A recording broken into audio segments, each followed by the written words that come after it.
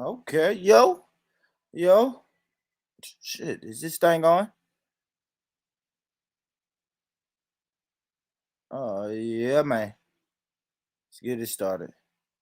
Play a little something. From karaoke night. Just had to make sure this thing was on. Let's go.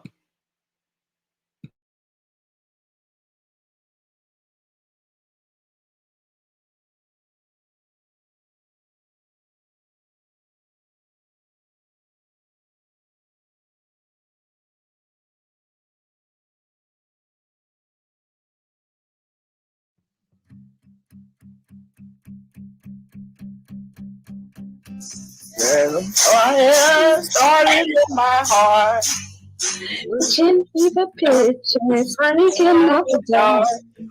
When only I can see you, crystal clear. Why don't I know the song?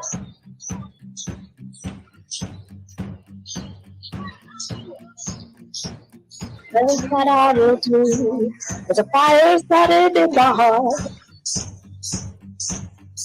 Each of the people to bring me out the dark. Of your love, remind of her. Oh, fuck, man. I know the song. We could have had it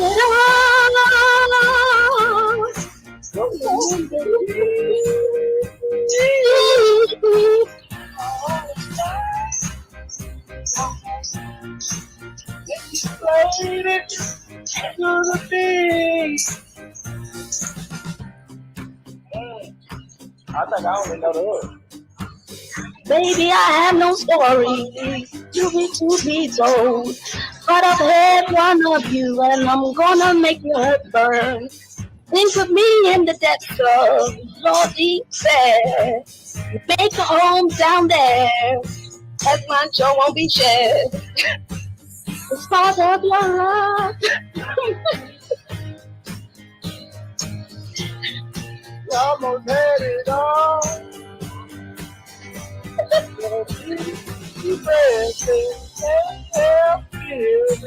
We could have had it all,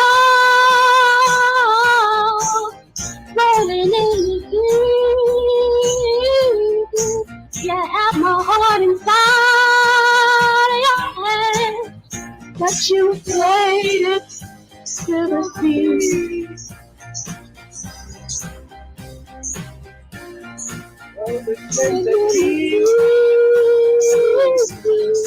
You have my heart inside of your hand, but you played it with the beat and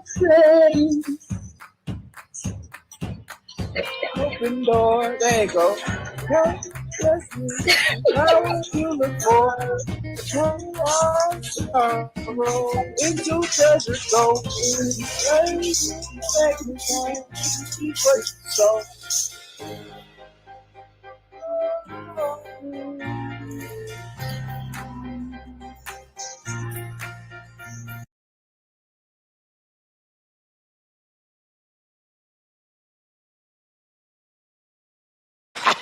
That boy is good. Good and terrible. God damn, that boy can sing. You must be crazy. He good. You must be crazy. So yeah, man. Yeah, family. Thank y'all for tapping in.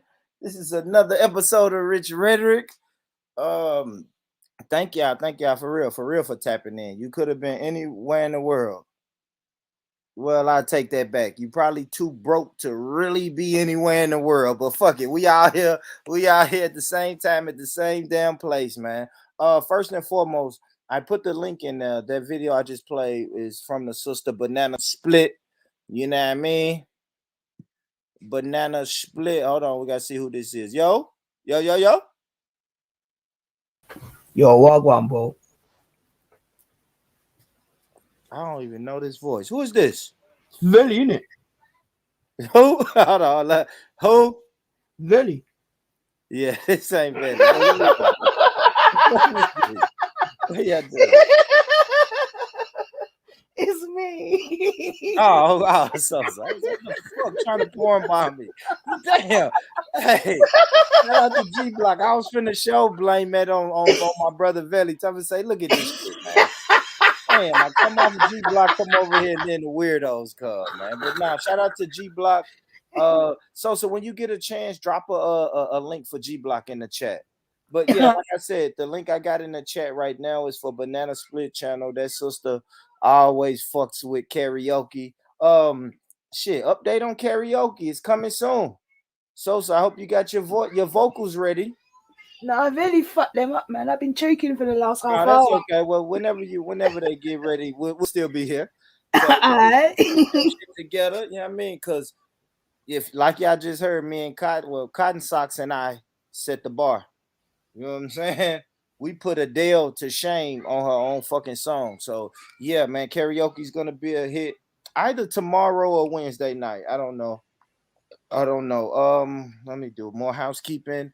Update on my son. He's good. An appointment next week with the orthopedic. Like I said, it's time to recover. Little rehab. They're gonna take the splint off, put a cast on, so it's pretty much everything's all right, man. Everything. Okay, is he getting around that with crutches or something? I don't know. Yeah, he has a walker. Yeah. Oh. He has a walker. He didn't like the crutches. He fell on the fucking crutches. So Ooh. he got a walker. Next week, that's the goal. So next week is to see if he can. We're gonna get him some crutches. Balancing, yeah. Oh, bless. Get him some crutches. So yeah, man, he's doing all right though. The pain, long as he ain't in pain and whining and doing all that shit, we good. Yeah, definitely. So yeah, man. Sending healing vibrations. I know it's not a lot, but it's all I can do. But yeah, no, I love it, so I appreciate it. I appreciate all of that, all the love, all the spirit, all the advice, suggestions. You know what I mean? Mm-hmm. All that shit counts, man. So I really appreciate that. Yeah, Nito Swain and Dreddy, I see y'all in the building. Make sure y'all hit the like button, brother Buddha, Gurdeep. Gurdeep said, "I'm so high." Gurdeep, you ain't high, man. You was just listening to those beautiful voices. You know what I'm saying? Those voices were so beautiful. It made you think you was high. You know what I'm saying? You wasn't high. Yeah, and I see that so proud. You wasn't high. And Nito, what you saying? Nito, you enjoy karaoke? Well, come on. We need you and the Queen to do hello, Mr. Biggs. How you doing, Mr. Biggs? Oh, yeah. That'd be fun. Yeah, I'm saying might need you and the Queen to do that one. We'd love to see that. Sosa. I won't be about until probably Thursday. I won't be able to do an all-nighter after today. Well, I'll save you a spot. All right, cool. I'll make sure I save you a spot. But yeah, man, couple topics to get into, man. I guess I was beating around the DaBABY topic because I'm about 3 days late on this topic. But it's a topic that we touched on a little bit about the rapper DaBABY. You know, they saying he said some disparaging marks to the LGBTQ community, and now they trying to cancel the brother. So I guess the first video I would like to show is what he said, right? Guess that would make sense if I show that video first. Let's see what the brother said.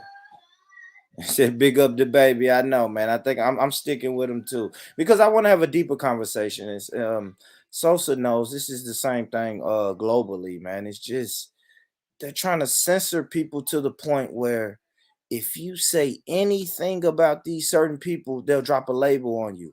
They'll say you're homophobic or fucking what's the other one? Anti-Semitic and all of that shit. And it's like, bro, if we don't stand up for this brother and even our freedom of speech, then I mean, we see the plot that's going on, bro, and we're gonna go further and further and further. Walking right into it.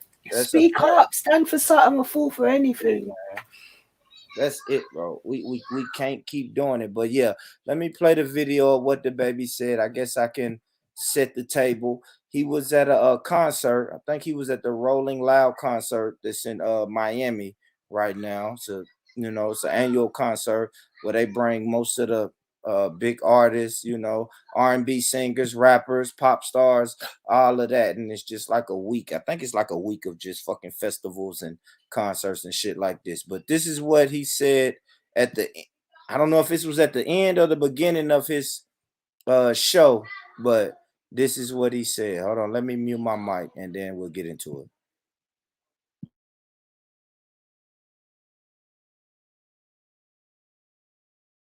With HIV, AIDS, any of them deadly sexually transmitted diseases that'll make you die in 2-3 weeks. You didn't show up today with HIV, AIDS, any of them deadly sexually transmitted diseases that'll make you die in 2-3 weeks. Put a cell phone light in the air. Lady, if your pussy smell like water, put a cell phone light in the air.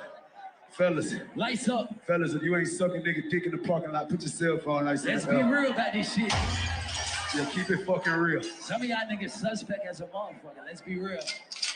I'm gonna address. All right, that's the response. This right here, what I'm about to play is the response. But yeah, just kind of reiterated. He said, man, if you don't have AIDS, put your cell phone light in the air. What else?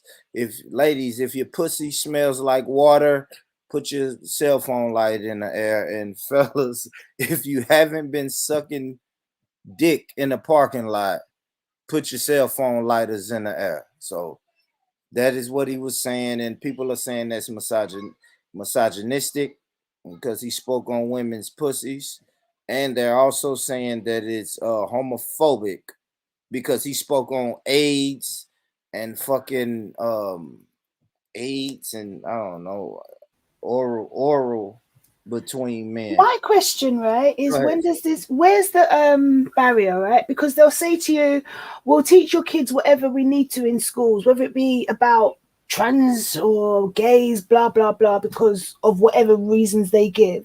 But then if you as an independent person decide to speak out and say whatever, that's your view and your opinion, it's wrong. Like, it's either wrong to speak out or it's not. And if it's wrong, then don't teach my kid nothing in school about it either, like I keep saying. Do you know what I mean? It's like, I like that. I like that for real. If I have to be quiet about it and I can't ask questions without offending this community, then you're right. Don't teach us. Don't even have us wondering about this community. I like that. I like that. So I like that. I never even thought about it like that. But for real, how the fuck you gonna teach us this? You know that we're ignorant to it. So you're teaching us this and expect us to be experts. So when we say some ignorant shit, instead of trying to teach us, you counsel us. Right. You know, so if like early on G Block, we was talking about the difference between soccer and basketball.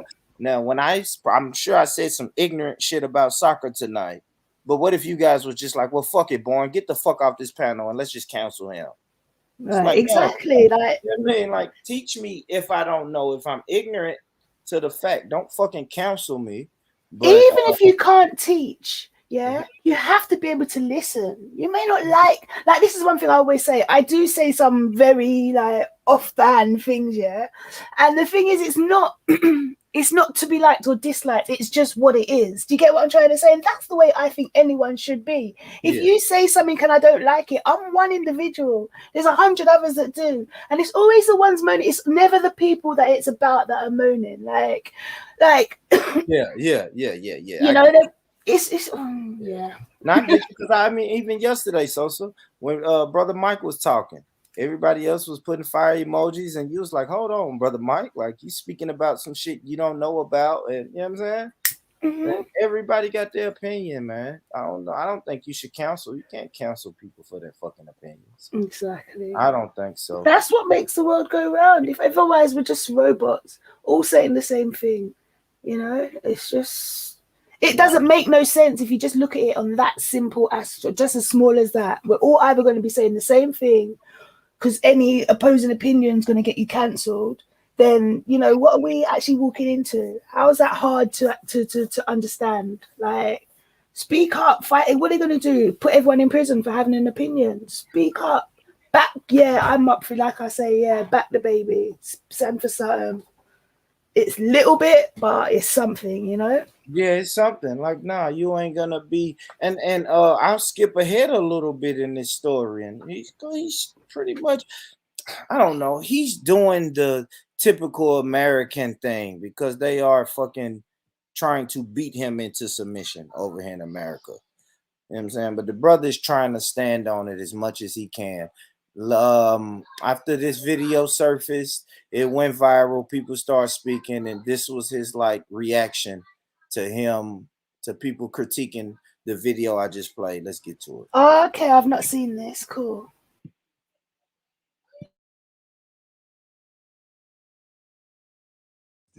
Real. Some of y'all niggas suspect as a motherfucker. Let's be real. I'm gonna address this weak ass internet shit one time, and I'm gonna get back to giving my love to my fans. See what I'm saying? Because what me and my fans do at the live show, it don't concern you niggas on the internet or you bitter bitches on the internet. It's not y'all business. You know what I'm saying? Like what I do at a live. I ain't gonna lie, so I love that angle too. Like this shit went viral because motherfuckers at the show that paid their money recorded it, and all the people with all the back talking and criticizing and backlash, motherfuckers didn't even pay for a ticket to the fucking show. Shut exactly the my fuck up. point. You wasn't there. Shut the fuck up. You wasn't there. He got a point. He got a point with that. But let me get back to it. Live show is for the audience at the live show. It'll never translate correctly to somebody looking at a little 5-6 second clip from their goddamn crib on their phone. It just don't work like that. Out there in that jungle, in that water. Yeah, he out there. He's standing on the rail, goddamn cutting up. He know words. I saw him. I'm rapping them bitches with him. Yeah. The hell y'all talking about? Y'all niggas shut the fuck up.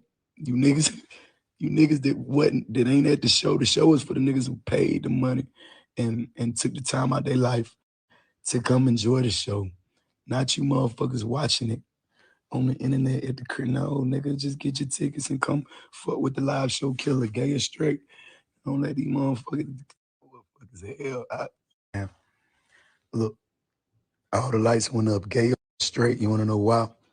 Because even my gay fans don't got fucking AIDS, stupid ass niggas. They don't got AIDS. My gay fans, they take care of themselves. They ain't going for that. They ain't no nasty gay niggas. You know what I'm saying? They ain't no junkies. You know what I'm saying? On the street. The hell you talking about, nigga?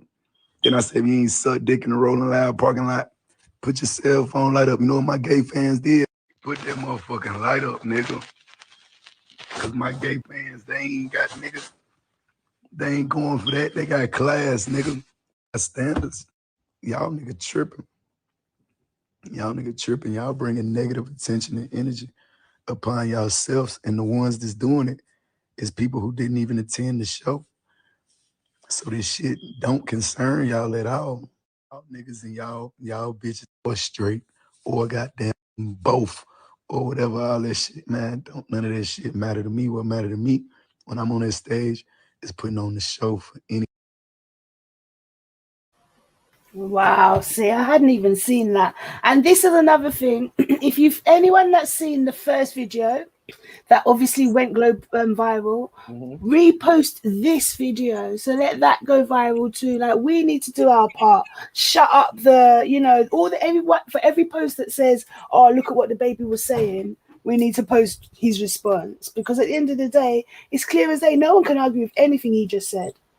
No one can. It's just like when I say things like, I will say things with my parents or my siblings that I'm not going to say in the middle of the street amongst random strangers. That's just, you know your audience, you know who you're talking to. It's like, stop getting involved in people's business.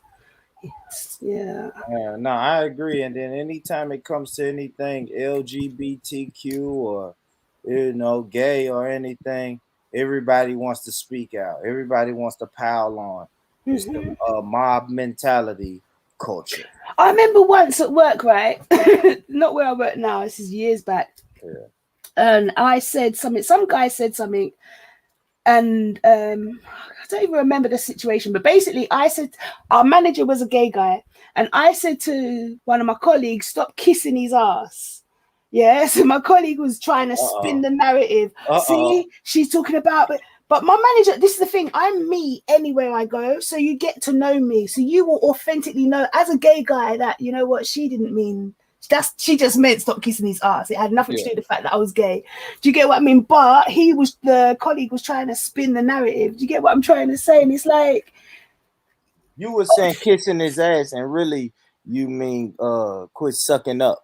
Yeah, literally. But I said it to him in front of the manager. Yeah, but you're not gonna be able to go change from ass to sucking if we're gonna. Is this what we're talking about? So now one of those. No. What I'm trying to say is, the point I'm making is, had that have been said like this year, even maybe 5 years ago, I could have been sacked for that. Yeah, that's the way things are going now. Do you get what I mean? Whereas I was able to just say that. Thankfully, my manager knew who I was and didn't really take it to that manner. He even said it like, that's not what she means. But had he not said that, at least he would have still known. Do you get? I mean, at least the most that would have happened is I'd have got a disciplinary or whatever. Do you get what I'm trying to say? Nowadays, that would have been an instant sacking. All right, so instant dismissal. Quick story time with Born Rich, right? So I'm fucking working a job. Was this last year? Yeah, I'm working a job last year, right? And a new guy comes to the job. I don't see him that often, where I work at, so I couldn't tell. But he's a black guy. So then the white supervisor guy was just like, yeah, this new black guy, and I hate he got such a nigga name, Carlos. Like, man, this Carlos guy is giving me a hard time, man. And I know he's gay. He told me he's gay, but he's just giving me a hard time. I didn't pay any no attention, so I'm like, oh shit, he's gay. So I'm in the office one evening and Carlos is there and he's like, yeah, this fucking job is discriminating against me because I'm gay. And I'm just like, oh shit, okay, you gay? But then the next 3 times I saw him, he was just like, yeah, these white folks fucking with me because I'm gay. And I just kept, just shrugging it off. Man, Sosa, do you know that he took it there?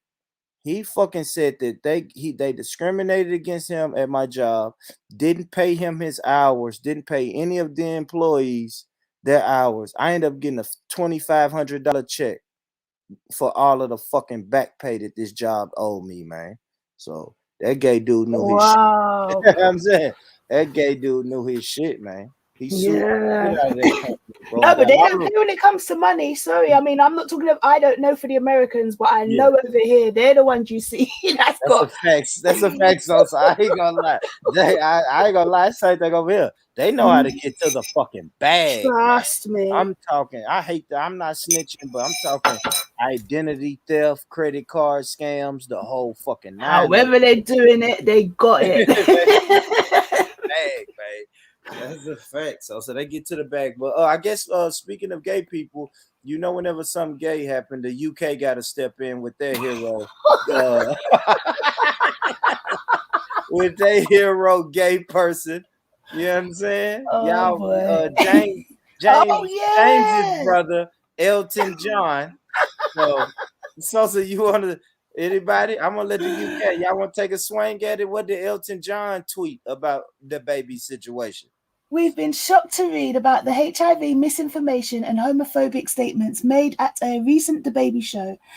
This fuels stigma and discrimination and is the opposite of what our world needs to fight the AIDS epidemic.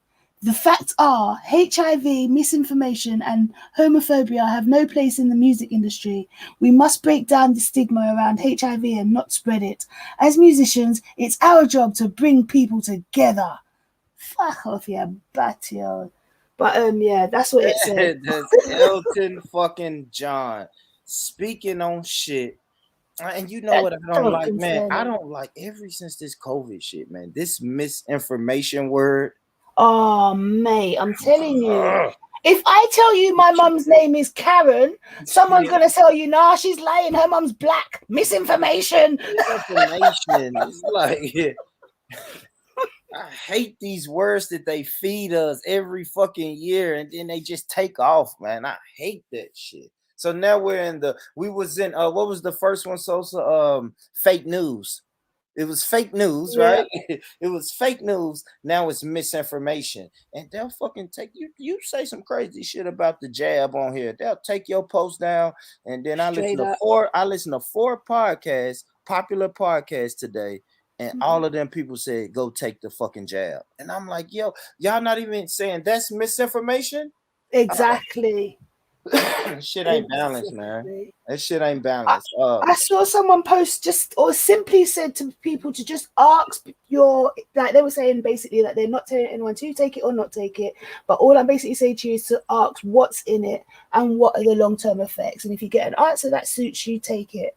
And the post got taken down just for advising people to do that. Yeah, well, I don't know, so I'm scared to even tell people what's in it because they're gonna say that's misinformation. There you go. They can just hit you with that word, and you know, man, you're what's the other one they're saying? Conspiracy theorists and anti-vaxxer. Like they throw them words on you, man, and everybody's like, yep, that nigga, they're crazy. We ain't gonna listen to him. Like, what the fuck are y'all talking about, man? Yeah. Yeah, that's what I'm saying. Banana split. I lost my channel with 1,200 subs because of misinformation. Yeah, that's what I'm saying. Videos. It's censorship. It's censorship, man. I ain't gonna lie, I respect the hell out of the UK for fighting, man. People laugh at the alt-right and all the people that come on these YouTube streets, but they saying, man, we want free speech, man. We want fucking freedom of speech. Yeah, and it's got, you can't just have it on one side and not the other, you know. Yeah. Nah, that's if you really want it for yourself, then you have to accept it from others. Otherwise, you're just putting yourself in a prison. No, that's a fact. That is a fucking fact. Let's see, man, because we know anytime a black guy says something that they deem homophobic or misogynist, you know the white people got to chime in. So let's see what did any other white people chime in on DaBABY situation? Oh, Madonna did. Yep. Flips sake, really? What's wrong? These people ain't credible Sosa. Is that what you're telling me? No, I'm like, really? Even her? Like, ain't she just? I thought she got. Can she still see? Oh my God, that's what I'm saying. She ain't got no room. I don't even know why she even came out of hell to open her mouth. What the hell she doing out? Yeah. Exactly. What rock did she climb from under? Let me read this, y'all. Let me read this. Let me put my public school education to test right here. If you're going to make hateful remarks to the LGBTQ community about AIDS, HIV, then know your facts. After decades of hard-won scientific research, there are life-saving medicines available to children born with HIV, to people who contract the HIV through blood transfusions, dirty needles, or exchange of bodily fluids. That's what Madonna wrote in her Instagram caption. These new ARVs can keep a person with AIDS alive for the rest of their lives. AIDS is not transmitted by standing next to someone in a crowd. I want to put my cell phone lighter up and pray for your ignorance, she added. No one dies of AIDS in 2 or 3 weeks anymore. Thank God. So that was Madonna. She felt like she had to say something, so she said her piece. So I don't know. Black Peace, what do you think about that, man? Talk to me, man. She out of pocket, man. She out of pocket, and just like Elton know, it's a correlation between that behavior, man. They know that shit, man. Instead of trying to rewrite the evidence, they need to just, it is what it is. Like he ain't even directed towards a particular person. He just said something. But the research that they collected suggests that it's a correlation between their behavior and those particular things that he named. Jimmy, you there, Jimmy? Come on, Jimmy. Unmute your mic, man. Yeah, go on. Man, you the stats guy. You the stats guy, and you the research department, Jimmy. Is there any correlation between, I guess, homosexual sex acts and HIV or AIDS? What does the numbers say? What does the research say? Yeah, I think because they engage in I think, isn't it? It's because of the fluid, like swapping fluids like blood and stuff, and because they engage in anal sex, that's why, isn't it? Yeah. I didn't know you was gonna go that graphic with it, but yeah. I think that's why. From my understanding, that's why it's always bigger in their community than other people's, from what I remember. But I can check. I'm about to, Do you want HIV yeah, prevalence in gay community compared to heterosexual community? yeah, and I was about to tell you, if you look at just you can look at two real particular studies out of San Francisco, and then you can look at the one out of Atlanta. Now, them are two spots where it's very, very popular, right?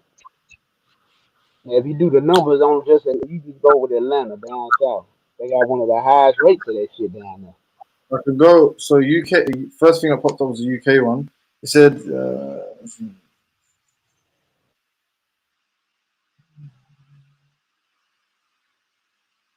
This is largely due to the. Okay, despite this, half of all new HIV diagnoses, 53% in 2017 in the UK, occurred among gay, bisexual men and other men who have sex with men. What 18? What 18? Well, I wonder what them others considered as. What 18? Hold on, start that sentence over, Jimmy. I think I missed the other part. Start this sentence over. He said, despite this, half of all HIV diagnoses, 53% in 2017 in the UK, occurred among, wait for it, gay, bisexual men and other men who have sex with men, while 18% and 24% of diagnoses occurred among heterosexual men and women respectively. So 18 to 24%, 18% I guess in heterosexual males, 24% in heterosexual females. So yeah, the overwhelming people that engage in homosexual sexual activity have a much higher rate of HIV in the UK. That's what I was always told. But then I guess like Madonna and Elton John was saying, we got this whole American campaign that was like, yeah, I don't know what you guys been told, but it's not the gay disease. And you know what's funny about America is when you go back and look at old fucking clips of when America first started talking about AIDS, they called it a fucking gay disease. And then came back fucking 5-6 years later and like, y'all stop hating on the gays. It's not a gay disease. Anybody can get this disease. Oh, I don't know, man. I don't know. Because I grew up I'm not calling it the gay disease, but I grew up thinking it was a gay disease, bro. Like the only person I ever know in my life to die from HIV was a gay dude. It was a gay dude. Like one of my homeboys' uncle, he was gay and he died. Yeah, that shit crazy, man. Yeah, I just wanted to know. And I guess I'll play this video, man. Madonna, you know, I don't know if this is. Hey, before you do that, though, sorry. Go ahead, Jim. I see everyone defending him, like Bootsy, T.I. and that. What did DaBABY actually say? What was the quote of what he said? I'll play it for you. I just played it, Jimmy. You must have came late, but. Sorry, yeah. No, hold on. I got you. Yeah, that's what I said. That's why I said pull it up. That's why I changed it to pull it up. That's why I changed it to pull it up real quick, right after I said it. All right, I played a little part for Jimmy, what he said.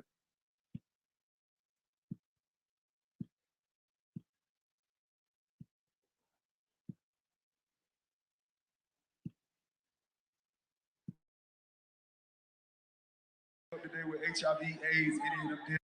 You didn't show up today with HIV, AIDS, any of them deadly sexually transmitted diseases that'll make you die in 2-3 weeks. Put a cell phone light in the air. Lady, if your pussy smell like water, put a cell phone light in the air. Fellas, lights up. Fellas, if you ain't sucking nigga dick in the parking lot, put your cell phone lights in the air. Let's be real about this shit. Yeah, keep it fucking real. Some of y'all niggas suspect as a motherfucker. Let's be real. There you have it, Jimmy. They're being silly, man. They're being right. Rappers say worse shit than that all the time, bro. What is right? Even DaBABY was like, bro, if the people who was live at that show heard way worse shit than that, and that's just a call and response, man. The first concert I ever went to had a call and response. Fellas, if you got more than $20 in your pocket, put your fucking lighter in the air. You know what I mean? Mm-hmm. You know what I mean? Ladies, if your pussy, that's so true. Right? Ladies, if your pussy smell like water and it don't smell like Jamaican DJ say it, hey, girl, from your pussy still good walk on. Come on, man. For real. And in 2021, you damn near gotta say that. Hey, fellas, if you ain't sucking dick in a parking lot, put your lighters in the air. It's 2021. I think I'll say it's the same level. Maybe it's worse. You remember when Nikola Jokic said can't remember what he said, but he was like, hold on. Sorry, big up Black Pizza, and yeah, big up Use Trouble. Come on, you got yourself. What up, man? What up? But you remember when Nikola Jokic said pause, or did he say said no homo or pause, and he got fined $100,000? I don't remember that, but I believe it. Fucking hell, bro. Listen, all gay people need to know, yeah, without being disrespectful, is we don't want to be gay, and we wouldn't want, maybe like we have a like we don't want to live that lifestyle or agree with that lifestyle. So because of that, we can make jokes with that as the sentiment behind the joke. And imagine if you made the same joke as a gay person, we would get it because you were gay, and it would be funny. Like if a gay person said a woman was unattractive or disgusted, we wouldn't. Do you know what I mean? If a gay person was like, you have sex with women and started, we would laugh at that. Would be funny to hear. That's a fact. That's like normal. So like if we make the same joke, it's like we don't hate you. We don't think you should die. No one believes it. But it's like we should be able to make the joke just right. We all joke. Everybody's gonna get these jokes, man. And for real, fat, skinny, black, white, gay, straight, everybody's going to get the. Come on, bro. People fucking make jokes about Okingo Gold. He's disabled. But no, it's not though. They know, and no one's fucking with how they live in their life. Like, I caught that shade, Bunrich. I caught that shade. No, I'm just saying though. We joke. I'm just saying. No, I'm playing with you. I love when y'all. I ain't gonna. This gonna sound crazy, but I love when y'all joke on the Kingo Gold because my handicapped member in my family, he wasn't disabled, too disabled to get these jokes. We're gonna get you. You know what I mean? Exactly. Do you know what? I come from that sort of family though as well. Yeah, like literally. So for me, it's almost natural. It seems like I'm bullying, but that's just how I was raised. So I don't mean no harm. Yeah, my disabled cousin got jokes too. Exactly. Might take him a minute to get it out, but shit, once you put together, you probably don't understand what he's saying, but I do. So when you say, "Boy, what did he say?" I'm gonna say, "Yeah, he's joking on your fat ass." You can't understand what he's saying, but I know exactly what he's saying. Exactly. I got that, man. Come on, man. So anybody can get these jokes, man. I think it's real hypocritical. It's making people too Madonna. much. They moan that the millennials, sorry to cut you, but they moan that the millennials are a victim generation. But look at all these old decrepit peoples, like they just don't understand how society's moved on. And that's what they're trying to, that's why Elton John and Madonna are even talking. Yeah, and this is the same Madonna talking right here. I'm gonna play this video. Oh, okay. Madonna's Malawian son David dances for George Floyd and Black America. For fuck's sake! I just see this as they're using him. Like I don't follow her, and I don't know what goes on. This is the same Madonna. That's what I'm saying. Madonna. I just want to show you guys a record of Madonna getting in black folks' business. Yeah. You know what I'm saying? Instead of sitting down and shutting the fuck up, she uses shit like AIDS and HIV. You know what I'm saying? To attack black men. You know what I'm saying? Let's get it right. Using AIDS and HIV to attack black men, and then using her adopted African son that's part of the LGBTQ. Oh, you're joking. He's not, is he? Boy, I'm not. Oh, mate. I'll let you. You tell me, does he have a little switch?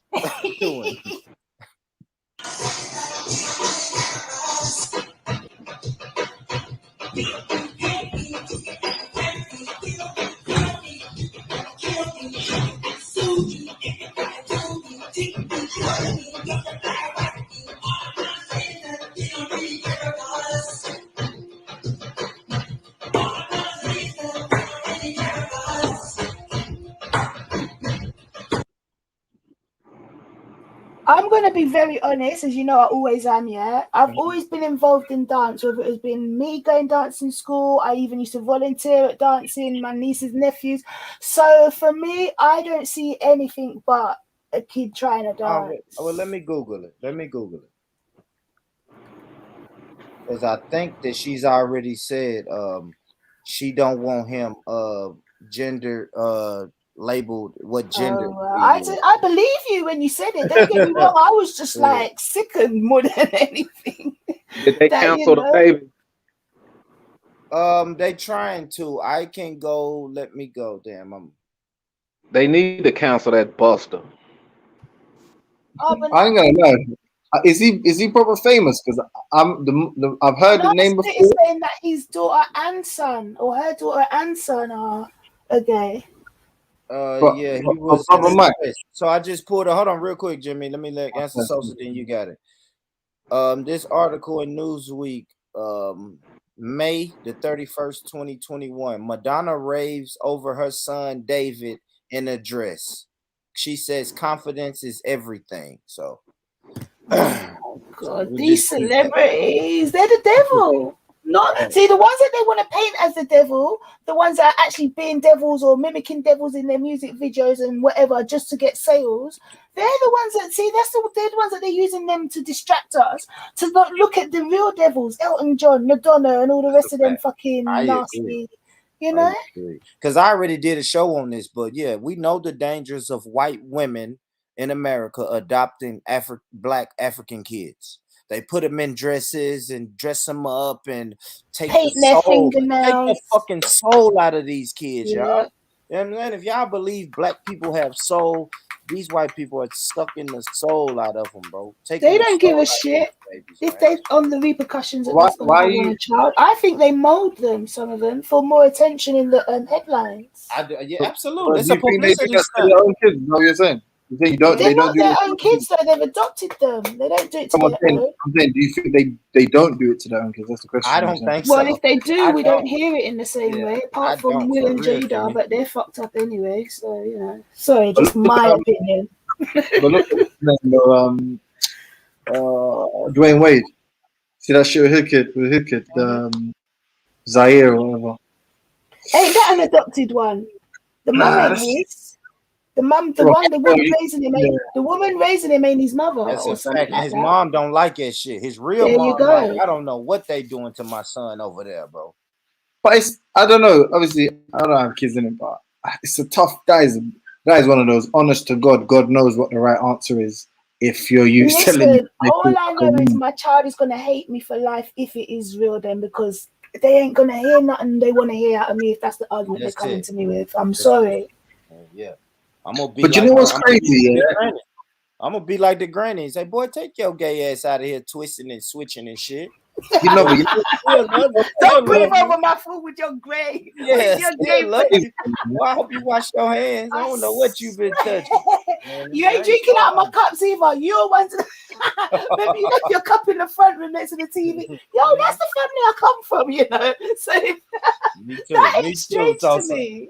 Me too, Sosa. I get. You know what though? If I'm being honest, though, if I'm being proper brutally honest, like obviously I can say whatever I want now. I can sound as tough and as cool as I want to because the situation isn't on me, and I doubt it will happen to me. To be honest, I feel like I'm gonna raise my youth right. But if it ever was the case, man, the tough thing is, it's like I feel like everyone here that I'm speaking to is a good person. I believe however you'd want to be perceived. I feel like deep down you are, yeah. And I feel like there is no way in the world you're not gonna feel responsible if something crazy happened. If your kid like took their own life or something as a result of your response, and then you look at these other families that look like dysfunctional and cringy to you, but at least their kid's fucking alive and healthy and doing whatever, like even however embarrassing they are.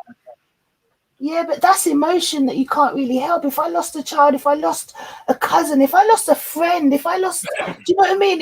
That's an emotion. It's a different sort of setup. But I do hear you, but I just don't really equate the two personally. No, I'm saying if there was a way to get them right, I would get them right. Like we all would, innit? We all would subtly try. Even if we pretend we accept it, we're gonna subtly try to, like, you know, God willing, show them a better way, or maybe hope. I'll never subtly accept it. I'll always tell them the batty man of the family. You know what black people do over here, Jimmy? Hey, Jimmy, get what they do over here. Over here, man, they take that gay boy to the church and let the pastor pray this out of you. We gotta get in the scriptures, like we gonna get this gay shit out of you, man. But then, you know the I ain't gonna lie. This is the toughest one. What would you rather? Your kid be honest, or your kid lied to you then? What you talking about as far as being gay? Yeah, like so if your kid is gay, of course I want them to always be say honest. honesty. Yeah, it's yeah. honesty. But then Gotta they be, know me goddammit. as well. You better and know lie, that. lie, yeah, lie. Why? because You're then gonna be they able to know. Hey, You'll be able to know anyway. You won't have to get no message. this I is don't my want great my sight of a Christmas straight cheeks man. knowing and I don't. Nah, let me Brother come Mike. to Hey, you. brother Mike. Hey, brother Mike. What if your son is lying to you and one of your other kids say, "Man, Dad, this is what our brother was doing last night."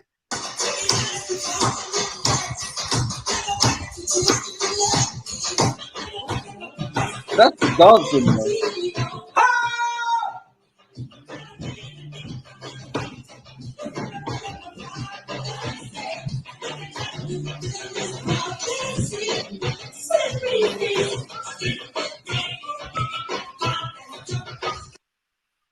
That's just dancing. He just want to be Michael Jackson, man. I don't see nothing gay about that. Exactly. Until he put that dress on. When he put that dress, I'm gonna put my foot right up. I'm gonna tell him, "You like shit up your ass? Well, try this foot." Oh man, you can't beat the gay out of him, brother Mike. That don't work. I ain't gonna beat the gay out of him. I'm just gonna be so disgusted. I'm gonna beat his ass. He don't care about you beating his ass, man. Hey, what did DaBABY actually say, man? God damn, y'all. Hey, thanks for tuning in when I went live, brother. God damn, y'all. Notification gang. For real. Shout out to the notification gang, man. Damn. I see y'all always on time. Let me start it over, man. Then you're gonna have somebody who's been sitting here the whole hour like, God damn, boy. No, it's good to recap though, because even me, I'm not someone that just watches a live and just sits there watching. I go in and out. I miss bits, so yeah. All right, here we go, brother Mike. I got you. Let me mute my mic.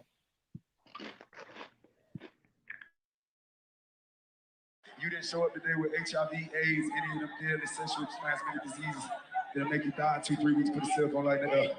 Lady, if your pussy smell like water, put a cell phone light in the air.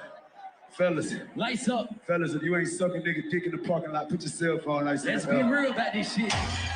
Yeah, keep it fucking real. Some of y'all niggas suspect as a motherfucker. Let's be real.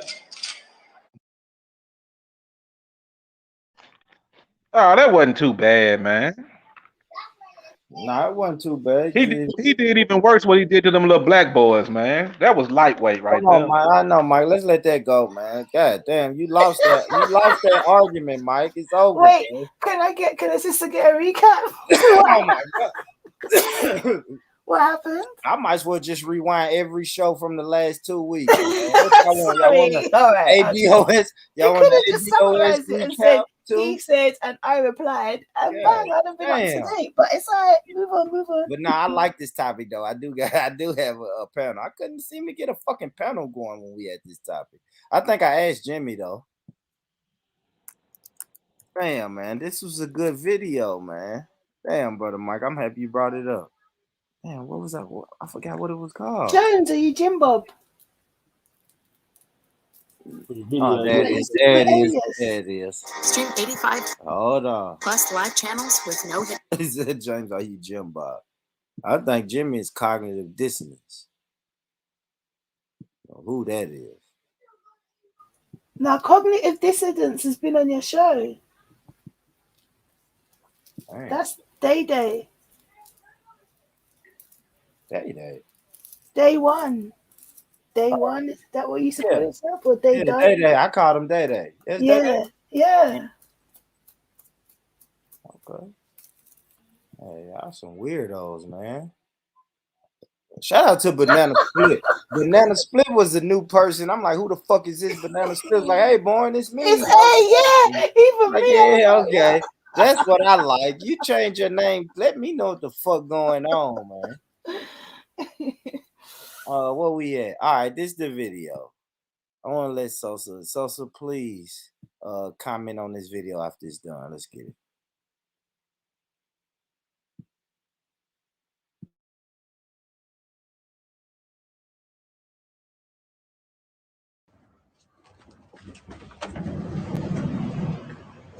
Maybe, bro. Got you trying to raise some donation? Yeah, we got that shit. Skittle. What you want for the box? 200. 200? Yeah, 200. I mean, what like you charge for? What you charge for? For $2. I mean, like $4. So add this up. How that's 200? I make $400 every day off donation. How much you want for your box? These niggas. You made 400 off that? Yeah. And you sell them for $2? Yeah. I got so let's count. Let's count. It's 34 times. Exactly. What's 34 times 2, my boy? It ain't 200. That's 2. It ain't. It ain't 2 nothing. It ain't even $100. $68. What about you?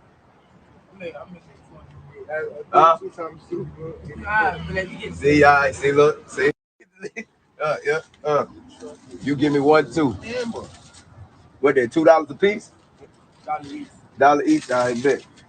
You gotta use your head, man. You got that. You trying to play, but I was gonna bless you anyway. You got the 200. Now you got $2. Y'all be good. Look, they pissed. Look, they got me fucked up. Yeah, they did 200. Put my bankroll back in the bag. Put my shit up. They got me fucked up, nigga. I used to sell candy too, nigga. I know how this shit go. Nigga, ask all the teachers. Nigga, I was selling candy in elementary school. Nigga, I know how this shit go, nigga. Stop trying to make $1 million. I make 200 every day. No, I make 200 every day. Nigga should have been like, only get like $80, $60. Nigga would have said, all right, nigga. This nigga think I don't know math.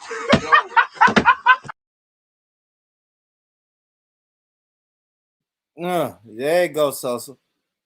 So, Yeah, brother Mike, I agree with him wholeheartedly. thank you. Brother Mike said he did them kids wrong. No. Hey, I'll tell you like this, bro. Hold on, brother Mike. Sorry. The black God don't play no games. The black God is getting back at him, and these white folks is gonna cancel his ass. That's what the fuck he get. He's gonna get canceled. He can't make no more money. The black God has got back at his ass. Black power to the fullest. So fuck the baby. We're not backing him up. Cancel his whole ass. Speak for yourself. You ain't backing him up, exactly. I'm backing him up. First and foremost, I'm the same here. All my nieces and nephews, they know me. If they ask me for something, depending on their age group anyway, if they're under, say, 7, it's math straight up. I ask them a maths question. You can't answer that. Don't come ask me for nothing. I don't care how harsh that sounds. Nah, but the kid persists. But 64. Sorry, go on. But the kid didn't answer him. The kid told him, look, I make about 200, 400 off this box. He said, how you gonna make 200 and you selling it for $2 a piece? He said, because of because of donations. He said most of the money comes from donations. The point I was actually highlighting is when he asked him what was it 32 plus 32? How can you not off the bat just say 64? And then he told, all right, but you make it. Hold on, can I just finish my point, Harlem? Just let me finish.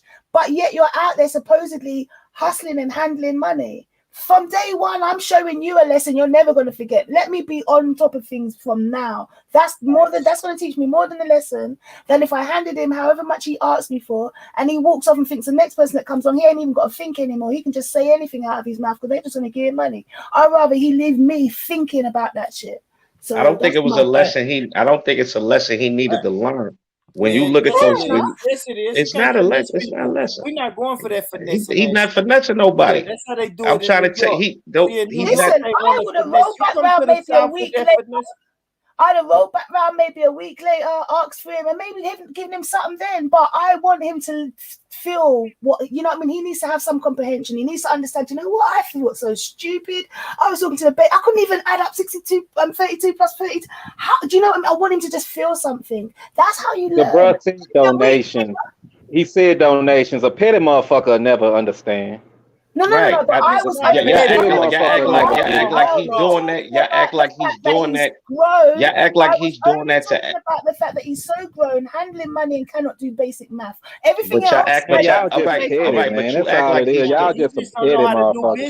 Maybe so. Maybe I am petty, but that's tough love. You are. You ain't born rich. Both y'all petty. I love it. I'm not gonna argue that. I love it. I So, mean, so y'all I acting like love he's it the way doing he that. Y'all comes. acting like he doing that to regular people. He did that to the baby. And This is a that is the famous rich reason why rapper. it would That's the have more of an problem. impact than if The I did problem. it, a Oh, layman no, or it's Ren I that don't was not. an give a industry. fuck. If He many of You don't them would need boys to that I listen done to listen. ran say across and the gave extra baby's money for thing, that and then candy. somebody. Anyway, do you know what? That's why we have these victim mentality kids out here, and then we have Ain't no these damn strong victim soldiers mentality. It's out just a here. petty motherfucker, man. That's just all I it is. am All these petty, little but kids my I done kid's gonna bought be a candy from soldier. and gave some extra money for it, man. I'm Come on, man. petty You as got fuck, money Uncle. My that kid's gonna be a petty soldier, not a motherfucker. victim. That's why his whole ass getting canceled. I told y'all he was petty, and that shit come back. Your karma is a bitch. Look at him now, You busted. can't cancel the machine. He He canceled. lost a couple shows. He lost a couple Can't shows, make it. and that's Listen, about it. you can't make it. He'll You can't turn make it back. in He's the gonna turn entertainment around on its industry head. Watch and it. He's gay gonna go bash. back up. Not gonna make it in the entertainment industry and gay bash because it's ran by gay people. Fuck him. He But he canceled. wasn't gay. Excuse me, sorry. He wasn't gay Turn your name bashing. into grown man. Quit acting Are like you a little saying all baby. gay I people are did that thing. dirty? Your Are you name in the saying grown all man. gay people Well, fucking I up don't that think, bashing lot? I don't think Because he was if that gay is bash. what you're, if that's not what you're saying, I don't then you think, I can don't think admit he that was the baby didn't actually refer to all gay people. Let's be right. fair. I don't think he was gay bashing, but he definitely came out and apologized. So He didn't I think apologize. that was just, yeah, he Well, did I'm apologize. looking at something new. I'm looking Yeah, at he something did. Oh new. He man, bowed the down. baby He Yeah, I bowed know, down. Sussa. They He down. got bowed it, down. Sussa. I think He they Oh, got you bowed it, let down. me Sussa. down. See, He he's one of bowed you down. lot's kids. He couldn't be one of mine. My kid would have fought I for that He think shit. broke. He broke under that pressure. He One of broke your under that victim pressure. kids. Hey, He couldn't take that folks been pressure. apologizing. Just can I Yeah, let you folks lot been know, because I don't apologizing since actually you know you said that though. guys. I hey, play Yeah. quite rough and I might say things that seem like I'm being, but I really am not trying to insult. I just want to put that out Folks there because you apologized today too. fuck You the know that? baby. He did apologize, He did it man. again. Yeah, that's what Look, I don't like. I don't like I'm that. reading this one 8 hours ago on Yahoo News on Yahoo News, man. Because I know he had got dropped from two Yahoo big News. shows. That's Kardashian's channel. Fuck that shit. The That's Yahoo the channel. Kardashian shit. Yahoo. That don't But mean anyway, let's have a look. No, I'm He just gonna keep reading getting it. dropped. Let me see what he said. Here you go. On Monday afternoon, DaBABY finally apologized to the LGBTQ plus community for the hurtful and triggering comments he made. His quote was, "Again, I apologize for my misinformed." There go that misinformation word again. "I apologize for my misinformed comment about HIV/AIDS, and I know education on this is important." Ah, Oh, the baby's a punk. Fuck the baby. Anyway. oh, fuck, man. Exactly. Thank you, Sosa. Thank you. No, You're and I'm not welcome. gonna say he's a punk. Let me say this though, y'all, and then y'all can No go. He's more. not a That's what punk. it is. He's not a Don't punk. stand He Go for is on, boy, not a bitch. punk. The system fucking That's lynches us, punk. man. What are you saying? So you've The said gonna system. sell your ass to the devil, and that's not punk movements. No, I don't think he's You a punk. stand for something. I'm gonna say, do you know what? I've made enough money.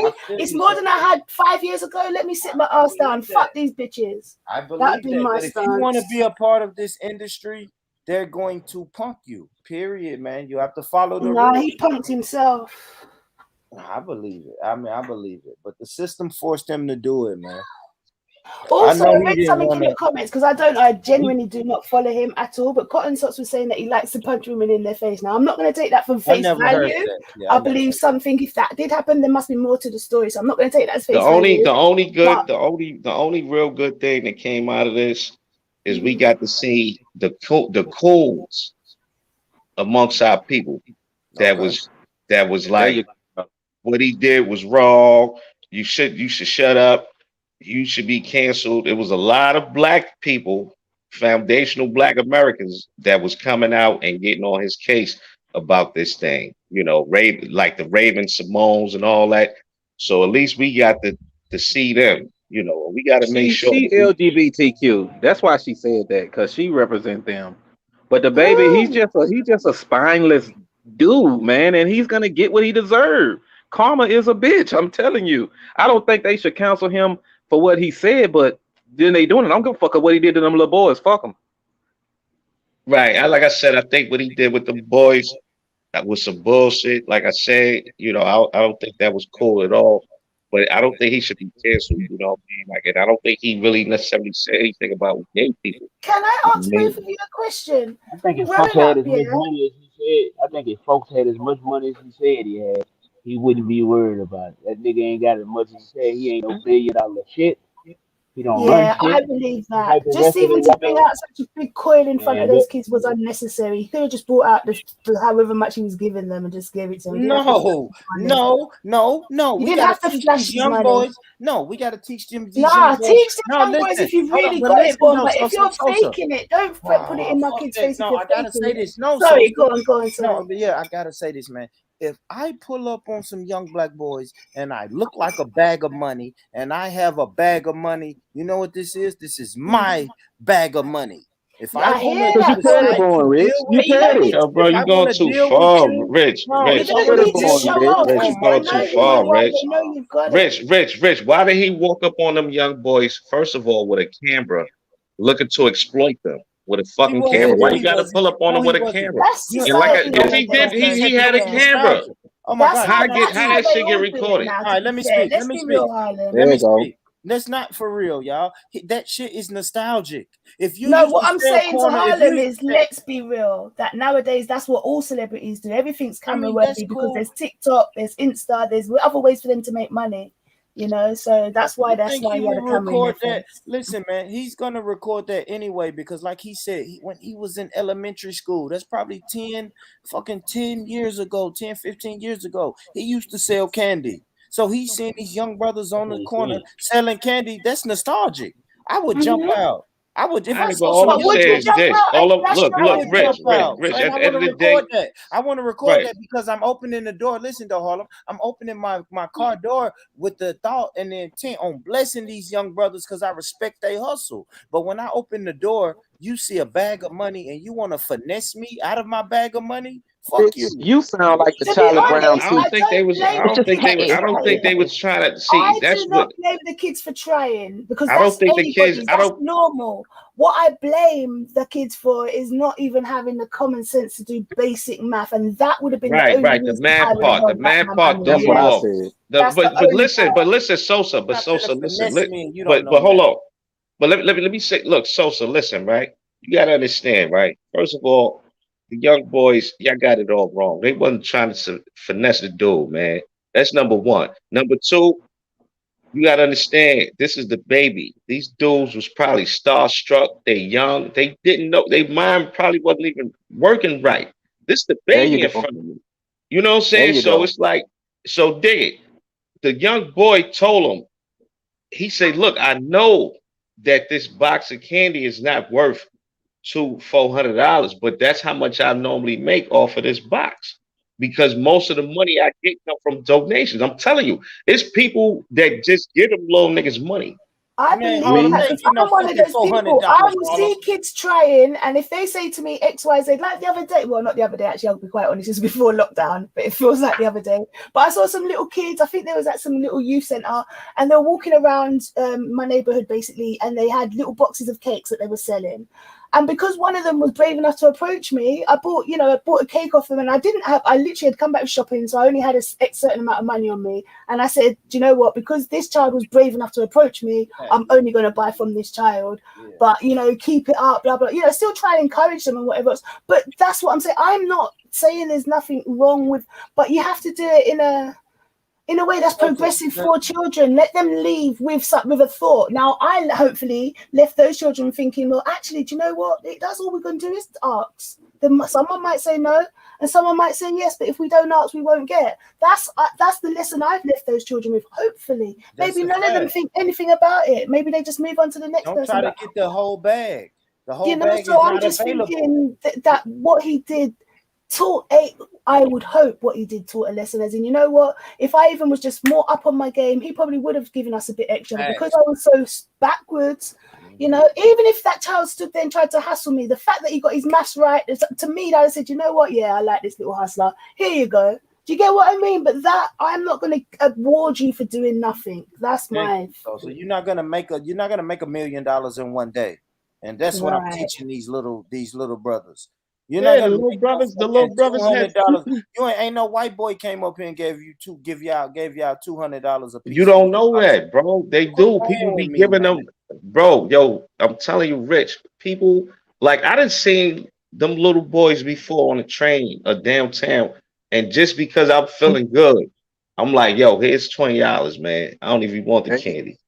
Like they get a lot. It's a lot of people. It's a lot of people that, but it's people that got money in New York. Them niggas that you don't know where that was at. First of all, that might have been in Greenwich Village in Manhattan, where people spend $20 for a bottle of orange juice.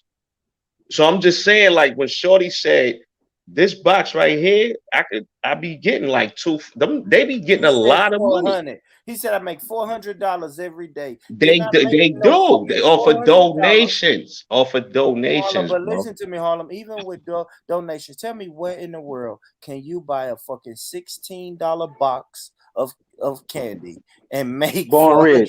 He already acknowledged that he can't. If it's that sweet, I need to pack up my family and put my kids out there on the streets. You should.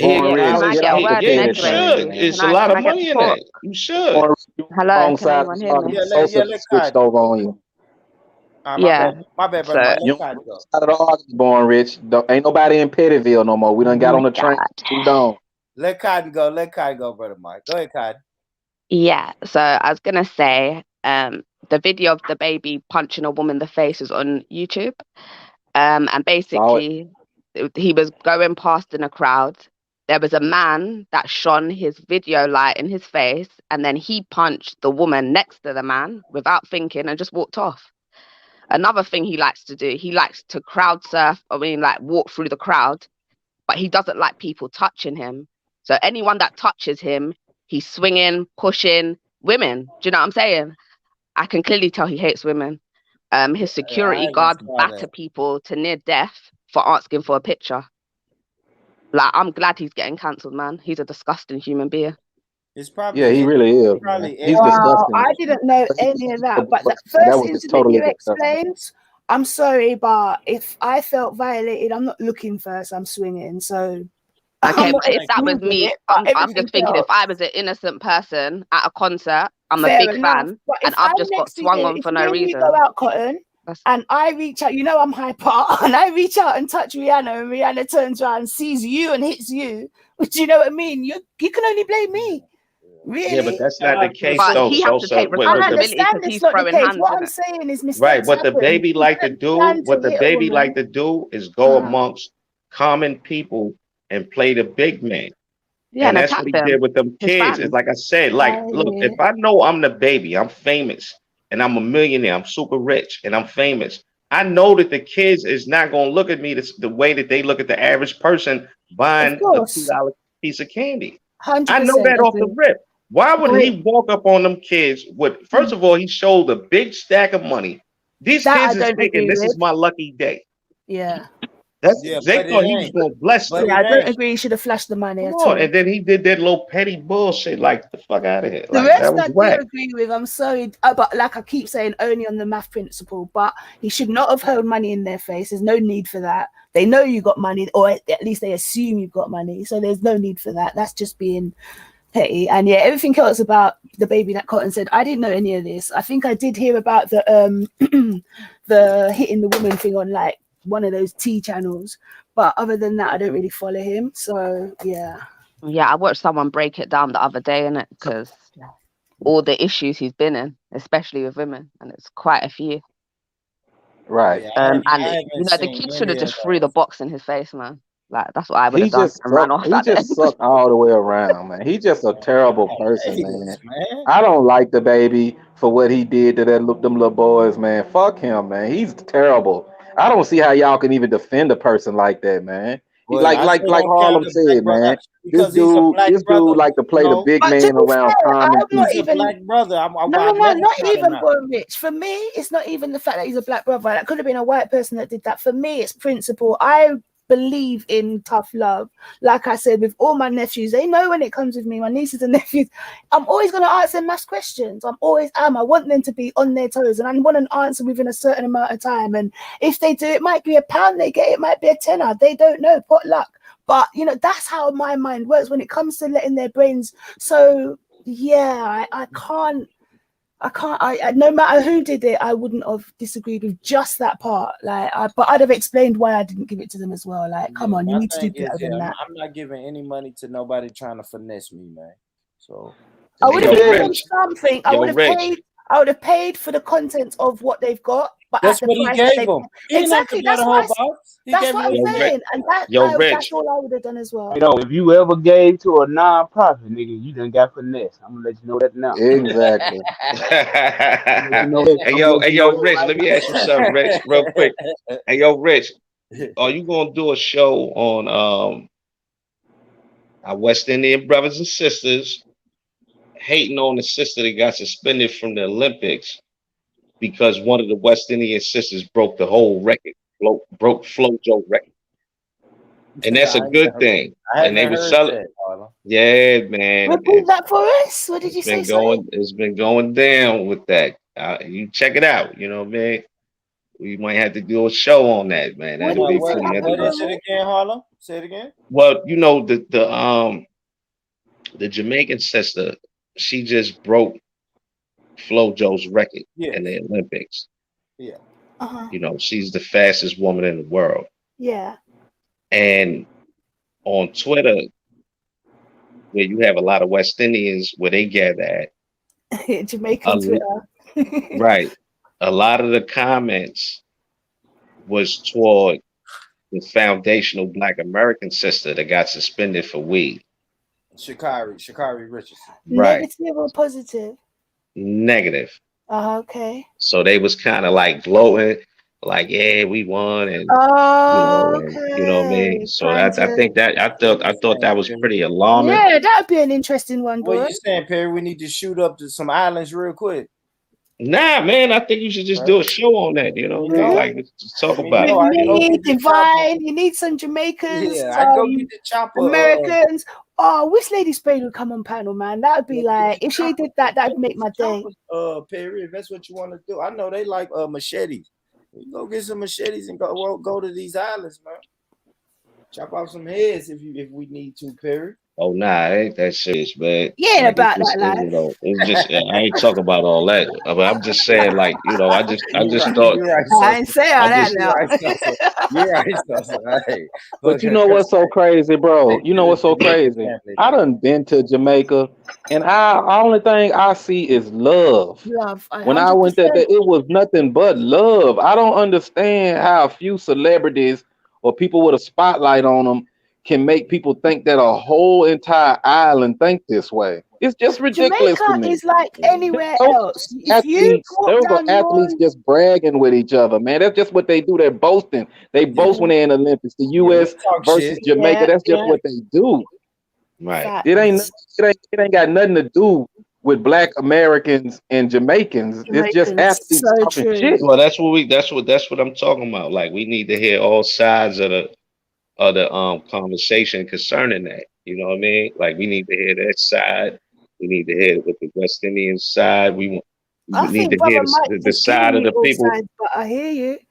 But I don't see anyone. No, but he's giving his perspective on it, the way he sees it. You know, but somebody else might see it different. You know, there's different sides. Definitely. If you ain't been there, you can't read some of the tweets. That would be the best way to do it, Perry. We have to go through get a nice balanced panel and go through these tweets, and probably gonna say most of them are bullshit, but you know, for the sake of conversation. And my thing is go there and see how they embrace you, then you'll understand. Mm-hmm. And what I was gonna say earlier as well, like, Jamaica is just like anywhere else, yeah. Even if you take your neighborhood, for instance, there's people that you smile with, there's people that you know, there's faces you recognize, whatever. Jamaicans are just, if they don't recognize your face, they're going to embrace you first and foremost, simply because, even if they're gravelicious, simply because it's foreign money coming into their country. If they hear that something's happened to a tourist and they find out who's done it, there's a thing called jungle justice, because they don't want the tourists to stop coming, because they know that's right now the best income they have. But on the same token, they are very raw. So when they do lose their temper, it can be quite disgusting things that happen. Let's be real. I'm not even going to try and sugarcoat it. Do you know what I mean? So well, the thing is what this. they The do thing is this. highlight. When it comes to Well, I was just foundational to black, finish though, but but right. finish But my sentence. What when they we try do to go do there, is you know. highlight what they. Oh no, I'm not saying. I'm not talking in like as if you don't know. I'm just speaking to someone that's been to school there, lives there for a while. You know, like I'm just speaking from experience, but firsthand. There is. I've lost my train of thought now. But yeah. Ultimately, all I was going to say is. They highlight the worst of anything, don't they? So they'll say, for instance, Black Americans are more ignorant or whatever than white. They'll say Black English are, less achieving than the white. There's always a stereotype, and it just so happens that because Jamaica is predominantly a Black country, the stereotype's just going to be what we hear, the violence, the anger, and all the rest of it. But they are actually very loving people. Yeah, no doubt. All I was gonna say was that, when foundational Black Americans do go to Jamaica, they show a lot of respect when they there. We don't criticize they leaders, they Because there's legends. no real reason not to as well, really. Right, If you're we being don't go over there. disrespected, then you're going to be exactly. disrespect. No, the main thing is you've left your country and went to Jamaica. Why the fuck would you be disrespectful? Hey, bro, listen. If you Listen, left bro. New York and came to Tennessee, Perry, you better shut the fuck up and just Listen. relax. Yeah, man. Listen, bro. I've seen a FBA in the airport in Jamaica disrespecting them women there. She was talking so much shit. I got a master's degree. I'm this, you nothing. I had to check the lady. Oh my gosh, was I checked her ass and told her, look, you ain't the only motherfucker on the planet with a master's degree. Show some respect. And she fucks. Sorry. Now I done seen that happen. They disrespectful, bro, like a motherfucker. 100%. Yeah, but that's not a normal thing though. No, at the airport, it kind of is. I'm sorry, that's one thing I have to kind of stand up for. I mean, that's the airport. Motherfuckers ready to go home. People jet lagged. They probably frustrated. They tired. They The airport. But for the most part, you never hear about foundational Black Americans going to Jamaica and causing trouble or criticizing they leaders and none of that shit. You know what I mean? We just don't do that. But there are cases. Because even myself, I have a double-barreled surname, and I just had this guy. He was just trying it with me, like literally because he wants to show the Jamaican staff. Basically, he's an English white guy that works. He's well known for working in the Jamaican airports. I think he may be something to do with the police as well, and he don't know me from anywhere, don't know me from Adam, but basically in order to kind of show his dominance over them, he's trying to speak down to me, like, so where do you live? What are you here for? I'm like, why do I need to answer any of these questions? If you find anything in my bag that shouldn't be there, I'll answer anything I need to. But until then, do the search and let me go about my business. I need your passport. So I gave him my passport. I've got nothing to hide. Then he comes back to me. So which one of these is your first name? Your surname, and which is your married name? So I said, are you dumb? Are you really trying to prove that you're clever? You've got a double-barreled name. At least if you got, first off, it says Miss, so I'm not married. Secondly, usually it would be in order, the surname, what does it matter? Like, what are you trying to prove? And he was like just going red in front of me because you just have to talk them down because they really do try and make the other, the actual born and bred Jamaicans feel like they've got some superior power that they just do not have. And I thought that's the point that Brother Mike was trying to make.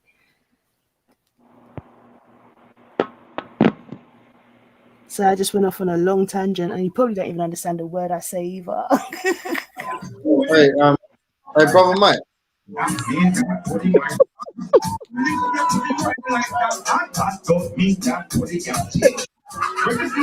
Good day, y'all. Bye.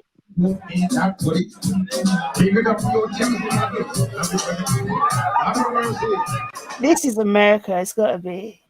Hey, That's me when I go to Jamaica. My first trip to Jamaica. That weren't Jamaica, I promise you. Or was it Jamaica? If it was, it must have been a tourist resort, man. That's Bone's restaurant, bro. That's Bone's restaurant. On Jamaican night, jerk night. Jerk. You see, you remember when you got badded up the other day on your panel? Was it Brother Mike or is it Black Peace that was saying that he was a black national and that he was a fool? That's me. Oh yes, you're right. Cool. If you when you got time, who are you talking to? Who's a panel on this channel? What are you talking about, man? Pardon? I said, what are you talking about? No, don't worry. It's fine. Don't worry. We got to the shit again. You know what Jones is. Yeah, no. Listen. Say it with his chest though. Make sure you say it with your chest. This is not. No. I'm a coward. I'll never say it with my chest. No, but serious. In the side chat, I'm interested to, like, obviously not right now. Whenever you got time, I'm interested to know your opinion on that shit. And hey, Born, you see that video I posted in the side chat? If you can see it, yeah. The next time you chat to Bo, show him that and ask him what his opinion on that is, because that's no. It's absolutely no argument thing. It's actually just interesting. That's somebody that Shakara respects highly, and to a degree, I kind of. Do you know that guy Sosa? You know he's always on like This Morning and that. Don't involve me, your shit. Oh, listen what I'm saying. You know that light skin guy, yeah? Do you know that light skin guy? And he's you know what? Do not watch Is it a collar? Is it a collar, Jimmy? No. No. This guy's an actual professor. He's a Pan-Africanist. He started a specialized course, like basically the equivalent of Black Studies in the UK. Shakara was saying that Shakara was promoting him anyway, one of them ones, but he's not one of these. He even in his little speech here, it's interesting because I swear down, it got recommended to me on a random, and in his speech he literally says something about Hotep Babblers.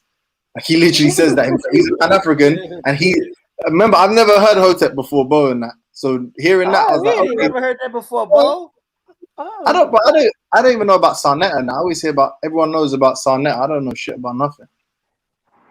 Yeah, you know about Sarnetta, but you didn't know about. I've heard Hotel Babel 2-3 years ago, so it's just like no, but I learned about Brother Polite from DJ Vlad. If Polite was never on Vlad, I wouldn't even know who the fuck he was. Shit, that's crazy. Good shit. I saw him freestyle now. That's good shit. I heard of Callum from Tariq Nasheed, y'all. Kalam. I never probably would be talking to y'all right now if it wasn't for Tariq Nasheed. Big up Cotton, man. Big up them. You're done. What you say, Sosa? What you say, Sosa, about Tariq? About the brother? I'm finna donate to his museum. Quit playing, man. What's up, Buddha? Yes, Buddha. What's going on, bro? Big up everyone on the panel. What's going on? What's wrong, Buddha? You sleep? You sleepy, Buddha? Something like that, yeah, man. I'm just lying down listening to you guys talking about this guy. To be fair, I was saying, for fuck's sake, Tariq, now you've landed us with Born Rich. Big up, brother. Yeah, for real. You put me on the Titans. You know what I'm saying? You put me on the Titans, which put me on the fucking Speaker's Corner, which put me on to all these other fucking channels. So, yeah. Shout out Titans. See? Everything happens for a reason. That's a fact. So, yeah. Big up, Cotton. Sorry, sis. Just there ignoring you like you're not there. Sorry, oh, God, not my bad, Cotton. You had something to say? What you want to talk about, man? You come back. I was going to say the guy that James is talking about, like, I don't think Bo will like him either. Because Bo doesn't like anyone that talks about, you know, Black people in history or any greatness of Black people. So once he hears that, that's Hotep Babel. So, I think with Bo, Black people started slavery. That's what it seems from what I've heard. Bo Diddley, can't defend yourself. Does Bo come on the panel anymore? Bo Diddley boycott. He boycotted my channel, man. Whoa, why? What happened? I don't know. He ain't been back. He all right, though, man. Oh, he'll be back. He just needs to cool down. Yeah, he'll be all right. Once he sees you, or like once he bumps into you on G Block a few more times, you know what I mean? And you're just back to vibing or chatting shit or whatever, he'll be back. Well, you know, don't take it personal. No. But not you, sorry, I meant Bo Diddley. Yeah, got to be talking about something else. That's it, bro. Yeah, man. If I can get Ash Getty to do an Akon song on karaoke night. Shit, I didn't get anybody else to speak about any other topic. Fuck that. He was on there singing, yeah? Yeah, he did that was crazy. He did Akon. You're joking. What was he singing? Locked Up. No, fuck. I forgot what he did. He did an Akon song though, and did the whole shit without the words, just the beat. Lonely. I'm an African locked up. I'm an African locked up. What the fuck song did he do? There's something about Africa though. It was, of course. It wouldn't have been as scary if he didn't.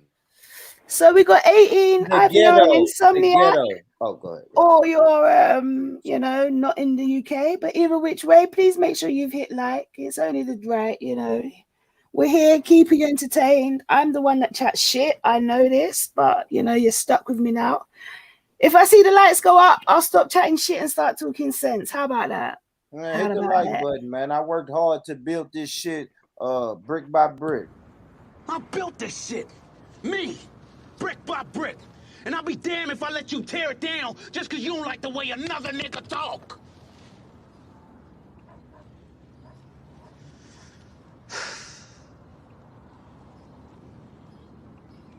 Drive, motherfucker! So yeah, hit the like button. You know what I mean? Bun, can I show my my Rasta sugar? Yeah, sorry. no, nothing X-rated, but anything else. So you free to show it. Alright, my Rasta poem. Yeah, go ahead. I always just get a bit confused. Sorry, I've got another screen and it keeps asking me what monitor I want. I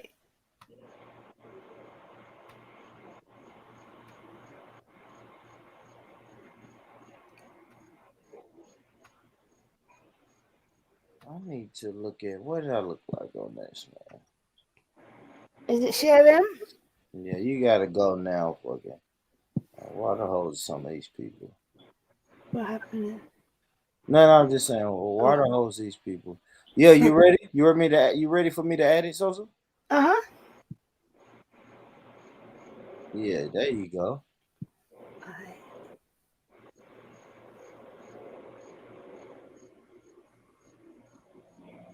And make Britain great.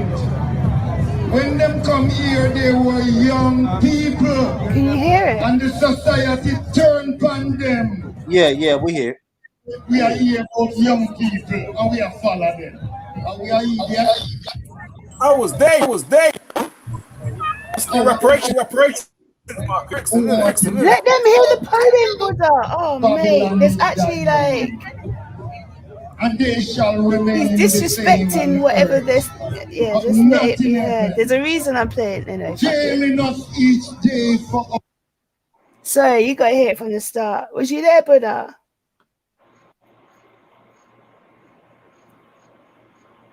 Now he wants to shut up. I was on mute. I was there. Yeah. When them come here, they were young people, and the society turned on them. And today we are here about young people, and we are follow them. And we are idiots.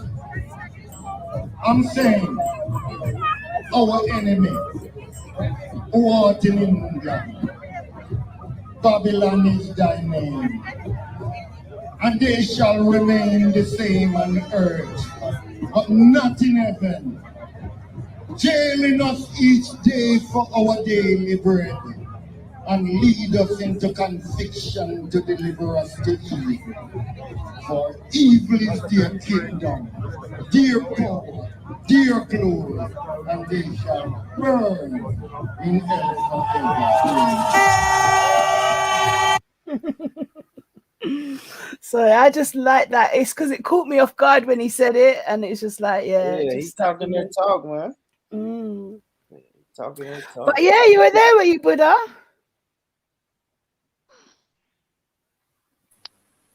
Yeah, it's a reparation by Brixton, isn't it? By the black, Did you see Rust? Library thing. Did you see Rust? Yeah, man.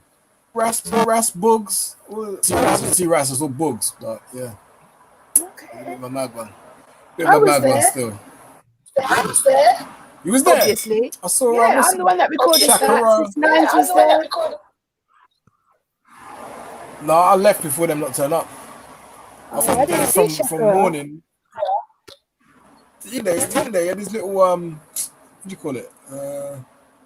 No, I came late. I was watching Born Rich's show, and then because I'm like a bit hyperactive, so I started to do 2 things at once. So I went on Instagram, and then I saw Ras put a post up, and then I just was like, oh, let me just go up there. I didn't even remember that it was carrying on. Yeah, man, I was waiting. I got there about after 7, maybe. Or 6. I don't know. Way before. But anyway, yeah, sorry, boy, I'm not trying to take over your show. Boy, you're too delayed, and you know I'm really impatient. I can't wait for your reply. Sound like Buddha listening to it on YouTube or something. I'm on my tablet now. That's why it's got some sort of madness going on. Yeah. Well, yeah, I was that's what I was wondering yesterday. Like I played a video of like when the reparations march started and the whole 9. Oh, did you? Oh, cool. I must have left. I wanted to know. I wanted to know what was it about. You know, reparations march. And it's more of. I mean, that was just a tiny portion of what happened there. That was just something that just happened because I'm not really the sort. When I'm out, I don't think, oh, grab my phone and film. But yeah, that was just a tiny part that I did think, let me just film this, and I literally didn't even expect that he was going to say that, so I just caught a good little bit, so that's why I'm sharing it. But yeah, there was a lot more going on than just that, you know. That's obviously, I'm sure you know. The reparations march, that's like an annual thing? Yeah, they had it. I think they did have it last year, to be honest. Yeah, I think I have. I'm sure. I know I've been on these panels before when some of the brothers and sisters went down there. Now I read they started in like 2014. Am I wrong about that, or before that? I'm not going to sit here and pretend that I know the ins and outs. I really don't. I would say before that, if I was pushed to answer. Yeah. But that's because that's how it feels like, you know. Yeah, I would like to get just a little history on that though. But that's dope, man. That's good y'all went out there, man. That's good shit that y'all went out there. What I got now? Well, speaking of being outside and being in the UK, shout out to the family who know about the Dagger Squad. The Dagger Squad is in the UK, setting the whole fucking country on fire. Has he been going live and showing any of it by any chance? Yeah, he did a stream earlier today. What, YouTube? Yeah. Oh shit, okay. But I don't know what channel that was there, on. you know, Speaker's Corner, knocking a bunch of UK people out. You know, everybody want to be the king debater, this big debater. But when the God step in the UK, niggas get scared. You know what I'm saying? Niggas get scared out of it. I heard every excuse from, it was raining yesterday. You know that shit happened to Hatoon. We can't be out there like that. The feds is out. Yeah, nigga got excuses when the God come in the door, man. What was there? Hardly anyone there. Yeah, that's what they were saying. But to be fair, I believe that though, because you're gonna make up any excuse. Did people know he was coming?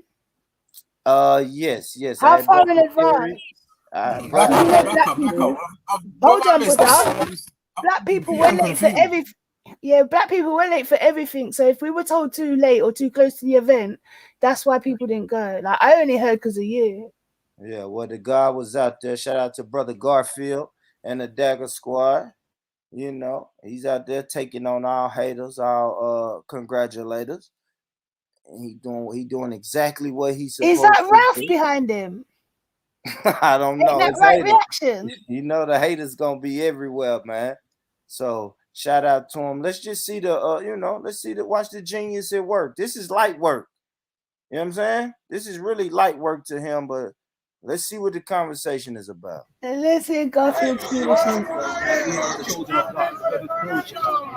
This is the flaw that these guys come around and promote. The Bible is completely bullshit. And me and you know that. But the point is, they did what they did, but they don't want to take responsibility. This is why he's stressing, at least he's not a liar. He said some Jews, which is true. Now, at the beginning of the transatlantic slave trade, we have to ask ourselves how it started. Prince Henry the Navigator, he was funded to do an exploration for more trade for the Portuguese kingdom. Now, on his way, he met a guy and captured a guy named Adahu the Moor. Adahu the Moor said, if you release me, I will flood the shores with Africans. That was the beginning. They saw a cheap way to get Africans. So what they did was, they didn't take them over to the west. They took them to the Atlantic Islands, like Azores and Sao Tome and all those places. Now, that's when they started producing sugar, because those lands that they found, they said, we own those lands. So before the Dom de Veras, which was the legitimizing of the transatlantic slave trade, these people were already trading Africans. That's my point. Who were the financiers for that early trade? Jews. So we can't deny that. At the beginning, it was Jews. Now, watch this now. The reason why Africans now were taking over, because the Native Americans could not survive the European viruses that came up. So the viruses killed them out, and that's when they said, oh, we got some Africans over here in the Atlantic Islands who produce sugar. We could bring them over. I'm sorry. So when they brought them over, the diseases that were killing the natives weren't killing Africans. So they said, yo, let's bring these superhuman guys over that could do all this work for cheap. And that's how it started. But at the onset of Brazil, you're talking about Recife in Brazil, is the Jews that brought them in. Okay. So that's the beginning. So how are you going to deny the Jewish involvement? No, I don't think anyone's denying Jewish involvement, right? I don't think anyone's denying it. And people like Josh, I think, would say that was a shameful episode. Yeah? And yes, probably part of it does come from wrong interpretation. Well, he would consider wrong interpretations of the story. Yeah. I agree with you. Genesis 9:27 is a total misinterpretation. So I don't think we have a disagreement, right? No. What I'm saying to this gentleman here, he said that Africans sold Africans. I don't deny that at all. They get the heat too, but they can't get the heat for the person that took them from the west coast of Africa all the way to the United States to Brazil. That person. No, you can't. Come on. Great argument. The Africans got to get that heat too, but we can't let the motherfuckers who took us across that water off the hook either. Got to keep I'm glad he weren't surrounded by a load of Muslims, I have to say.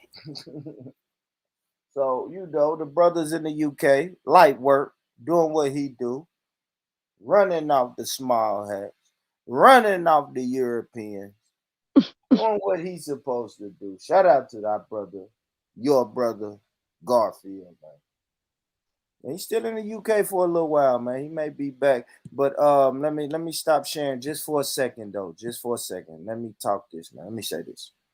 Shout out to the brothers at Black Ice TV. Y'all got to bring him outside. Terry, Richie, bring him outside, man. Can't keep Garfield in there. Garfield, if he's gonna really do the UK, he need to pull up on the fucking G block and talk to them brothers and sisters, and any other, and he need to be on Black Ice TV. No, yeah, he'd be better off on Black Ice, not bring him on Black Ice TV, man. Don't hold him. You know what I'm saying? Pass this on to Garfield. Garfield, while you out there, come outside, man. Go outside. We ain't gonna do none of that propaganda videos, man. If the debating skills are what they are, you should be talking to these brothers and sisters while you in their country, man. I'll let them people, Garfield. That's for the full video what I just played. I'm gonna play another little clip. But shout out to Somali speakers, man. Our brother Khaled for getting this footage, man. Shout out to the brother. But yeah, man, y'all make sure if y'all want to watch the full video, I'm gonna play a little bit more of it, but y'all want to watch the full video because I'm not gonna play the full video. If y'all want to catch the full video, that's the link in the chat right there.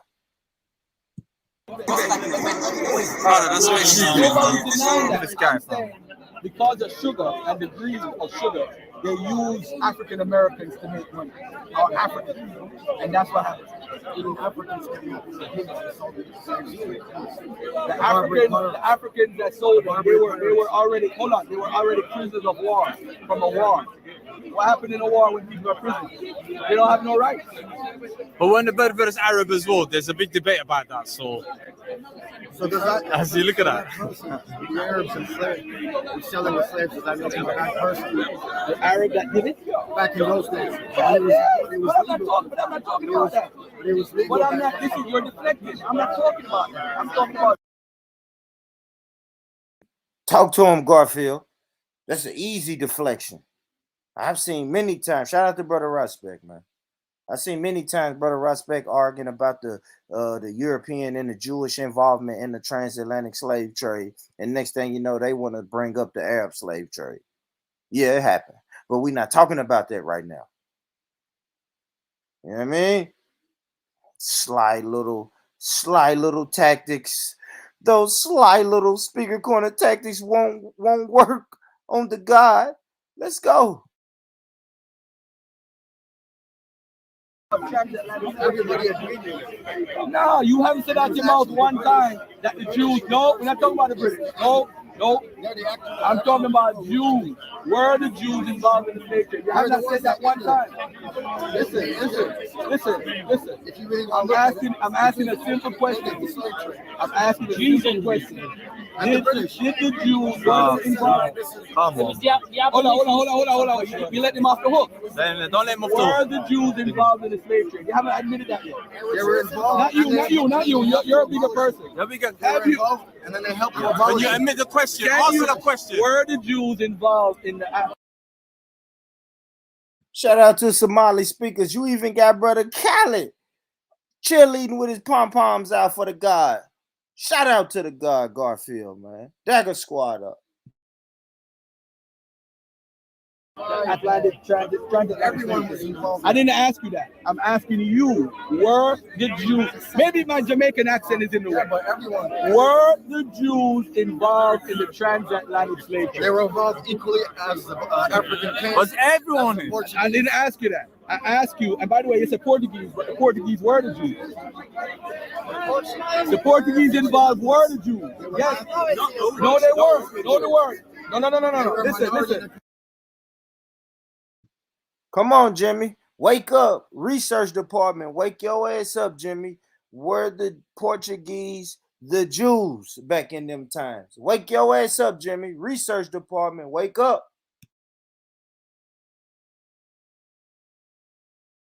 Read Tobias Harris' book. Read Toby Harris's book. You see, this is the problem. Jonathan Short, who's an Ashkenazi Jew, he documents it very well.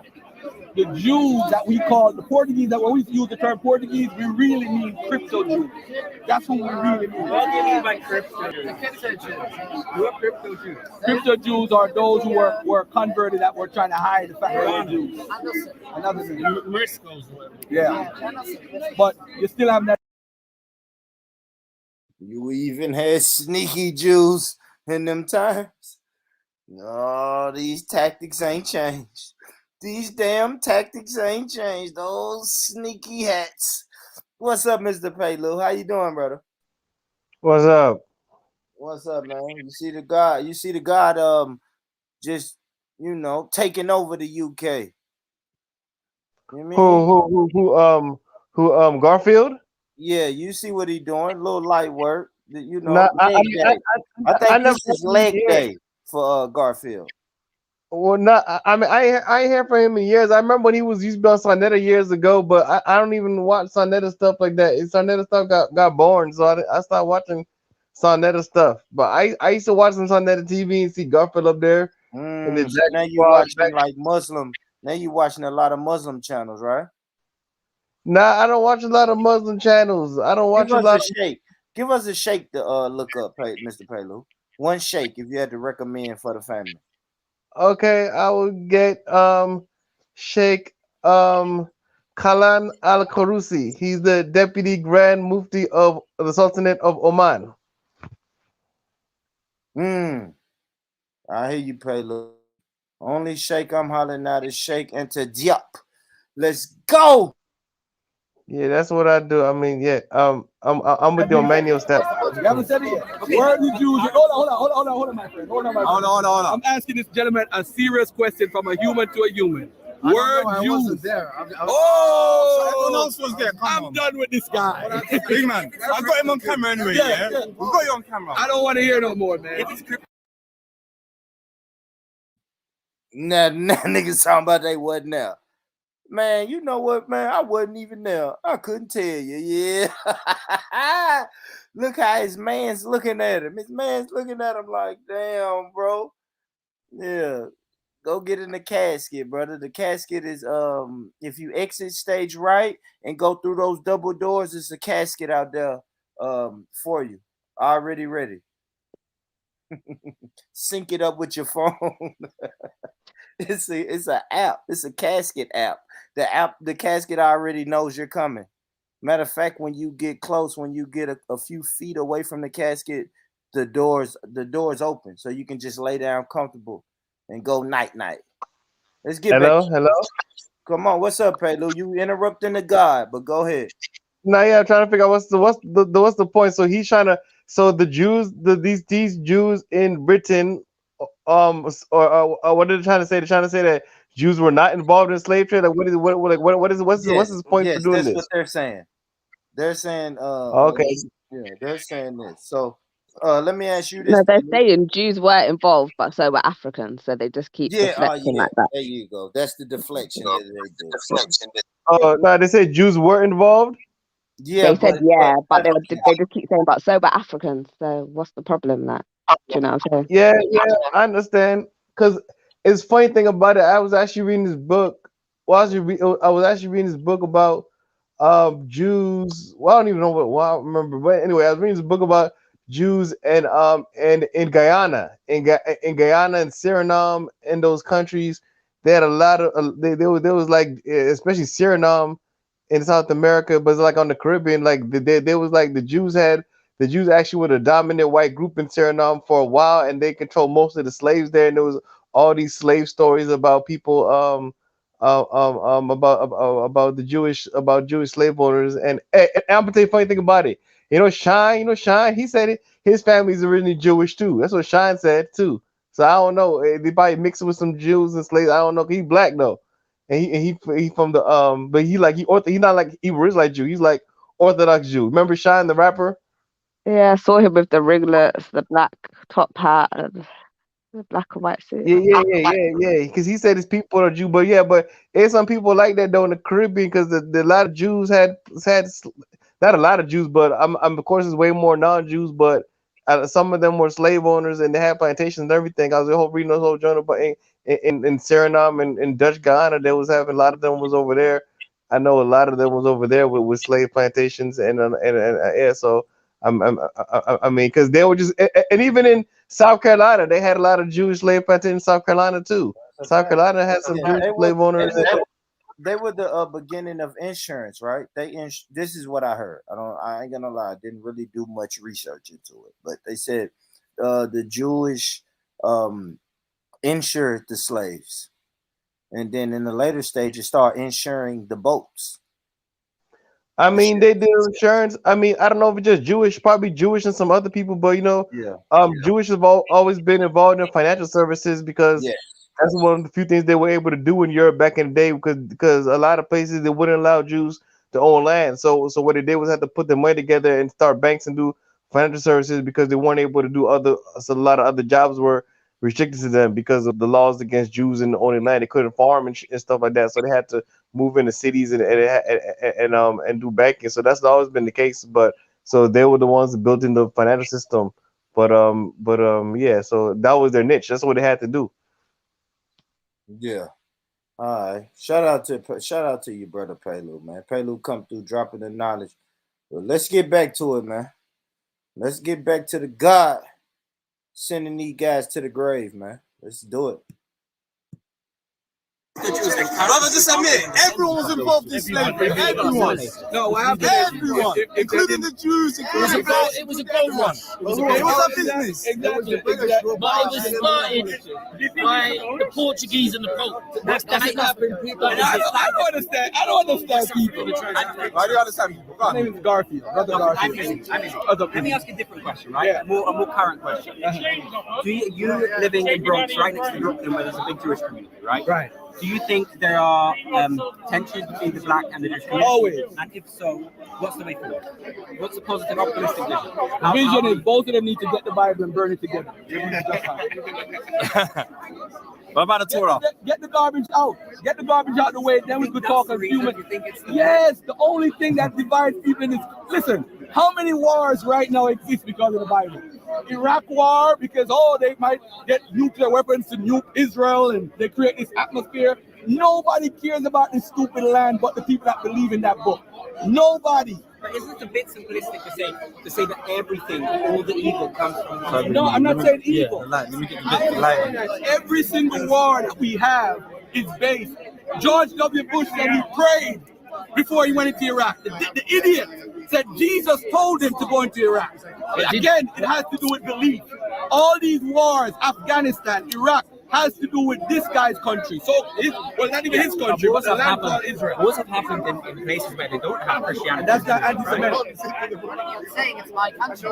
No. But that's why I stopped. I said the land called What about Jews in? What about wars in Japan, China, where they don't have religion? But those wars, you don't get as much death as far as Iraq, Iran, Afghanistan, Syria. All these things have to do with the hatred by Muslims for Israel because of their book, the Quran. They hate Jews. And the Jews is like, yo, we gotta defend it because. Do you think there is no way forward for intercommunity relations as long as they believe in the Bible? As long as the Quran exists, as long as the Bible exists, as long as the New Testament exists, there'll always be wars. What about liberal Muslims and liberal Jews? The liberals won't fly a plane into the damn wall. Won't fly into Wall Street in New York. So it's not, we don't have to burn the book. We maybe need to reinterpret. No. Yeah, that's it, fam. That's all I'm gonna give y'all, man. Just know that he's out there raising hell in the UK. Shout out to Garfield, man. And the whole Dagger Squad. Shout out to him. I wish your brother EIE was here, man. That's EIE people. EIE rock with them boys, man. That little Jew looked uncomfortable though. You said what? The little Jew boy, he looked uncomfortable. Don't you think? Like nervous. Yeah, man, that's what I'm saying. But yeah, y'all can catch the full video right there on Somali speakers, man. Shout out to the brother Khaled, man. I mean, I'm always welcome when I go over there with the Somali brothers and sisters and chop up gang with them. So, I mean, let that brother get his shine. Good footage, great footage. You know, hopefully Garfield will get some more footage, man. But Terry, Richie, come on, man, bring him outside, man. The people want to talk to him. So you still there?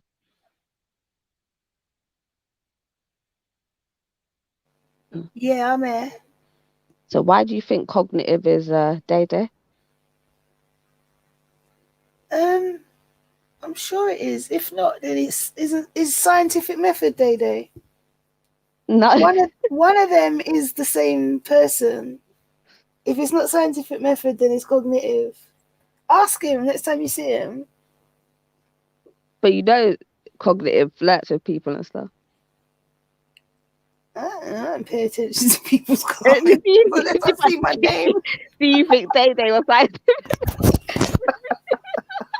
What you said, real guy? That link? What link don't work? Which one? Hold on, let me see what you're talking about.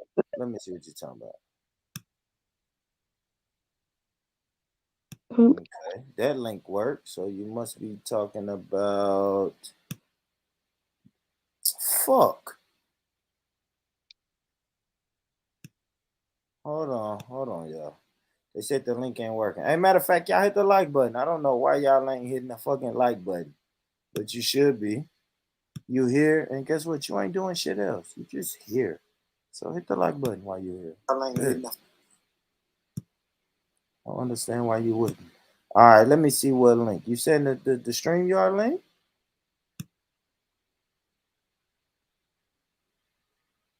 I don't know what you mean, real guy. Tell me which link ain't working. He's saying the Somali speakers link that you done for the video. The link didn't work. It worked for me. Somebody else click it, see is it working. That shit just worked for me. Yeah, I agree. Banana split. I don't know, man. Shout out to the UK family. The UK family be so weird. I don't know. I don't know, man. Oh, really? Oh. Maybe I'm mixing them up. But yeah, Day-Day's got another alias. So yeah, maybe it's not cognitive, whatever. I'm coming back in a sec. Yeah, like people getting different names and shit. I don't know. I gave up trying to figure out. Why are you always complaining about England, bro? Who, me? What, yeah, bro. Complaining because I say y'all weird? Is that complaining? Just complaining, bro. No, I'm just saying y'all weird. But I fuck with y'all because I wouldn't come on y'all's platforms every day if I didn't fuck with y'all. But yeah, right, some shit is weird. Put the link for StreamYards in the chat. We're talking about you're talking about a rapper called DaBABY, and now you're talking about we're fucking weird, man. You're right. You're right. We did spend an hour on DaBABY. So, no, Mike, no. But come on, Jimmy. You ain't gonna act like this shit ain't weird. Like people who come on this channel, man. Listen, like, all right, and now I don't want to hate because shout out to everybody who's on here. But you got Earth Matters, right? Earth Matters. Like, tell me say it. Earth Matters always comes on and says James Jones, rainbow flag, rainbow flag. Jen How do you know that from the UK though? Snake, man, come on, bro. Come on, where they from, Jim? They ain't. I don't see them on America. Let me tell you this, Jimmy. I'm gonna tell you why. I don't see them on American panels except mine. That's it. That's it. On American channels and American panels, I never see Earth Matters, but every UK panel that I've ever went to, I saw this person. It's just weird, bro. Right, that's a good shout. You know what? That's a good shout. I can't lie. Yeah, maybe they're English. It's a little weird, man. It's a little weird. With you, bro. I don't know what you're doing. See, like real guy. I don't know what you saying, real guy. The YouTube shit don't work. And cool, man. And now you want to go to using that type of lingo when you wouldn't say that in front of your mammy. Would you walk in your mammy house and say, "Man, you tripping, dog"? Hey, man. Get out of my house! I tell you, don't mix it down to my For real. So that's what I'm saying. To me, that's weird. You would never walk in your mama house. Man, what's happening, man? Like, shut the fuck up. Yeah, but why? Hold on. You're there. Firstly, if he's trying to troll you or if he's trying to, why does it have to be whatever he says to you? He has to say to his mom. You ain't his mom. Yeah, that's what I'm gonna say though. Use your own lingo, or you might as well say, "I'm gonna watch the." Hold on. Watch the man. Oh fuck! Hold on. Them man feet gobble each other. You might as well type this every time. Them man feet gobble each other. You know what I'm saying? You might as well do the cone. Yeah. Why are you so trash? Do the cone. Why are all of you Americans so trash? I'm trash. Any accent other than your own. You heard the God. You heard the God. He lives in America. You heard the God. He came with that good patois mixed with the English, man. Shout out to Garfield and the whole Dagger Squad, man. The video I just played. I wasn't here. Yeah, of course. And I was on the phone. Yeah, what happened to Speaker's Corner? For the 20th time for night, you have to play the same video. Yeah, them niggas wasn't at Speaker's Corner. That man, we want to debate. Oh, that We're just looking for good debaters. We want to see the best of the best. And then when he come to UK, niggas going in the house. Now all of a sudden it's another wave of COVID or some shit. Y'all can't even come out the house. Shout out to the Dagger Squad. Shout out to the Dagger Squad. Hey Garfield, come back home, man. Come back home, Garfield. Yeah, come back home, Garfield. They on lockdown. They still on lockdown, brother. You ain't gonna get no good debates out there. You just timed this shit wrong, man. Simple. Hey, Rich. Yeah. Hey, Rich then. Okay, the born Rich. Okay. what's Garfield? The Garfield being from the Caribbean. Has he ever spoken about ADOS, or you're not speaking about that on your channel no more? I'm not speaking about ADOS anymore personally. Okay, that's fine. That's cool. That's cool. That's cool. That's yeah, what I you'll have to understand. save that for somebody. Because he's not a member. Because he's been excommunicated. I was thinking, isn't he like one of ours, like me and Sosis? Yeah, I don't know what ours is. I thought this was all black unity. He's coming home. He's coming back to the Caribbean.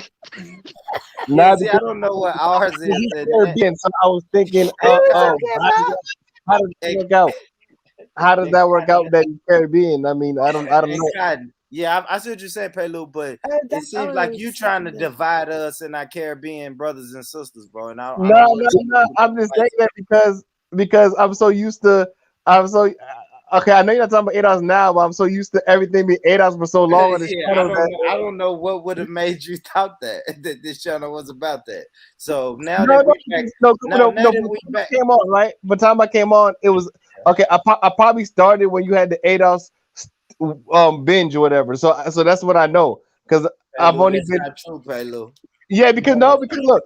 Yeah, because it is true. I'm gonna tell you why. Let me tell you why it's true. I'm gonna tell you exactly why it's true. The first time I ever came on is after I came on. I met GOJ or Veli, and they was to go, and GOJ was going on me on ADOS. So he didn't even understand me at the time. This is when I first met GOJ, and then I met him. Like, then I seen him again or your channel. That was the first. So ever since I came on your channel, almost every talk until last week was somewhat ADOS. Almost everyone. If you, I had a good run. It had a good run, Pelu. We gotta admit, it had a good run. Yeah, born is just doing what Americans do, is exploiting ADOS. That's what they always do. Them fucking Americans. It's disgusting. Yeah. And I hate that I have to be disgusting, but family, the ticker is always scrolling across the bottom of the screen. Follow me on Instagram. My PayPal information and the Cash App information is always scrolling across the screen. If you want to support a real content creator, then do what you got to do, man. Yo, do you think it's a coincidence that your surname's Mr. McGee and you look like a leprechaun? Yeah, I don't know. Well, let him go. I mean, let him go. If he think that's funny, that's one. Shout out to the UK. That's just one of those dry. You know how they say. The UK family got a dry sense of humor. That's what you a dry sense of humor. You know what I mean? Dry. Intelligence to understand them jokes. That was so random as well. On top of it all, it's not funny. I'm sorry, man. You know my sense of humor is fucked. No, big up, man. I know you 6'1". I'm playing. I'm only messing around. Yeah, hey Nino, I ain't worried about Jimmy, man. Jimmy making these jokes, man. That shit ain't funny. Hey, what's up, Sham? Last time you was over here. Sham, last time you was over here, you told me let me get this right. I want to quote you correctly. Yeah. You told me my people were still in shackles, getting whipped, eating cornbread. Yeah, I that right, brother? I think we should move away from that statement. Obviously, you just kind of forget. That's old news. Apologize. Fuck this. I'm doing like the UK people. That's old news. Will you apologize to me in public or get the fuck off my channel? Oh, you're wounded. You know what? I'm gonna build up a ban. Is that what's happening? I'm asking you, Shook. Will you apologize to me? Yes or no? Nah, fuck you. Fuck you, then, punk, and your mother and your father too. Yo, what's wrong with you, boy, man? Hey, Jimmy. Hey, Sweet, that motherfucker dead. He dead, man. Fuck that. Let's go. Let's go. End the discussion, Jimmy. Hey, Jimmy. No, he didn't. Jimmy. You knew he was gonna keep it. Jimmy, you gonna make me play it again when I say that motherfucker dead? Come on, Jimmy, let's go. You better bring your ass to the car because we gone. You understand what I'm saying, Jimmy? He's dead. That motherfucker dead. He dead. I thought you were joking. Are you being serious? Yeah? Yeah, no, he said some He disparaging. didn't say it to you like that. I might let him come back. He did, didn't he? No, but hold on. Look, and now you got so hating on him as well. Yeah. He said No, in the but middle of it. disrespect though. I'd have done that like if it was Veli's. How you gonna have the host disrespect the host? Ask the host. The host asks you, are you gonna apologize or not? And instead of just saying no, I'm not gonna apologize, you say no and disrespect again. Fuck you. Yeah, no, I ain't gonna lie, he's on a mad hype thing, but it wasn't like to Born. He didn't say like, "Oh, Born, your people were this." He was in an argument about why. But I ain't gonna lie, Jimmy. I ain't gonna lie, wasn't to Jimmy. him He had an exit door. He could have said, "Born, you know, I wasn't directly speaking to you." Like you said, Jimmy, I was in an argument with somebody on your panel, and you know, and I disrespected the whole thing. I ain't gonna lie, bro. I was really joking, but then you. Yeah, I know. That's what I'm saying. I feel like you're joking as a joke. I ain't gonna lie. Yeah. It's really still a joke, man. I let him come on the fucking panel. I don't give a fuck about that, really. But it's funny if I kick him off and say he dead. Well, he's dead. You know what? To be honest, you're right. It's more his problem because he knows for a fact, the way that started was a joke thing. He could have said whatever he wanted still. He knows that was a joke because I could tell, but at the same time, I knew. Do you know what it is?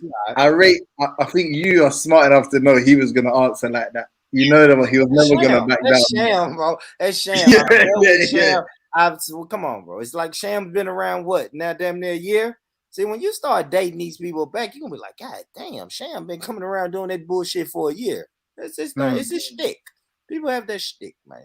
You know? No, I got lie though. I have to be real honest. I like Jedi Show, man. I think it's sick, and he's a big part of that because you'll just catch a shit. You'll catch a shit panel, like so. I'm saying sometimes Jedi's channels pop in, obviously just like Belly's channel. Sometimes it's dead, and he's a man where you throw him in the mix with anyone on the panel, man, will just start a fucking hilarious, either funny conversation or a rude, like disrespecting the shit out of each other. It makes it interesting, bro. Makes it good to watch, bro. Can't lie. He's a person that's gonna question and want to debate everything on the panel. That's it. He's all right, though. Sham, all right. Yeah, he's fun. Not tonight, man. Go to bed, Sham. Go to bed tonight, man. Catch me on another night. Come through for karaoke. That's what you do. Come through, do a karaoke song, then you'll be welcome back on the panel. You know what I mean? Under the rug, man. Matter of fact, Sham, you ain't gotta apologize. The way you apologize is fucking do karaoke. When I do karaoke night, be here, sing whatever the fuck you want to sing, and then you'll be welcome back on the panel. That's just it. But good shit though, Sham. Still fuck y'all. Yeah. Good shit. You? You good, Sham. Anyway. He did. He did. Nobody. It's an accent for me. Nobody. He did. Get him out of here. All right, man. I don't know, fam. I guess, listen, man, that's all the show I had prepared, man. Wait, play that video. Well, it's kind of for people that care about Pan-Africanism. I know you don't really give a shit. I thought it was good because I feel like even me, I'm not a Pan-Africanist at all, but I listened to what my man had to say, and I was like, the arguments that a lot of people are having online are straw men on both sides. So when the Pan-Africans chat shit about the ADOS, when the ADOS chat shit about the Pan-Africans, it's Hotep, it's sellouts, it's people that slaves to the white men, it's fake Africans, it's going back to Africa. So like all of these people be creating straw man arguments from each other. No one's really addressing no one's finding in the opposing views, they're finding good qualities. No one cares about that. They just care about demonizing the other group and then embarrassing them, trivializing their perspective, then embarrassing them. Yeah. So I saw this. Actually, funnily enough, I watched a random thing, an Oxford Union address about is the British education system institutionally racist. And then they recommended me this next video. This guy saying he's a Pan-African. This Kehinde, I think it's Andrews or something. Okay. But yeah, I watched it. Kehinde Andrew. All right, cool. Pan-African brother. Shout out to James for supplying this video. Pan-African brother. Fucks with the sisters. Fucks with the black families. Shout out, man.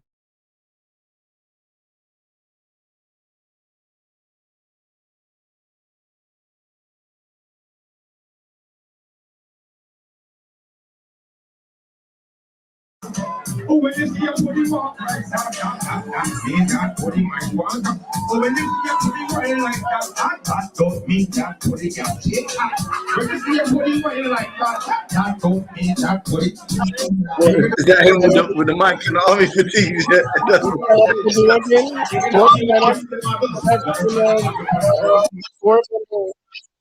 And just the Pan-African. Shout out to the Pan-African. Jake, hey Jimmy, that's a good video, bro. That's a big video, Jimmy. I fuck with it. So shout out to the Pan-African brother.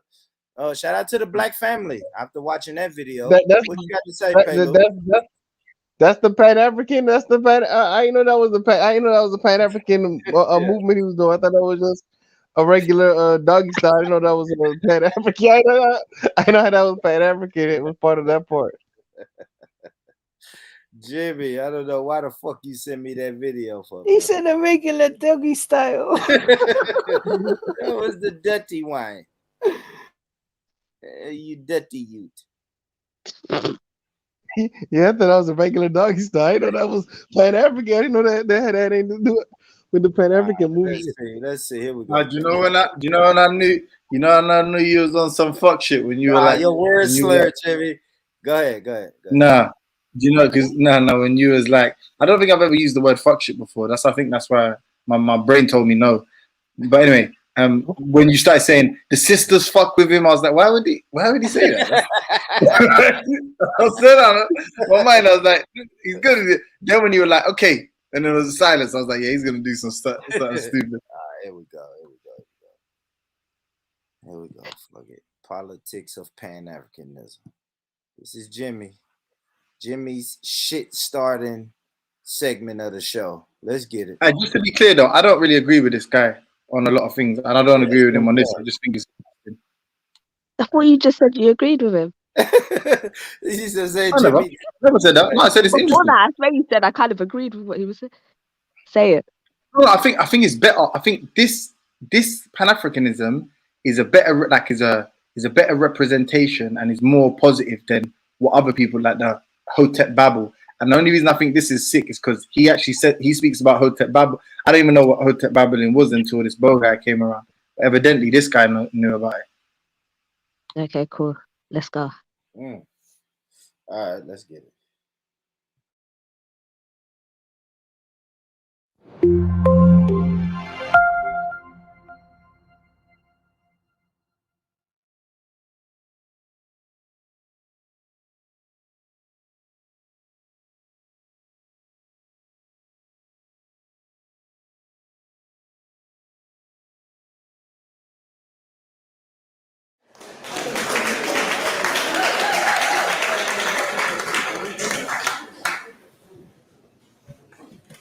One, 2, 3, 4, 5, 6, 7, 8, 9, 10.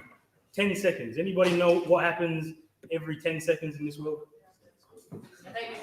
Child under the age of 5 dies because they can't eat. Anybody know where the majority of those children die? Africa. Africa. Guess what, people? We are losing. We are losing at a historic level. And don't let nobody tell you that we are not losing. We are losing. I agree. If you look at the poverty, if you look at death, if you look at disease, you look at everywhere black people are. Look at the continent of Africa. I know you want to be positive, but it's not positive. I mean, you can pretend it's positive as much as you like, but it is not positive. It is awful. It is terrible. It is evil.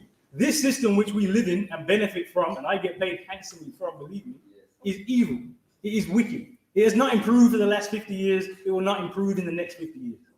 We are losing in Africa. We're losing the Caribbean. Don't get me started on Jamaica. We are losing in South America. We are losing here. Here, 50% of the people who look like me where I'm from ain't got a job. 50%. That's unemployment that happens in Greece. Everybody's talking about we need bailout. Happens in every community, black community in this country. So we are losing. I would love to be positive, I'd love to be cheery, but the reality is it ain't good. And not only should we be saying it ain't good, we should be depressed, we should be ashamed, and we should be appalled. Follow with me. You know why we should be appalled? No, this ain't pussy. You know, I'm with pussy. I ain't gonna stop pussy. I want to start. You know what Malcolm X used to do? Malcolm X used to go around to white people, largely white people, and he would curse them out. And he would say, look at the evil you've done in the world. Look at the stuff you've done in the world. And you know what? Since the Racial Relations Act in this country, since people like myself have started getting good jobs, look at the evil we have done in the world. Look at the system that we are supporting. You talk about Britain like, oh, it's against you. You're part of it. You get the welfare state. You got a house. You get benefits. You get your job. You're part of it. You, me, and everybody's benefiting from this system the same way the white man did benefit from the system. We just don't benefit from it quite as much. But the dead piles of African children who people put in this room who have died since we came here, we are as responsible as anybody else, and we should be discussing. I'm gonna get fuzzy. Bear with me. The truth hurts, but bear with me. Malcolm said, why would you want to integrate into this wicked race of devils? This is the question we need to ask ourselves. Why are we so quick to want to be part of a system that kills a child every 10 seconds? They don't die by accident. They don't die by coincidence. They die because of the system which we want to be part of. Don't tell me about equality. Tell me about freedom. Don't tell me about how do I get promoted to professor. Tell me about how do I stop those children dying. And you can't do that in this system. It's impossible. Impossible. I'm going to quote Malcolm X a lot today, because I always do. Go ahead, Malcolm said, a chicken can never lay a duck egg. Capitalism is never going to be not racist. Those children are never going to not die because we think happily about ourselves. Yes. Our problems are not in our minds. They are not from psychic physical force. They are from the system that we live in. A system that kills and oppresses people that look like us all over the world. This is why Garvey said, the black skin is not a symbol of shame. It is a glorious symbol of greatness. This is why we have to embrace blackness, because if we weren't black, we'd have forgotten about them people in a long time. It's only because they look like us that we kind of think, oh, yeah, maybe we should be.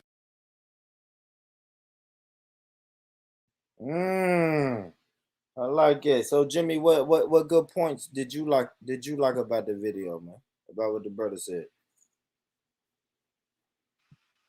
Right now he's just explaining the current state of affairs in the world. I think I can't remember exactly, but I think he gets onto like defining Pan-Africanism. I think he just began doing it now. So basically saying why it's important to care about being black, innit, is what he's saying now. Saying that it's important to embrace it because obviously, essentially, we know when he said that comment, like, if we weren't black, we would have forgotten about our people already. Is he talking about the people in Africa? Yeah, I think the people in Africa, the Caribbean, the people where he's from, Birmingham, he's saying that young black males have a 50% unemployment rate. So he's saying that the only reason that we would care is because they look like us. So everyone in the world, that's he's saying, like, yeah, all black people in the world, we only care because they look like us. No, he's saying we would have forgotten about. He's saying there are people because they're being treated like that because they look like that, and he's saying we would have forgotten about them had they not looked like that. Does that make sense? Okay, I don't know. I thought he was trying to do a sly dig, like trying to say that, you know, Caribbean people or black British people don't care about Africa. That's what he was trying to say. No, I kind of picked up. I got it as like, yeah, like I kind of agreed. Like, basically, if you don't look like me, or if you weren't nothing, like for instance, we hear about madness that goes on in China or Asia or whatever. But as a black woman, personally, I can feel bad or whatever, but I don't take it to heart like I would if I heard it about. Why are you laughing? Well, if I see someone oppressed or something, anyone, I would still feel upset about it. Do you know what I'm saying? It's not like I'm going to go out of my way to fly over there and help them, but, you know, I'd still care. That's a fact. Yeah, but I care more about someone I've got a connection to. Do you get me? Yeah, I can't lie. No, but like, especially as well, because a lot of it's happening to them. Like for instance, we know that a lot of the demonizing done, or the way Islam is demonized, is because, and in the moments, in those periods of time, they had already, before 9/11, there was already a plan to invade Afghanistan. there was already a plan to invade some of Iraq, Syria. So now it's like, oh, these people are attacking us. They want to kill us. People with turbans. They want to. It makes sense now, because now when 1 million Iraqis die, you're not like completely outraged. You haven't lost your, because in your mind you've been conditioned to believe that that's kind of the enemy. It's the enemy over there. In the same way that when they make black people look like inferior human beings, Yes. it kind of doesn't make you feel that crazy when you're like, and to the point where, do you remember that woman? She made that video that got banned, that music video, where basically she switched Africans for Europeans. So like all the scenes that we see, you know, like child soldiers, militias, people being murdered, hunted down, attacked. She made them like white ginger people. She made it like ginger people with a MIA. That chick, remember that chick, MIA?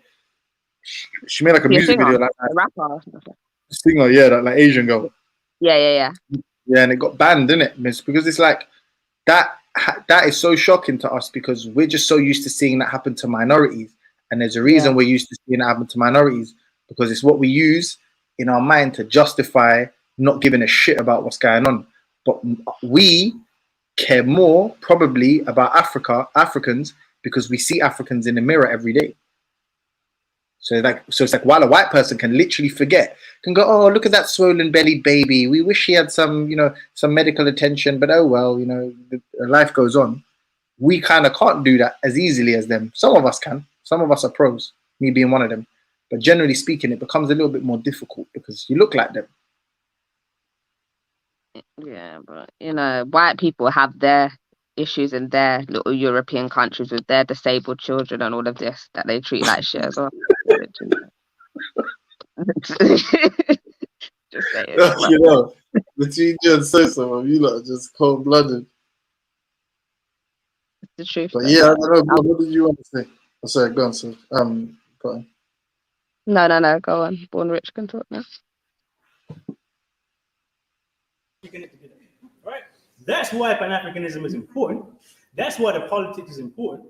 But if we're going to talk about Pan-Africanism, we have to talk about the politics. Pan-Africanism is not cultural nationalism. Anybody have cultural nationalism? Cultural nationalism is the whole technique, right? That's the think African, dress African, wear African, etc. As though that is going to solve your problem. Believe me, my friends, it is not. You want to wear the shiki, wear the shiki, but that ain't solving your problem. I'm going to put that, right? And this is a historical thing. Back all the way to, this is when we need to learn our history. The Black Panthers literally had fights in the streets with the cultural nationalists. Literally saying, look, that's backwards. That ain't taking you anywhere. You need to have politics. You need to have organization. So when the sister says, I want to have Pan-Africanism, but I want to keep my heels, right? You can do that. There's nothing says, you know, you can't dress it in Western clothes. Malcolm X, Pan-Africanist. Marcus Garvey, Pan-Africanist. What they wear? Suits, just like a white man, right? It's not the culture that is important when we talk about Pan-Africanism. It is the politics that is important. And the politics of Pan-Africanism are very, very simple for us. It is about linking us back to the African continent. It is about understanding that we can never be full citizens in this society. We can benefit from it. We can take some stuff off it. I can get a decent job. But we will never be respected as full citizens in the society. But more so, the people that look like us in the Caribbean, in Latin America, in Africa, they are catching hell, real hell. Not the kind of hell we catch, real hell. Yes. Piles of dead children in this room since we have been here. And Pan-Africanism is the only answer to that problem. It's the only answer that says, how do you deal with this issue? The only way to deal with this issue is to take Africa out of this corrupt Western system. And the only way to do that is to organize a planned economy on the African continent. Africa is the only continent that could do this because Africa is rich in mineral resources. If Africa organizes, unifies, it can actually be self-sufficient. It's actually possible. This is the politics of Pan-Africanism. It is not a dream. It is not some fantasy. This is a politics that, yes, has been attacked. Yes, is on the ground. Yes, of course, the Western powers and the Chinese want to get rid of that politics. So it's a bit difficult. But in people in here lifetime, this was a real struggle. A real struggle. Ghana, Senegal, Guinea, Tanzania, Namibia, Sudan. You can name a country. Kenya. Look at Burkina Faso. Yeah, Syria, always countries, right? This is a real politics. Yes, it's in trouble. Yes, it's on its knees. 1 minute. But it needs to come back. So this is what I'm trying to say to you. Understand what we're talking about. It's not culture, it's politics. Understand that we don't want to be part of this system. That we should never be thinking about being part of the system. We should be thinking about bringing down the system so that we can solve the problems of all of us. That is Pan-Africanism. That's why the culture is important. So you don't forget that we don't want these parties. You don't forget that we have a responsibility to all of those children that look like us. If you can contend, my friends, then you know that we are losing, and you know we need to bring this politics back. And as Malcolm says, if you're black, you should be thinking black. And if you ain't thinking black at this late stage, I'm sorry for you.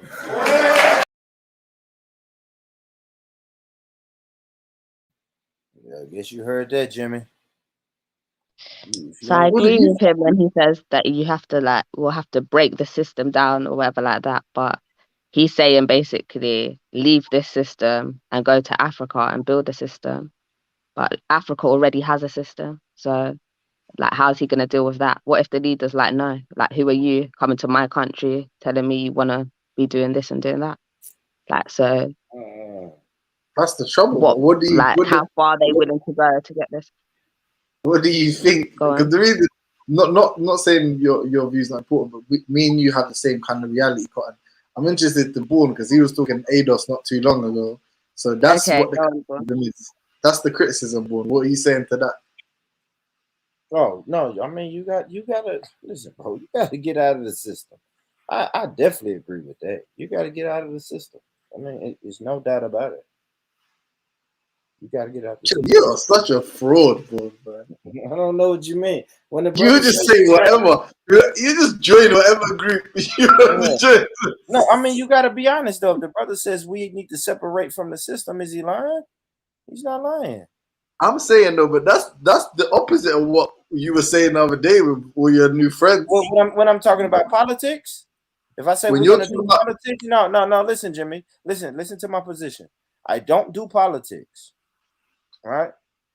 If I were to do politics, I was listening to the ADOS spiel. I'm willing to listen to any spiel that's I still didn't go vote for nobody. If we're doing politics, if we're gonna do politics, we're gonna have to do organized politics. That's what I'm for. I'm for if we're doing politics. But other than that, I don't think politics We're ever saying an organized African economy on the continent. Yeah, but I mean, I gotta see it. I gotta see it. I'm the type of guy. No matter what. No, he said you gotta be a part of it. He said that you gotta create it. It's not. It doesn't exist yet. Yeah. Now I ain't gonna lie. I ain't gonna lie. You probably gonna have to. You got to give me some more information, or I'm just gonna create my reality right here where I am. So then you'd rather join the system. No, I want to go. Yeah, it's a comfortable cell. Yeah, Jimmy. Until I get enough prisoners to break out of this cell, out of this prison, then yes. In the meantime, between time, yes, give me a comfortable cell. Yeah, I mean, listen, I'm the opposite of both of you. I wanna contribute to the exploitation. Like I wanna get rich. I wanna get I don't want to be comfortable here. I want to get super rich here, and I would love to go back home and further exploit the natural resources, bro, and not help anyone. Like, what do you mean further exploit? What do you mean? Like, so I'm not going to rob Africa? No, I'm not going back there to save anyone, bro. No, but I'm saying, would you be trading with them fairly, or you'd be trying to cut corners and fraud? Of course, them? I'm not trying to trade with anyone fairly. That's not the whole point. That's the whole point of like capitalism. I don't want to trade. That's what this guy just said. He literally just said. He said the duck egg analogy. He said capitalism will always produce racism. So that's a fact. What I'm saying is you're a black person, innit? So it can't be racist. That's a fact. Yeah, of course, well, I can, yeah, but I'm just trying to be the 1%. So not the black person. So that would just mean you hate yourself. Do you know what I'm saying? So, of course, you can be racist to another black person. Why not? Yeah, but that's just self-reflective, innit? It's basically you have BD, body dysmorphia. Not really. Like when Brother Jacob disrespects East Africans, he's being racist towards them. Because they have pushed him to that level. That's why. So just like Duke said about this year. Do you know what I find interesting about this year? And you know what? Like I made a few jokes, and I feel like because of how disrespectful man's been towards me, I feel like I can be honest about it. But I've lost the most respect for since online, because I feel like I had a decent relationship with her before. Yeah, is melanated goddess. But one of the things that she tried to get onto man from the chat the other day. She was like, "Oh, you lot don't say nothing to Asketi when Asketi says blah blah blah." And I was like, "Are you high? Like man's been got onto Asketi. Asketi's all threatened to kill me before, and yada yada yada and all of that, yeah. But I've never heard like Bear Man do this thing about racist Jupiter, racist this one, racist that one. God of Jacob is fucking hilarious, bro. He's like one of the best roasters on this thing here. But you can't deny what man's saying is racist, you know. Like, come on, bro. Like, I don't mean to white people. I mean to It's tongue in cheek, You can't deny that, though, innit? You can't deny it. Tongue in cheek, tongue in cheek. But when Asketi's going, man, what does he say? He said, you're breakdancing onto the slave ship. Hey, Veli, your Jamaicans have slave names. All of that stuff. Right. When he's saying that, yeah, we're dying laughing. Like, he is hilarious to us. Just him, innit? It's not even what he's saying. It's just him. Your Jamaicans get stabbed up in the jails. All of that. Like, this is just funny. But when we laugh, people are looking, apparently, well, this lady at least, she's looking at man like we're condoning racism. Okay. And we should remember, but we chastise him all the time. But you just said right now, I got a Jacob's not being racist. So why can't we just say, I don't care to do that. Because racist don't mean shit.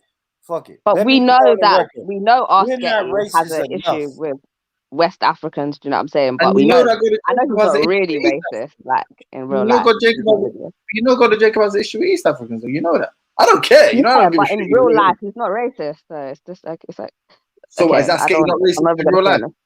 No. I'm saying, is Asketi not racist in real life? Asketi's the same. No. It's the same with Asketi. Oh, he's not racist. Who the fuck In real is life, I don't think he is. affected? Yeah. I don't think he is either. We gotta stop doing racism as just name calling, man. But you know what is my brother? You know what is my brother? How were they racist? If I really get down and say, how is Asketi racist? You're gonna say because he said like that's brother. Yeah, Name calling, man. To me, that ain't brother, racist. I agree with you, yeah. But I'm a consistent brother. Like, I'll speak to Jupiter on one of these panels. I think Jupiter's a racist. But it's not like I'm at the end of the world. I don't have to cuss you every time I see you. Exactly. Just whatever. No, but I think even though he hates my guts, yeah, I think God of Jacob hilarious. I like listening to him. Like, if I'm not on the panel, I listen to him roasting, him chatting shit, whatever. I do think he's a racist though, and I also think Asketi's a bit of a racist. But it's like it's not the end of the world. It's just a bit. Do you know what it's like? It's just an ignorance, isn't it? It's a form of ignorance that someone has. It's not like they're evil. It doesn't make them evil people. It's just you're a little bit ignorant, isn't it? That's all I think about it. You know what I mean? Yeah, I know. That's what I'm saying.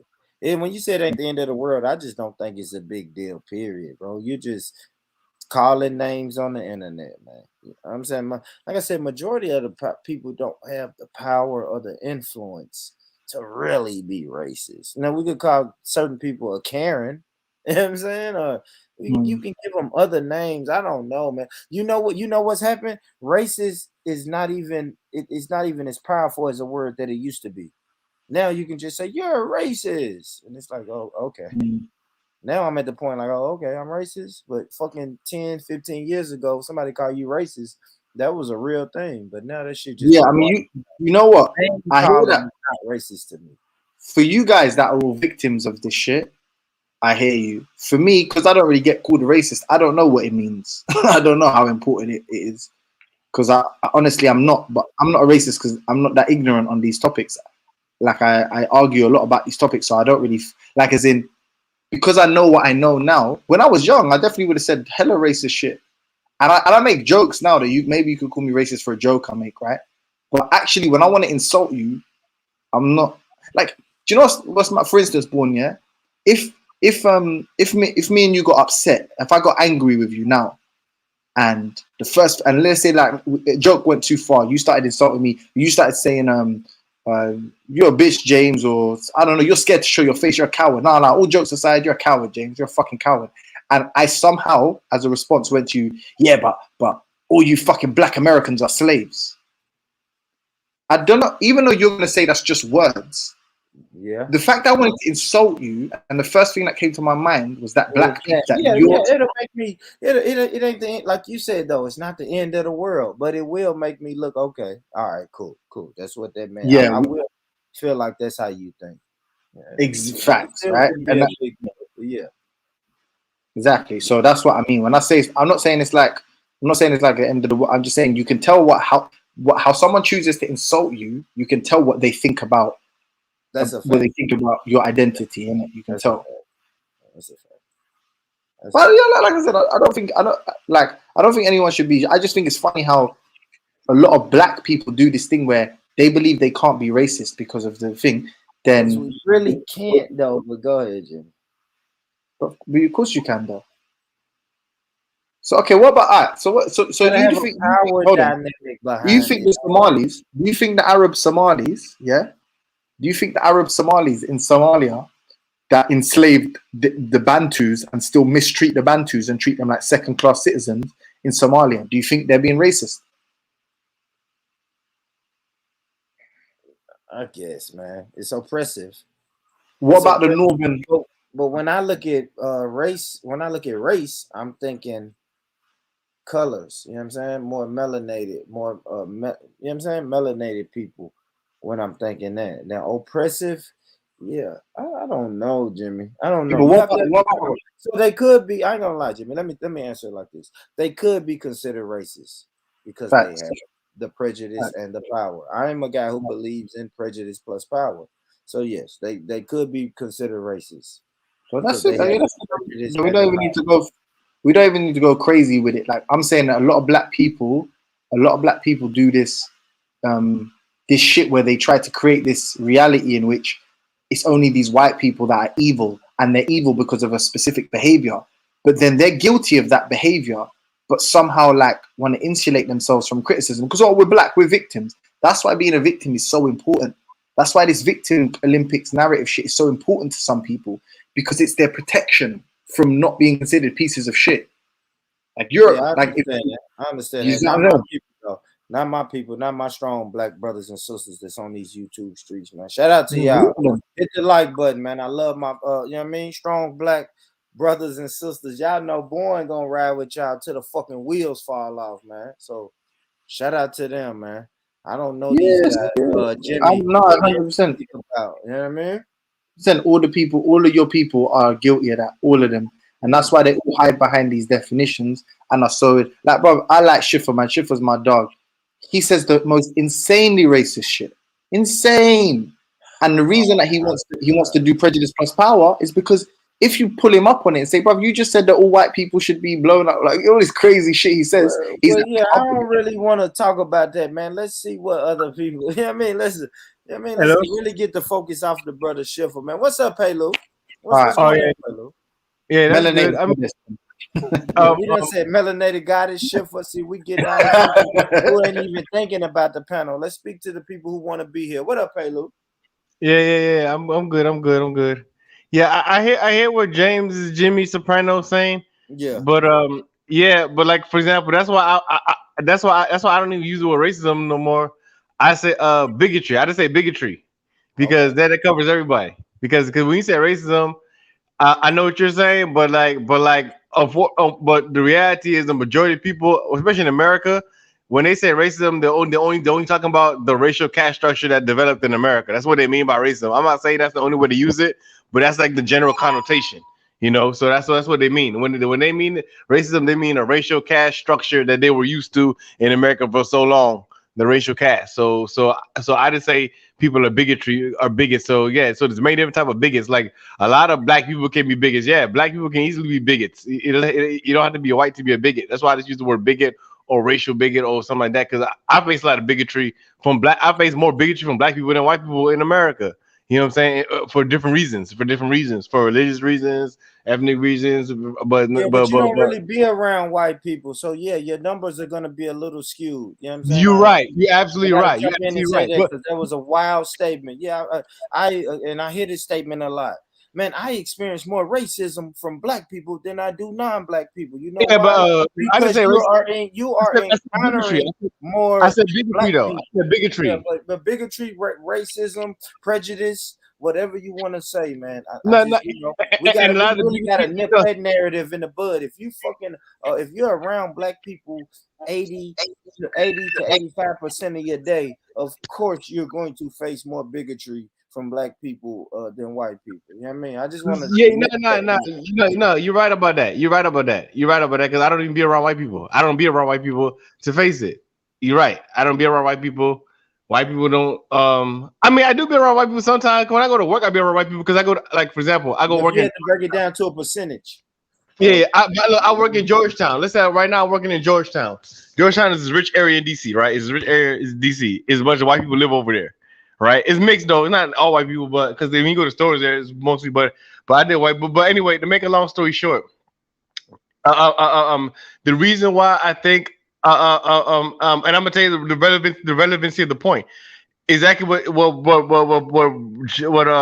Jimmy Soprano, James, whatever his name is, what he was saying. I think having the impression that black people can't be racist, I think it does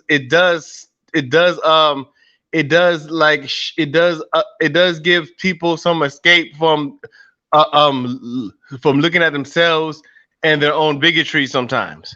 I do think it is. I do think it's it makes a little bit of a blinder. Hey, Pelu, can you give the people a definition of bigotry? Okay, bigotry. Okay, that's a good thing. Use the Webster's Standard English Diction, whatever the standard English. But you kind of brought it to the table, Pelu. You know how we. Yeah. Okay, wait, hold on. That to the table. If you want to replace the word that me and Jimmy were using with another word. Yeah, because I used the word that was standard English. I tried to use a standard English word. Wrong with it, but just tell the people a definition so we can have it and we can really discuss it. Okay. Bigotry to me would be like I thought you was getting a Webster's dictionary, Pelu. Even if you gotta jump off and jump back on, brother. Yeah. No, wait. Okay, wait. I'm about to get a Webster's. Hold on. Wait for a brief second. Let me go get my dictionary. I'll be back. Hold on. There we go, brother. Yeah, let's do this shit right, man. Let's do it right. I'm coming on here making wild claims, and I experienced more. We're not gonna say what racism, we're gonna say bigotry. But you know what, Born? I experienced more racism from more bigotry from black people than I do white people. It's like, come on, man. These narratives, man. These are the narratives that gotta go, and that's why your brother Born is here. You know what I mean? So we can change the narrative. That's why I got Jimmy here. Jimmy, you there with me? You know what I'm saying? I got Jimmy here, man. We creating a whole nother narrative over here. Ain't that right, Jimmy? Yes, sir. Say yeah. Yeah, there you go. Yes, sir, boss. Yeah. Yes, sir, boss. So, yeah, man. Well, you know. Yeah, I mean, Pelu just come and bombard the conversation with these. Fuck you, man. This the shit that make me mad about Jimmy. Jimmy just want to bogart his way in the conversation and say, man, well, let me tell you how. No, hold on. You asked the man. You asked the man. You asked. Hold on. Okay, ask the man his opinion. I have a definition from Webster. According to Merriam-Webster Dictionary of American English, online, bigotry is definition of bigotry: an obstinate or intolerant devotion to one's own opinions and prejudices.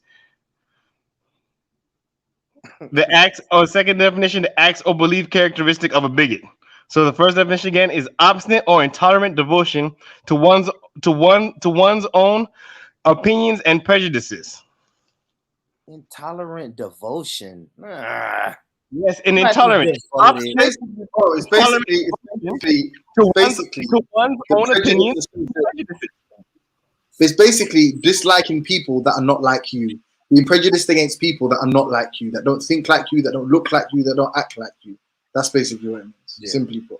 Yeah, I think. Okay, cool. Well, maybe I'm a bigot. Not a lot of people are bigots, and I think that bigotry is a common thing. If it's like an immature thing, I think it's like a childish thing that people develop. But I think there's certain things that are blocking or like having a psychological block on blacks, especially in America, because of the saying that blacks cannot be racist. The fact that they think blacks cannot be racist, I think it stops some people from checking certain issues that they might have because they have a thing that they're saying they cannot. And that's why I'd rather use the word bigotry so everybody could check their bigotry instead of check their racism. If everybody understands that yes, you can be prejudiced, or you could have or you could be so fascinated with your opinion about things or your characteristics or whatever that you might not be able to see reality. I think that's a bad thing. I think all bigotry stops people from seeing reality, and that's why I think is important for people to check their bigotry, because it keeps people in reality. When everybody needs a reality check, and I think part of I see the issue in Black America of not having enough reality checking intellectually, internally. I think there's a lot of propaganda. I think one of the biggest propaganda is saying that Black people can't be raised. I think that itself is a propaganda against Black folks. I think there's a lot of leftist propaganda that stops Black people from seeing the reality of their potential in life, and that's because they put a lot of blockers in your eyes, and they haven't corrected it to stop them from living out their full potential. I think it's a lot of, and that's one of the big blockers, because it's almost like they want to keep Black people in like intellectual childhood in many ways, by saying, oh, Blacks can't be racist, Black can't be this, Black can't be that, and trying to make definitions that take away Black agency. So that's my take on the whole thing. That's why I just use bigotry, and I don't even try to use racism, because I'm gonna let because if people want to define racism as the caste structure, okay, that's fine. I'm just gonna say racial bigotry or just bigotry. What? Bro, what are you talking about, man? Bro, I'm out, man. That nigga's tripping.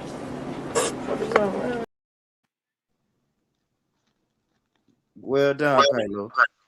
I don't know, but I feel like both of you are just going to. If the term racism doesn't mean anything, and if it fits the definition of the term, then just accept these people are being fucking racist, innit? Because it's based on ethnicity.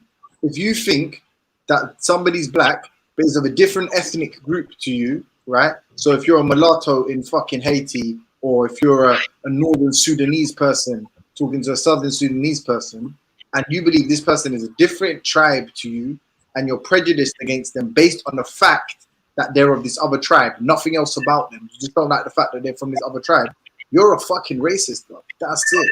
And don't get so emo about it, so emotionally attached to this term. Because if you like to say, if it don't mean nothing, why do you care that someone thinks you're a racist?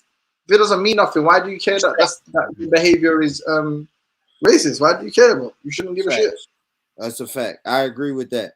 And that's why I say Black people aren't racist enough. And I believe that. If we're gonna really, if we're really gonna do prejudice, because I believe in prejudice plus power. I understand everything that Pelu just said, cool, but I believe in prejudice plus power. I want to reiterate plus power. Yeah, the Arab Somalis have more power than the Bantus. The Northern Sudanese have more power than the Southern Sudanese. The mulattoes in Haiti had more power than the fucking African Haitian. Like, yeah, even if that's what I'm saying. However you want to cut it and splice it, my brother. Black people can be racist as per any definition you use, because it's a behavioral characteristic. It's not a color. It's not a color. It's not like racist means white people be bad. White people bad equal racist. That's not what the definition is. The definition is behavior. So if someone's guilty of that behavior, then they're a racist, bro. That's it. It's not that deep. Like, you know what I mean? And remember, racism, in my opinion, is just it's a form of ignorance. So are you saying that all Black people are incapable of being ignorant? Of course not. And not only that, but yeah, anyway, that's me done. I don't have anything to say. Go ahead. But you know what though? It is important to know. Man are only Black because white people told you you're Black. Me, like, let's say you born and 100 other Black people from different parts, different corners of the earth are only Black because a white person looked at you and said, well, they ain't white, they ain't this, they ain't that, they're Black, right? So it doesn't mean that you're obliged to say that they're the same as you. It doesn't mean that if the Northern Sudanese think they're Arabs and the Southern Sudanese think they're indigenous, inhabitants of the region, why do they have to pretend they're the same group because fucking Gordon or someone said that they're both Sudanese or that they're both African or that they're both Black? Why do they shouldn't. So to assume that, oh, I can't be racist to another Black guy, it's like, but look how broad the category of Black is. So are you saying that every single Black guy is somebody that you identify with? Probably not, man. You probably think a mixed race, like a light-skinned Black guy, I'm talking about you, Born, yeah? You probably think a light-skinned Black guy isn't similar to you. You probably think a Somali isn't similar. Don't say that. Don't. Yeah, well, my childhood teaches me. Well, my lived experience teaches me that a light-skinned guy is just the same. You know what I mean? Like one of my best childhood friends, a couple of them. Like it's light-skinned people in the hood, bro. So yeah, light-skinned. I know, but and I ain't gonna lie. Now, if you want to say Somali, it's different. But I understand it's certain places in America where our Somali brothers grow up. You know what I'm saying? Hence, you got the brothers. Milwaukee, yeah. Yeah, not here. Yeah, they deep over there. They deep over there. I had some neighbors when I moved. When I moved out, my mom's house to like 30 minutes away from the hood, and yeah, it was Somali brothers and sisters all in that fucking apartment complex I was in. No bullshit. And they was doing the same shit we was doing, bro. They was breaking in each other's houses and robbing each other's shit. I mean, I ain't gonna lie, bro. I looked at it like, okay, these niggas just got curly hair. You know what I mean? I'm gonna be honest. But that's the point, though. The reason that you're the same as the light skinned guy, or the reason that you're the same as a Somali guy, is because some white folks said that you will look alike to them. But it doesn't have to be the case that you have to identify with anyone. Yeah. Just because someone says they're the same as you, bro. Just because they tick black on their fucking voter or their national insurance. I don't know what, social security or whatever. Just because they tick black on a form doesn't mean they're the same people as you. So if you believe your people are distinct, you know what I'm noticing, Jimmy. My bad to cut you off, brother. No, I got you, bro. Noticing more and more is lived experience, bro. You know what I mean? Like even ever since the ADOS talk, I've been saying lived experience more times in these last 3 weeks than I've ever said in my life, and I realize that's what I bond with most people on. Some people I just bond with because it's fucking YouTube and it's the YouTube streets. But most of these people I deal with on the YouTube, when I hear their story, it's like, oh shit, we got to live experience that's similar. We're going to more than likely we're gonna have something in common, and more times is more than likely it's the fucking lived experience first and foremost. That's why, bro. That's why I'm a big proponent. That's why I don't say I'm British, right? Because culturally, I don't really have much in common with like some person on the outskirts of fucking Scotland or something. Yeah, like I also don't have much in common with, like, let's say, some people in Wales. I would have more in common with anyone that lived in London because of the shared experience. Like living in London, it's different. It's multicultural. It's somewhat different. So saying I'm English or I'm British, it doesn't mean much to me. It's just nationality. But saying I'm from London, this actually describes. It could describe my personality. It could describe my likes and dislikes. You know what I'm saying? Like the environment I live in basically is unique. It's more unique than anywhere else in England. There could be me. I could have more more similarity with a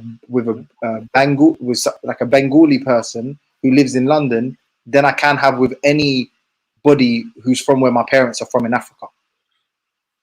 Like take a random person from this place in Africa, yeah, who's black, and then take a random white person from London, take a random Asian person from London, and I bet you have more in common with that person from London because we've had far more similar experiences growing up and we share a lot more cultural aspects. Conversely, take a random black person from somewhere else in the world, yeah, I bet you have more in common with the white person or the Asian person in London because this is where I've grown up. Yeah, I believe that.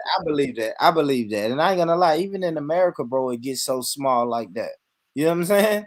I may have a little bit more in common with this fucking redneck white boy in Tennessee than I have with a city boy in New York. A city black guy, a black guy from the city in New York. You know what I'm saying? Yo, Bone, what's happening, mate? What's happening, G? Hey, what's up, Ash-Getty? I love how everybody. Ash-Getty, this is what I love too. I love how everybody. I ain't gonna lie. I used to think y'all was mocking. Y'all probably still are mocking, but I like that. I like that being a little theme on the show. When my UK brothers come on here, do your best Southern accent, man. When you talk to me, man. What's happening, dog? Hey, man. I'm from Atlanta. Talk that shit. Talk that shit, Ash-Getty. You know, boondocks, you know. But it goes, yeah. There's a chicken flew out, didn't it? You know, in boondock season, I think too, yeah. And all the black people are about to die because they can't buy chicken in America. They're taking the fish. But listen, bro. Yeah, we love our chicken, man. Brother, I got this video for you. I wanted you to play, man, because James obviously need to hear it as well. You know, a couple of those people that have been bashing Islam for the last 2 years, we just want to hear their side of the story. How do they see this thing now? Ask Getty, let me ask you this. All right, because I don't know if I ever asked you this. I know I asked Paylu this.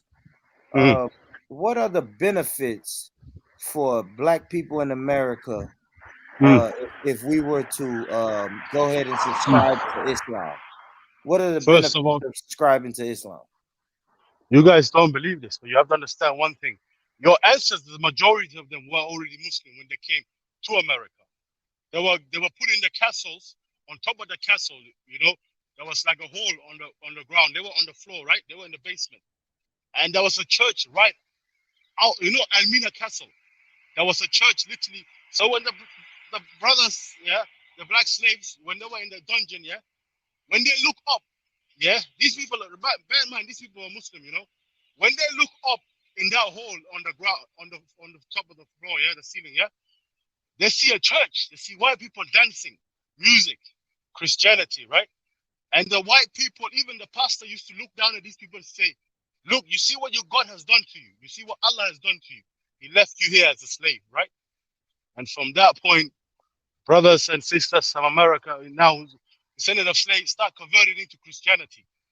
On top of that, took the white man who gave them a white name here, as you know, it's not even about slavery. He gave them this name in Christianity, right?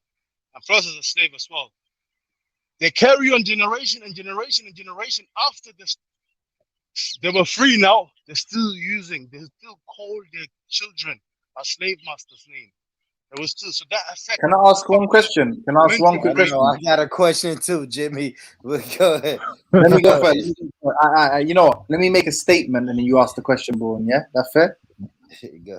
James, I find it difficult though, yeah, because hold on, quickly, yeah. Hold on, one second. The most common Somali name in the UK is Abdi, yeah, and usually it's a shortening of the name Abd, and then it usually finishes with either Allah, Muhammad, something like that. So just to be clear, Abdullah or Abdullah, right? But Abdullah or Abdul Muhammad literally means the slave of Muhammad or the slave of Allah. Let me ask you, how do you know that? You can't say that. You hold on, you can't say American Muslim because you pronounce the words very well. I know, but please, yeah. One second. But you can't say that American. You can't say Americans are taking on slave names when not only are Somalis taking on Arab names, but you're literally taking the word slave in the name. It's literally the word slave is in the name, Akhi. Bro. I don't know about the word slave is in the name and this and that. It doesn't matter. You man say us Somali, for example. You say we Somali, you choose to use Arab names and this and that, right? But you have to look into the Somali names that exist today. Majority of them are at least 100,000 years old. So you have a name like Ayanle. Ayanle was a word Somali people used to like it's like evidence of a god. It means evidence of a god, right? That is many names, right? That is at least 100,000 years old, 200,000 years old, maybe even a million, you know? So these things, bro, it doesn't make sense because we voluntarily, you know, we choose Islam, right? And we voluntarily choose to use these names. Nobody Arab today is in the continent of Africa exploiting minerals. Nobody in Africa today, Arab in Africa today, who is impovering African people. You know, just because they are Arabs or they're white or they have because of the past of their Arab slavery, you always talk about, right? But white people today, they came with a ship called Jesus. They changed the Bible to say in the Bible, yeah, and most of the American brothers knows this because this was happening most in America as well. What's going on in Libya? Aske, what's going on in Libya? Brother, listen, stop being stupid, James. James, why are you acting like a white person? This is the common white. Are the Arabs enslaving black people? Listen, James. You talk about that, bro. You have to understand one thing, right? EU had a problem with immigrants coming into Europe from Libya, even before the war, right? And we clearly heard this Angela motherfucking Merkel, whatever her name is, saying we got a big problem and something needs to be done by this. This brother called Gaddafi, this freedom fighter, the guy who put a satellite for black people to stop paying the white man, millions and billions a year. You mean Gaddafi? Listen, bro. Listen, mate. Listen, because I know you haram. You know you haram. You cannot be normal, bro. You're fucked up. But hold on, are you talking about the same? Are you saying the same Gaddafi was the niggas' names? The guys that fought against the Sudanese. Hold on. The guys that fought against the Sudanese. He didn't support them. You know the identity of a white supremacy. You will never accept shit we say to you, innit? So listen, though, bro. These people invaded the whole country, right? This country was a country where, you know, if you have no job, you would get minimum 30K a year for having no job.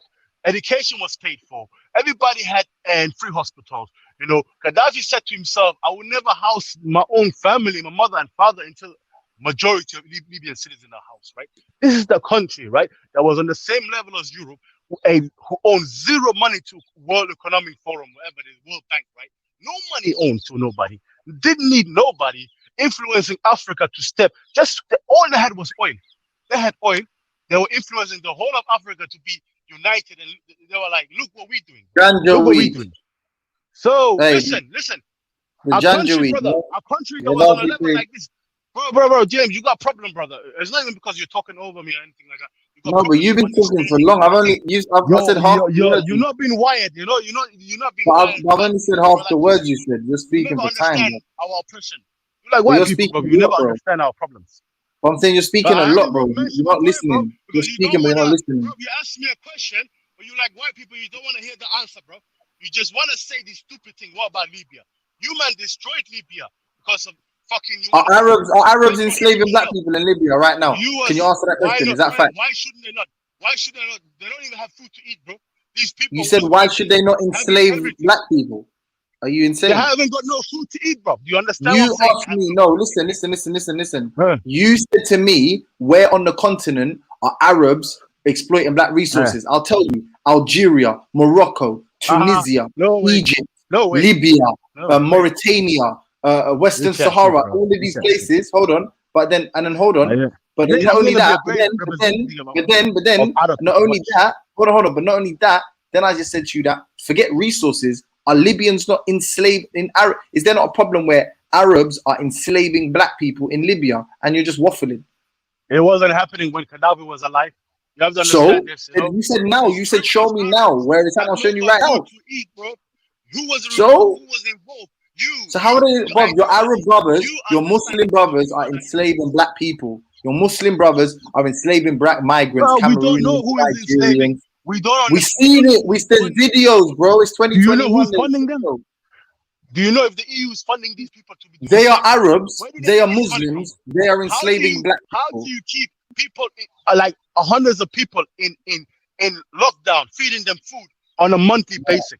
You think the Arabs with no money in their pocket? Okay, why has there never been a black president? Why has there never been a black president in Nigeria? Hey, why has there never been why is there not a black? Why has there never been a black president of Algeria? Why has there never been a black president of Morocco? Very simple, bro. Why has there never been a black president of Egypt? Why has there never been a black president? Why has there never been a black president of Syria? We know the Arabs. We know the Arabs. Let me just say this right, bro. Let me just say this right. So if they're fair, if your Arab brothers are so fair, why don't they help us? Why don't they help our people? Because these men have got their country in lock. These men are not afraid of white supremacy. These men make the white man. They are white supremacists, genius. You get me, bro? Yeah, that's what you believe. But how come the Arabs? So was there no black people in Algeria? Was there no black people in Algeria? Why? Was there no black people in Algeria? Before the listen. Before the Arabs come, and then before the Arabs come, it's basically economic terrorism to black people. Before the Arabs come, when they're black, listen. Economic terrorism. Listen. Before the black people come, before the Arabs came to Algeria, were there black people living there? Bro, I don't want to go too far, bro. You don't know what you're talking about, but you're waffling. Your people are worse than.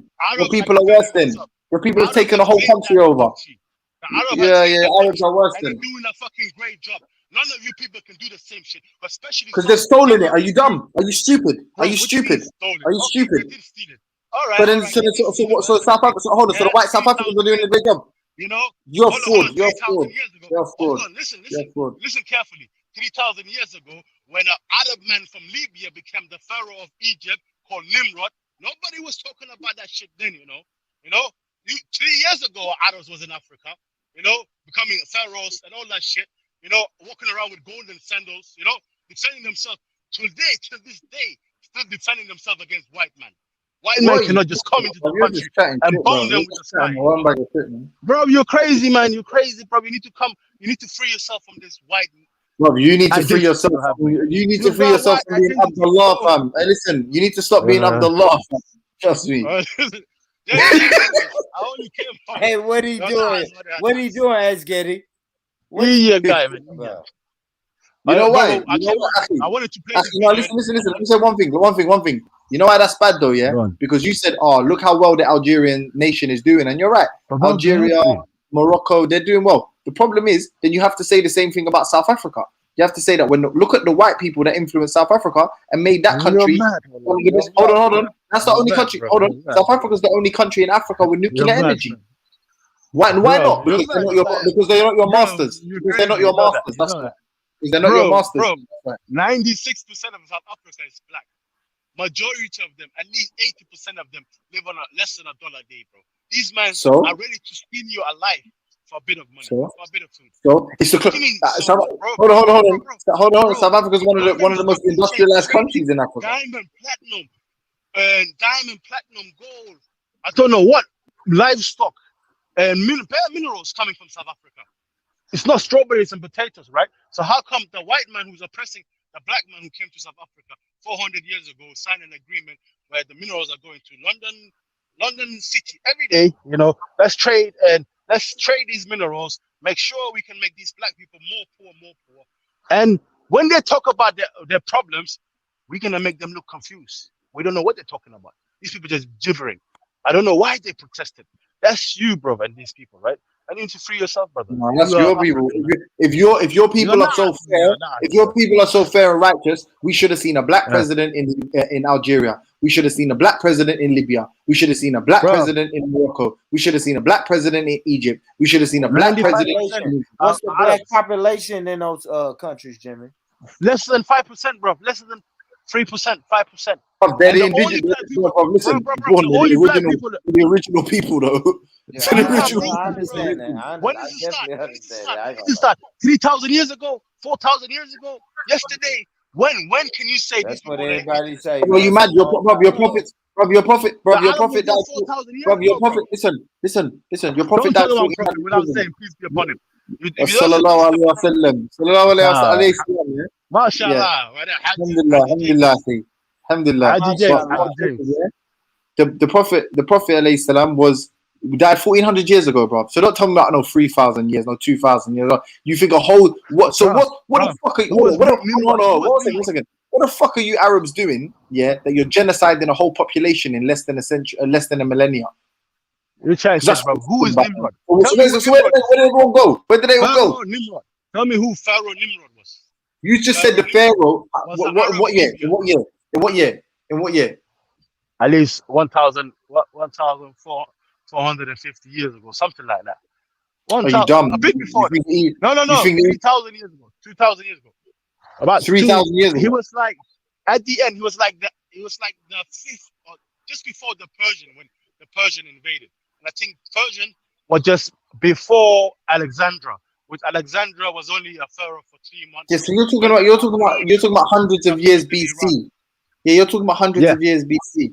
Yeah, bruv. Yeah. Forget that's all. That's big populations, migrations. But I'm talking about in the last 1,000 years. In the last 1,000 years, you're saying that you're okay. You're saying that you're Algerians. Hold on, you're saying that the Arabs that moved to Algeria completely replaced the population. Furthermore, let me get a statistic for you now. One second. All right, very simple. Let's say this. All right, we take the Arabs out. We give the country to someone like Reggie, someone like Hector, someone like James Jones. What's going to happen to that country in 100 years' time? Huh? Crusaders are going to come again. Is that what you're saying? Crusaders are going to come again. White people are going to start selling. No. You said Arabs have never taken resources. Keep it in the hand of the sellouts. I'm showing you, blood. You're not even proud of the Arabs. I'm an African. I look up to the Arabs in Africa. I'm saying. Of course you do, bro. You think one of them's a god, bro. Listen. Your Listen, gods are shut up, Arab. nah, bro. Listen. You're crazy, man. You're crazy. Like, you're crazy. And you can't Bro, talk like this in your city, Hared, you know, where Haile Selassie is from, yeah? You can't talk like this, because that walls is gonna be shut down from you real quick. You can't enter that city. why though? Bro, are you Can't get dumb, in. bro? Are you You dumb, can't, bro? wallahi, bro. It's a Muslim city, mate. And you know what Bro, they did? what I'm saying, listen, what I'm saying is a fact. Only You built this worship, wall because of the Christian. brother, Achi, you worship the prophet, bro. You lot don't worship no God, fam. Bro, stop saying that, James, man. This is haram. It's a fact. I'm sorry, brother. I'm being honest. That's a fact. You worship the prophet. You don't worship no God. You know, sit, you go into that sit territory. And I Brother, cannot you're, talk to you. brother. You believe the most perfect man to ever walk this earth was an Arab. You can't chat to me. You can't chat to me. You can't chat to me. You can't chat to no black American. You can't chat to nobody about slaves. Nothing. Listen, I'm not a slave to the West. Black Americans are Muslim. What are you talking about? Majority of black Americans are Muslim, bro. All right, well, you can't chat to the atheist ones. You can't chat to the atheist ones. Yeah, mate. I listen. Anyways, I only came on. I wanted to see you, James. If you want, are you gonna defend this Islamophobe? I posted the video in the back chat. And please, brother, just play the video, right? And let's just see which side James goes on. Does he support the killings of millions and millions of Muslims, or does he support, you know, rifle, right? As an atheist, I want to understand the atheist mind, because we say the atheist as a person that can never be trusted, because this person has got no morals, has got no foreways, he's got no beliefs. He doesn't even respect his own mother. The guy will not even respect his own mother if she's not respecting him first. Because the atheist is a brain-dead animal. That's what I see, you know. So let's just see this. Bro, please, I beg you play this video, bro, please. If you don't mind.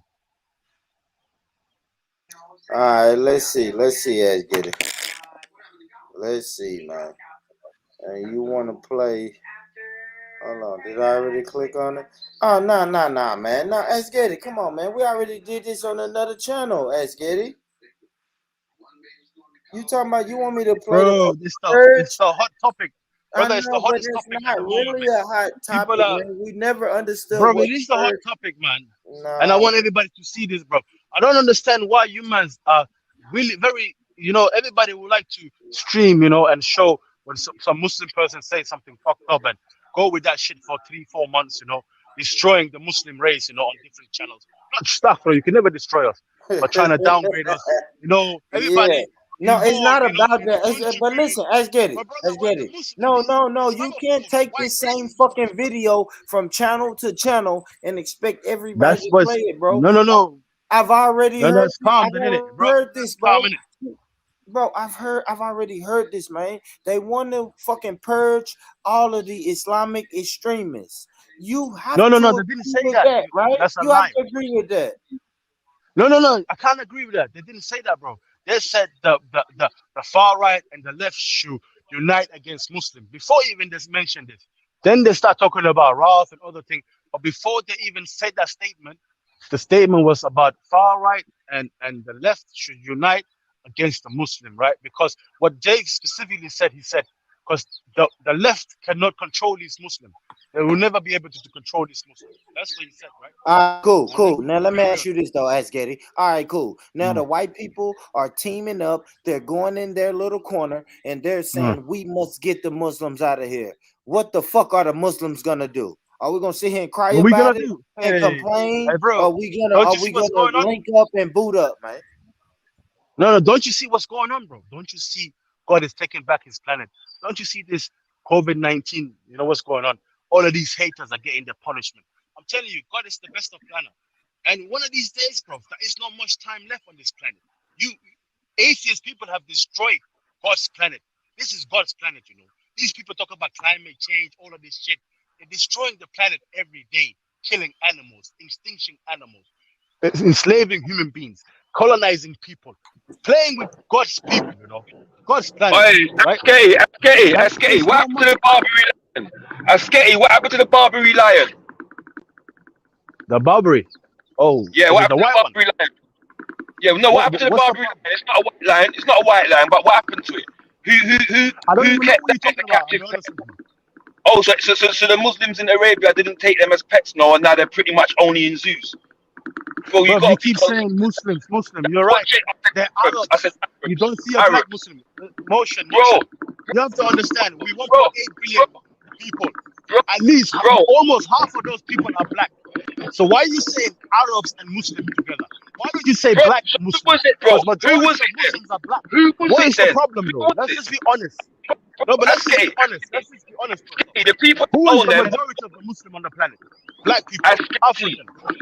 Asketi, you yourself have come on there and said about owning hyenas, bro. Yeah? So stop talking about atheism. Yeah. Fucking kills off the animals, bro. When, the Barbary lions were hunted by those that practice fucking Islam, bro. Stop it. Stop Why it. you saying Islam? It's true too.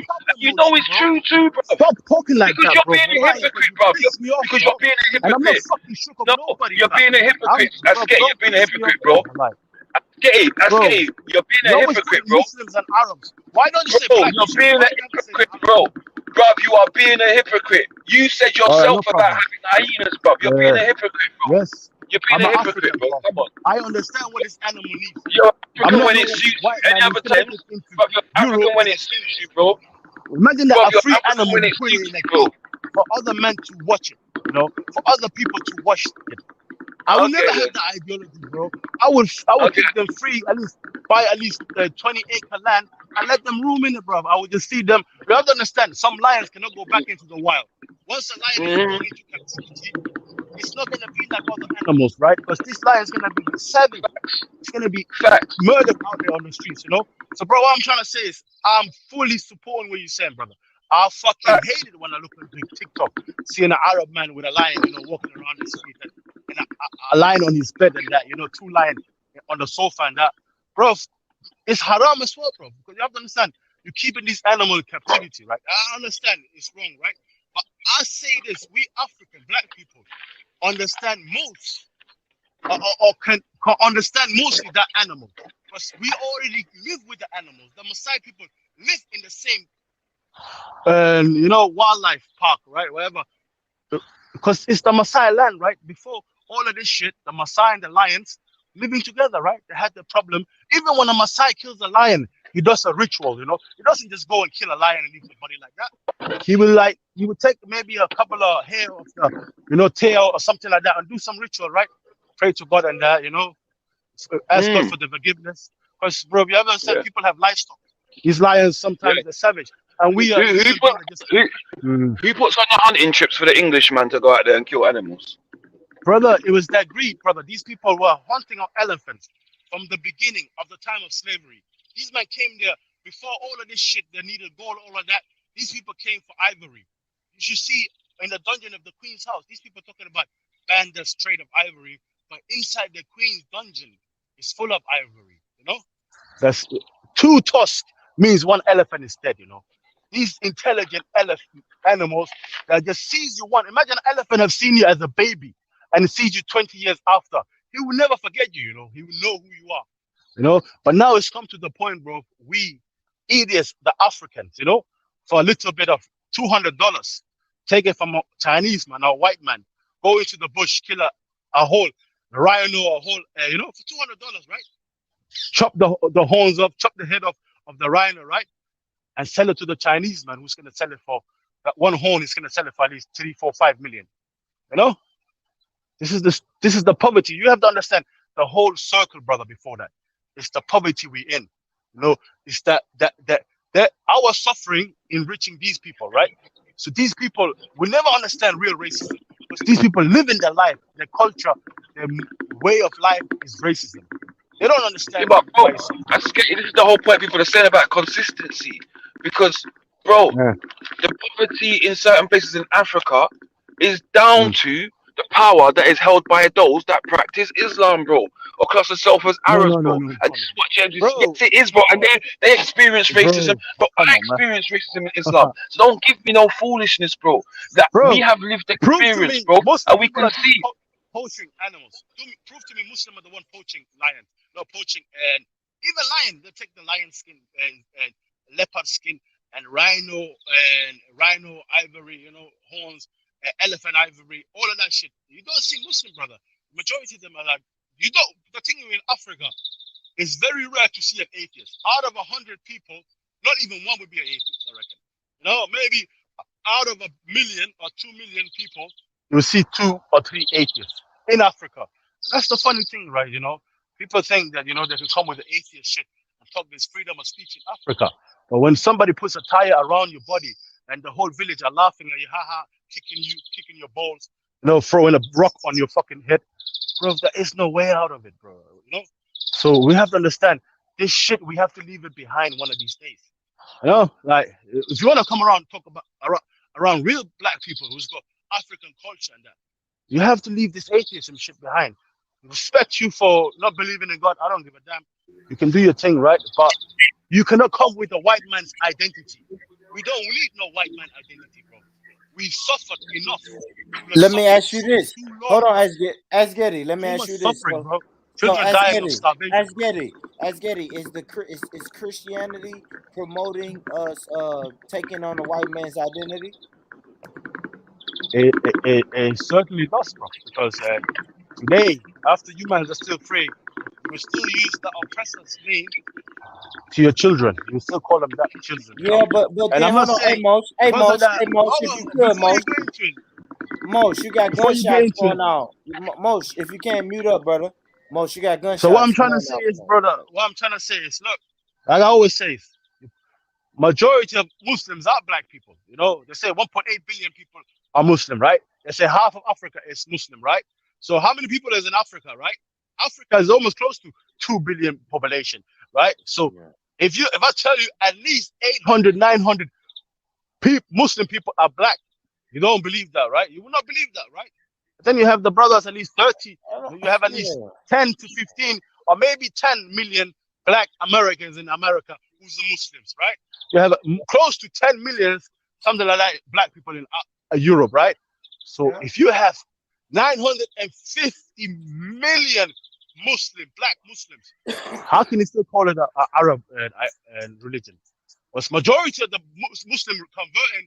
And I hear all of that, though. I hear all of white that. people are converting into Islam, you know. So when it comes to identity, me as a Muslim, and when I see a white person, yeah, he's my brother as a Muslim, right? I'm not looking at him as a white person, this and that. I left it, even though if he still talk like that beast and that, I'll forgive him, you know. But an atheist, he's my enemy, bro. I need to make an example out of this motherfucker. That's why I see it, bro. Because you know, like look at brother, what's his name, Jordan M, right? He used to be far right, EDL, all of these people, right? When he became Muslim, brother, you know, he might still have the identity. He might come home to his mother and this and that, his family, you know, different, innit? Things are different, right? I'm not saying people are racist and that, but when you're in this, you have to understand, English culture is racism. You know, it's there's no way around it. Because these people never understand what you're talking about. They don't understand the problem you bring into them, you know. They exist. Well, I'm gonna tell you this, Asgedi. My lived experience shows me that Arab culture is racist. You can believe in that, bro. Arab culture, say it the way it is. I respect you, at least. But when you bring Muslim into it, most of your people are Muslim, bro. You don't understand that. Majority of the black people, Muslim people are black. Because look at it, bro. Africa is 2 billion people. They're saying 50% of Africa is Muslim. Okay, so how many Asian Muslims is there, Askei? Come again? What did you say? How many Asian Muslims are there, Askei? Brother, I don't know too well, but if I can you go don't by know. the number, look, if I can look at it, well, look, I know in Africa, right? But when I look at Indonesia, what, 250 million people, majority of them are Muslim, right? Bangladesh, right? 60 million people to 100 million Muslim, right? And in China itself, China have about 200 million Muslims, right? India has about 400 million Muslims living there, right? So it's just slowly like that, bro. You know. So okay, so all those numbers add up. How many Muslims did you say there was? How many Muslims did you say there was? The Muslims are Arabs, you know. The minority population of Muslims are Arab people. That I can say with a fact. That but how I many? know for a fact, you know. Bro, simple, bro. Look, these hot countries don't have 50 million. They don't have more than population of 50 million. Saudi Arabia don't have more than 50 million. Algeria might have 50 million. Egypt, we know they're about 100 million, 120 million, right?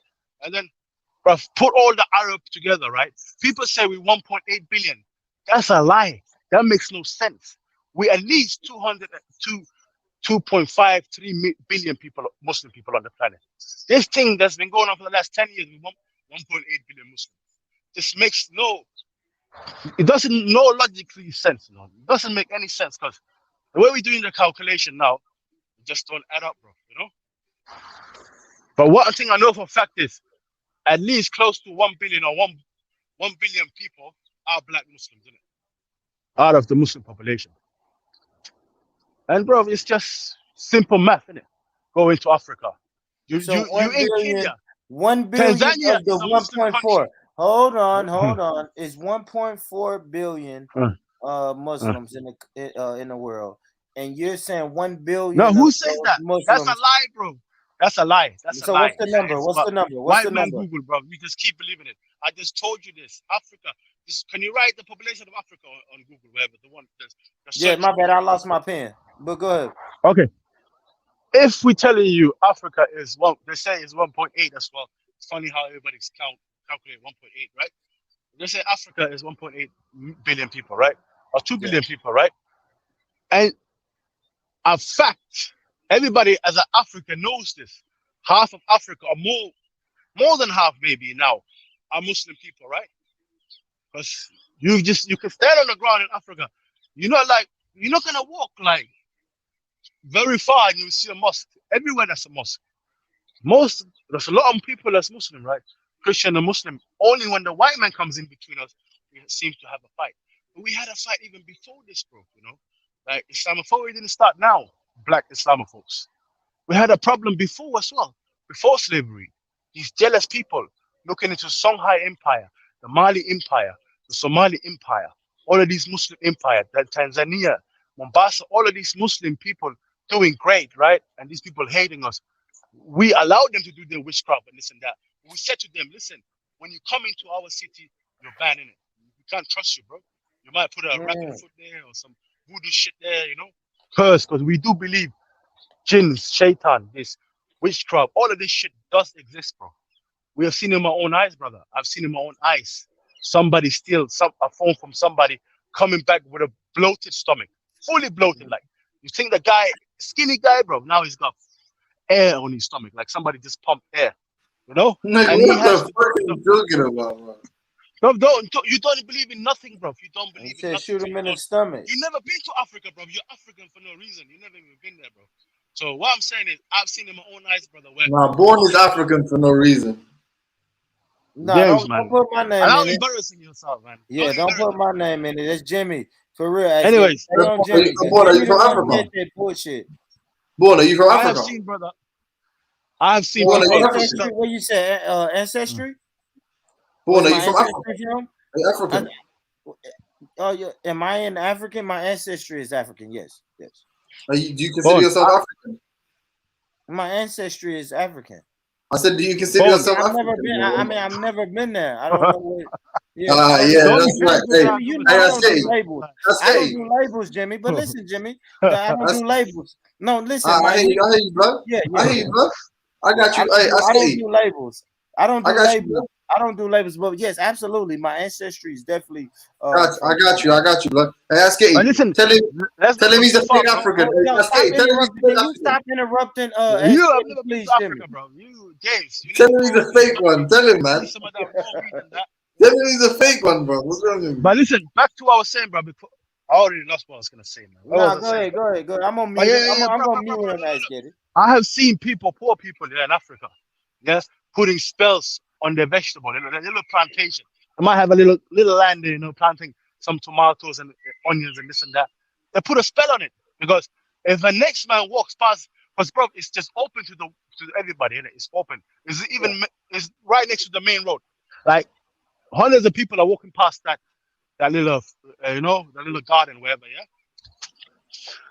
These people, bro, they put a spell. If you come walk past like that, let's say either like James Jones, he's coming, from Europe, don't know shit, I'm a white man, It's not. I'm a European culture. I walk past. Yeah, that's crazy. James take a tomato and now he's walking into city, he's ate that tomato and that. Suddenly man start feeling weird shit in his stomach and that. What's going on? Like his stomach is bloating to this way, left and right. Like have you seen like a fucking the mask? See when he's spinning? Imagine that shit is happening in your stomach now. But like something is in your stomach moving, That's like a bird inside your stomach. Imagine that. A pigeon. Yeah, shout out inside to your Andy, stomach, man. bro. The fuck? No, bro, like you think I'm lying in it, but majority of you support this witchcraft African identity, Pause. African The Grand spirituality. Rising. Grand Rising. Grand Grand Rising. Rising, Asketi. baby, Grand baby, African Rising. spirituality, bro. Guys, you gotta stop. How are you not That's sitting up why it here letting comes with it. Asketi just roll like Let's this? get it. Asketi, Okay, chill, let's get man. it. The Chill. queen, let the queen Yeah, speak. man. How you doing, Yeah, baby? come through. And I come through sister, because I've listened to I've got a Asketi video go Asketi, for on. you, hold sister. on. Listen, Hey, I've got Asketi. a video for you, sister, yeah? Hold on. You guys talk I'm gonna mute you, Asketi. Let me mute. Hold on, let One me mute. second, spaghetti. All Spaghetti, right. chill, man. Hold Spaghetti, on. spaghetti. Baby, Listen. baby. Why you addressing these next men before you address your husband on this panel? Good I know you morning, see your husband. baby. Good What the fuck morning, are we doing, baby. man? We don't give a fuck about no Asketi, Jimmy, But or you Mo lot are letting him run, when and it he's comes just to he's our implying all relationship, kind baby. of madness though. Like, how are you not sitting up here letting him just imply these kind? Asketi, are you trying to imply that anybody outside of Islam in Africa is just walking around doing witchcraft and voodoo? Like, No. what are you Lady saying? Say that. D. I said to you, Yeah, Bullshit. pick up yeah? there. Yes, get I it. said, listen, Yes, get it. 7%, yeah, are Muslim in Africa. 48. Imagine this. This is the population of African That's spirituality, gay. yeah. That's gay. That's gay. Hey, that's gay. 48.5%, yeah, are Muslim. 48.5%. Aki, wait 1 second. Even, yeah, Hey, brother. are Christians and Muslim. The rest are African spirituality. Hey, brother. But 1 listen, second. bro. 1 second. No, 1 second. man, I I'm beg you. fine anyway. Give me 1 second. Please, my brother. Please, yeah. Hey, Lady D, is that how Bo's gonna defend you in public? He said, "Hey, yes, get it." Yeah. And I got a strap, but I got a gun though. Anyways, I got a Yeah. channel, I got Yeah, 6 I got a videos gun talk about Africa, in real everything. life. Africa No, all but day, hold on, always. seriously though, it's Real Getty. I don't like. lions always come Hold from on, Africa. ask Getty. Give me a None second, of bro. this Listen. AUS and all of that. Real Listen. lions come from Africa. Hold on. None of the Ask AUS. Getty. Man, you ain't Chill. even in Africa, Ask Getty. Stop, man. You Don't know get me on this, that, mate. man. Oh, Don't. The hold on real a minute. What Simba I want comes to from try and Africa. get him on, because I don't like that he goes around these panels and he does these kind of talk shit, and then he tries to put the impression out that anybody outside of Islam in Africa is doing witchcraft and voodoo, and I've heard him do it a few times. And what is that about, But Asketi? listen, very simple. The people Yeah. of Benin, yeah, the country Benin, yeah, majority of them are African spirituality, yeah. I think once or twice or a couple of times a year they have this traditional day, right, where they celebrate. Even Haiti, right? But Don't believe Haiti in is completely Christianity. different. Don't believe Haiti, in this. that's their religion, though. Okay, That's their Benin, religion. So you Benin, can't use Benin Haiti's has the same religion. example. He got But these. He watch YouTube, lady. Benin has the same religion, right? Benin has the same religion, right? Where they are offering. Imagine you offering yourself to the devil, right? Because you have to understand, a black spirit, they call it black spirit, evil spirit, right? When you give yourself to an evil spirit and say to you, yeah, evil spirit, I'm sacrificing my life, my children, my future, my whole country, all of these people, right, to you, right? And pay us back, right? That's when somebody believes in that evil spirit, so basically, the evil spirit is your provider. The evil spirit is the one that's going to look after you. The evil spirit is going to make sense in your life, right? Everything comes with the evil spirit. It's like you have put in God on one side, and now you are like Hector. Hector. He's not Christian, bro. He's from Benin. Oh my God. He's one of those people dancing as well in the traditional dance in Benin. One of those people dancing like spinning. And like you have to understand one thing, right? Like Lady Divine, you have to understand something, right? Majority of people didn't. I don't know it, but when you look into where the location where African and slaves came from, they didn't come from places where the African spiritual and that. These people were people believe in the religion, right? I don't understand today why a lot of you guys are walking towards that path, right? What was that? They took who? Very simple, mate. It's very, very simple. Listen, say that again. Repeat it, please. They took who? They took who? The majority of the people that came from Africa as enslaved, European people enslaved, were religious people. They had a religion, bro. Very simple, bro. What Today, slave trade are you black talking people about? want to, bro. What Anybody slave trade walk are you through talking about? Elmina Castle, majority of the people walk through Elmina Castle, Cape Castle, these other castles by the Portuguese, the Danish people, bro. It's not just England, you know. Denmark, Netherlands, Germany, all of these motherfuckers had castles, right? You know, it's not just, we cannot just, but majority of them came out of Britain, you know. And when they What signed the agreement, religion? you know, What religion did we have before the Arab slave trade? That's it. bro, I don't know in it. I'm not West African. You don't know. What I'm did they an have East in African. Somalia? What did they have in Somalia, bro? Somalia, we believe in the one God as well. They had one what? God. No, what Yeah, did you have in they Somalia? What religion did you have in Somalia, bro? had I'm asking you. they had a whack god. Whack, yeah, Whack. whack god. That's innit? what I James, said. you know. Whack. They had a But whack god. listen, innit? listen. But Rich, are you gonna They play this said where video, they bro? I pussy. beg you play the video, man. Because a lot of people haven't heard the video as well, bro. Now, do you It's know not what though? fair. Can I say one thing? You Yeah. people want to Can I attack say the one thing Muslim about that though? when white It's people not are funny, yeah. on the Hey, other end, you know, and you want can I to say put one the same thing? side as them and Can I firing say one people thing? Yeah. listening. Hey, Askei, It's not I got you, that. bro. But Askei, I nobody got you, are bro. supporting the Muslims today. Nobody are actually caring about the Muslim. No, motherfuckers talking Yeah. about one of the purgers. But no, Don't I mean ain't gonna shit lie though. anyway, you know. Listen. One But second, Askei, it I'm just gonna back shows, you, innit, bro. bro? Like it I'm gonna shows Askei, man. you might have Askei, to I'm gonna back fight you. you motherfuckers and I stuff. would, Askei, I can you would hear call it. James? Askei, can you not hear him? No. No, But I've got like Askei, I 5% got you, bro. battery left. What I was gonna say is no, it's not funny anymore. I was gonna make a whack god joke. Yeah.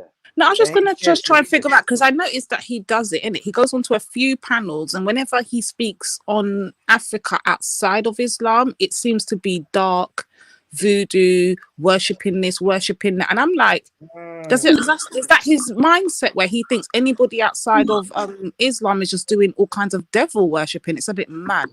I don't know. He's an Islamic supremacist. He's an Islam supremacist. That's what he is.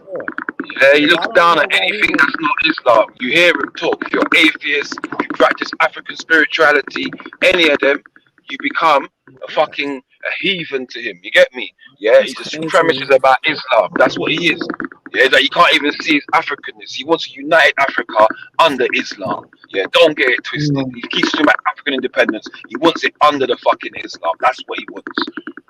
Well, Mosh, well, come on, Mosh. Now, if you're gonna make a statement, Mosh, give me 3 positives that black people can take by subscribing to Islam. Come on, Mosh. It's not for you. It's not for you. It's not for you. I'm not giving you none. It's not for you. Okay. It's not for you. Allow it. Okay, Mosh. That damn. Hey, you know what I'm saying? It ain't for you. It ain't for you, little homie. Stay back, stay away. Yes. Watch your step, homie. Hey, go shoot ball, little nigga.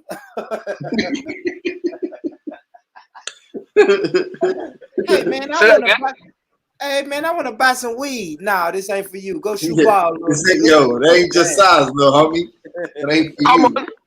Come on, that ain't for you, blood. You're too young to. Your chest ain't big enough to smoke that bud yet. Relax. Get me?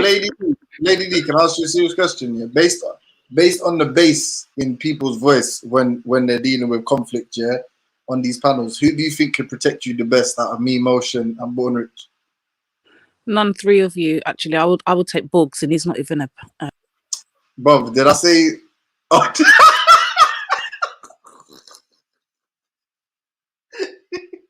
hey, boy, you're a pagan, bro. Bring her back, man. No, I promise I didn't do nothing. Her phone must have overheated. I think her phone overheated. Oh, she came back. That's actually bad, you know. How you gonna throw me in the back?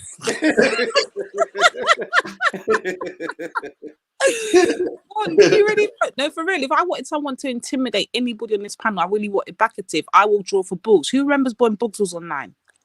No, he was I'm saying scary. He was of scary. No, I'm saying of the 3 of us. Of the 3 of us. Oh, then I'll take Motion all damn day. Rah, not even me. So man, my brother Jimmy been rocking with me since we first started the show. Shout out to the people who've been really rocking with me for the whole show. My brother Jimmy, we in this bitch. You know what I mean? We came in this bitch. You know what I mean? The first 2 we going in Sosa. The first 3 we going to leave the last 2. You know what I mean? We ain't doing all of that, man. That's what we not This is doing actually today. discrimination, you know, towards the black women. You just fling us in the back when you don't like what we say. Wait, did you just call Motion a black woman? Oh my god. No, I said to us black women. Like when you said motion. Oh what? Now for real though, you trifling, Lady D. How you gonna come? How you gonna James come? is on my case. I'm not even ready. I'm only one coffee in. I'm not ready yet, James. I'm one coffee in. American accent. Go ahead, Jimmy. Nah, Boy, I might have to take your dime piece off you. Lady D sound fine in the morning. I can't do nothing about it, man. I'm a weak place over here, brother. I'm all the way across the pond. What can I really do? No, this is what you need to do right now, yeah. If you wanna compete with Motion, go find the best lighting in your house, and then find someone to take a picture of your back. Yeah. That's not even Motion. Motion got the hair and everything. Now that is not Motion. That's another nigga. You took a picture of another nigga. Imagine Motion was at the gym. He turned around and saw this nigga lifting weights and took a picture of his back.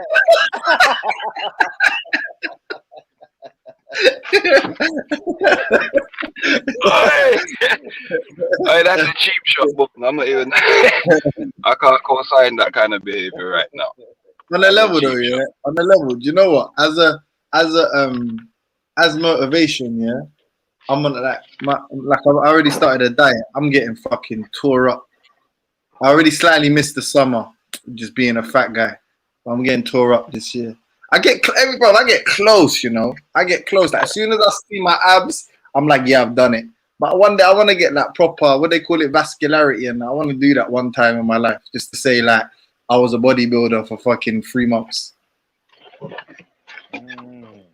Yeah, that was my male physique days. To be fair, you know what I mean?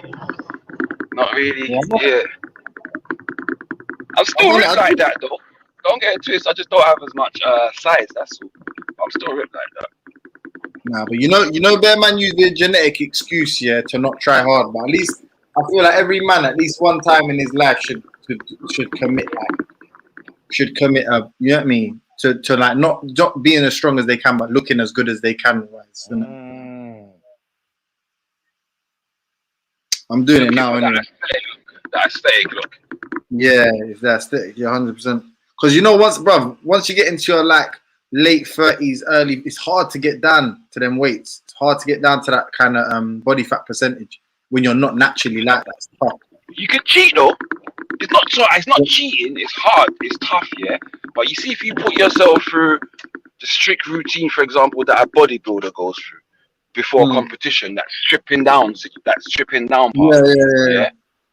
You can do that yourself as a normal person, yeah. But obviously you'd be mindful, so I wouldn't go to the extremities. But what you can do is generate enough or create enough of that effect through dehydration, and then you build from that. Then you get what I'm saying, but it's an extremity though, so I wouldn't necessarily just your average person to do it. You'd have to have some clue about what you're doing and stuff like that. Oh, but that's why whenever I get down to them, like I would have to say that probably the lowest I've ever got to is probably about. I've never got into single digits anyway. I don't even know what that would feel like. But I can't. It's not like I tested it. But I said whenever I get down, I'm like, yes, success, like mission accomplished. Do you know what I mean? I can see some veins and that, I'm like, yeah, boom, mission accomplished. But to go down to the actual level where man's fucking looking ripped to shreds, I'm never bothered to do that. To be honest, I don't want to. I like too much. Yeah, my ideal body fat, if I'm playing for rugby, is about 14%. But then if I'm not playing rugby or nothing, and I'm just training for myself, I'm normally around 7-8% in body fat. Yeah. You know what I'm saying? Yeah. And that's all around the dick. I try to keep myself around 10% body fat. Yo, 10 is amazing, bro. 10 is amazing. I'm not sure I've ever done 10 like that. But it depends on, like, yeah, I don't know, like, you look different depending on your kind of body composition. 10 can look different on different people, innit? Yeah, exactly. Yeah, exactly. And for me, because I'm not short, innit, being 5'11", you're not short. And so, because of that, I'm naturally good. And I've got long limbs. Do you know what I'm saying? So, for me, wherever body fat I have gets dispersed around my body a lot easier than some people stocky or, do you know what I'm saying, with shorter limbs or shorter trunk and things like that. Because those things do, genetics, that's their major part. Do you get me? I've naturally got like a 27-inch waist, naturally. Do you get what I'm saying? Even now at 40, like my waist is small, tiny, but then my shoulders grow out, so I've naturally got that shape, innit? That's what comes. So just an athlete, bro. I'm an athlete. That's it. That's what I was born to do, bro. Be an athlete. Get me? You can't like long, like broad shoulders and long arms. Yeah, that's a boxer's dream. Yeah, boxers, swimmers, runners, like it's all the same. Like long levers are super in sport. Because like combat sports, though, I'd say like combat sports is very helpful. Oh yeah, definitely. That's why you see Mayweather, his height, even though his height, if you look at his height, even when he fought opponents taller than him, he had longer arm reach. Yeah, same like McGregor. Yes, longer arm reach is a big advantage. Big advantage with long limbs. Isn't it? It's deceptive because when you're away from me, it's like, oh, he can't hit me from there. Bing. And then bam, it's there. It's in your face. Like literally. Yeah. It's a mad thing. I used to get that with taekwondo. When I used to do taekwondo when I was a kid.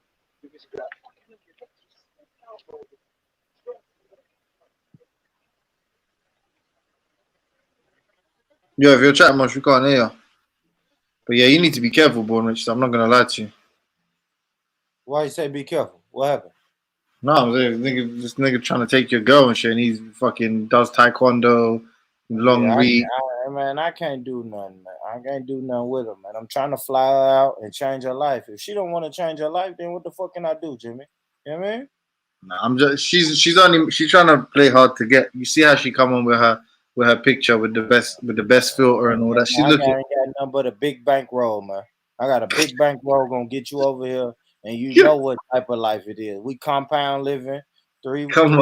Have three sister wives. Sister wives. You can't do the damn thing. You ain't. I mean, what else? What do you have to lose? Yo, is one of them gonna be Nanifa?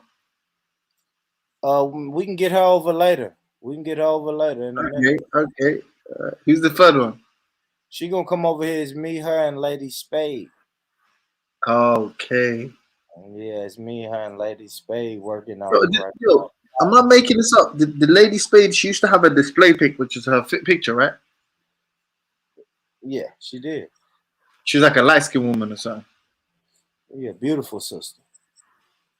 Okay, she not married. Man, You're gonna have a brother husband. Nah, she ain't married. She ain't married. Husband, you know. You gotta drop that. She gotta drop that. What's it? Drop that zero and get with a hero. You know I ain't gonna lie to you. You can't break up Lady D and Nanifa though. You can't do that. You can't do that. What about Sosa? You're gonna leave Sosa behind? Nah, you know Sosa. She's coming over. Sosa coming Yo, over. See that as a household, right? You actually want. They go. You just want drama, boy. Yeah, you're gonna be super stressed. You're gonna have to use that gun on yourself.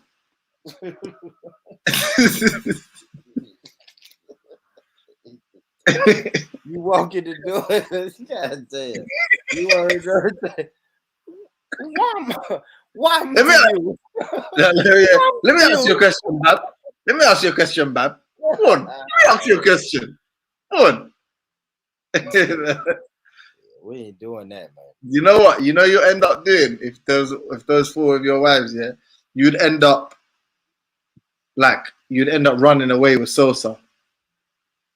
Yeah, with one of them, and just be like, fuck that. No, because I reckon if Sosa's the only one that'll defend you, and they're all gonna kill you, and then you'd have to reward her by taking her to Vegas or something. Nah, we'll just go somewhere and start over. Yeah, experiment failed. Yeah, abort. Abort. Lady D, can I ask a question, Lady D? Can I ask a question to Lady D? Yes, you may. Hey, You okay. leave her alone, she might. Hey, what's your opinion about polygamy, Lady D? What's your opinion about polygamy? If it's motion, it's all right. But if it's born rich, fuck that, yeah.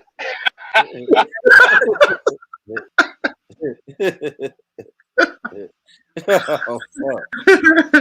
That sums it up. That just about sums it up. Especially polygyny, like with more than one woman. What's would you ever be in a polygynous relationship? Y'all done got brother Mike back on here, man. Y'all need to go to bed. Why y'all not in the bed, man? What the fuck? What time is it over there? Like 2 or something? Fucking 1:50. I mean, I'm in the bed. I'm in the bed. I'm in the bed talking on the phone on this joint. I'm in the bed. Yeah, don't now get out the bed. When you talking to me, I'm a grown ass man. Get your ass out the bed, man. Stand up when you talking to me. I said, that's a question. You gay ass nigga, get your ass out of bed, man. God damn. Put your clothes on. God damn. Put your clothes on and stand up when you talk to me, man. I'm a grown ass man, Pele. We're not doing that. No, we're not doing that. And you probably in the fetal position. You in the fetal position with one thumb in your mouth talking to another grown ass man. Pele, get up, man. Wow. Wow, man. Fuck that. We're not doing that. Yeah, man. Nah, he set you up, baby. Yes, late. I gotta go to work in the morning. I can't be up all night. Me too, man. So I gotta have it on. I gotta have it on my bed and speakerphone. That's how I listen to the joint. That's weird. That's weird as fuck, Pelo. All right, brother Mike. Brother Mike, please don't tell me. YouTube. Hey, Pelo. Brother Mike, please don't tell me you laying in the bed with the wifey with me on speakerphone. Please. Fuck no. Nah, I'm not with no wifey on speakerphone. Even if you be watching it. I mean. Okay. No matter what, if a woman's with me, she's not gonna think about you. Just put it like that. It's not possible. But Pelu, have you got out of the fetal position at least? I'm on back.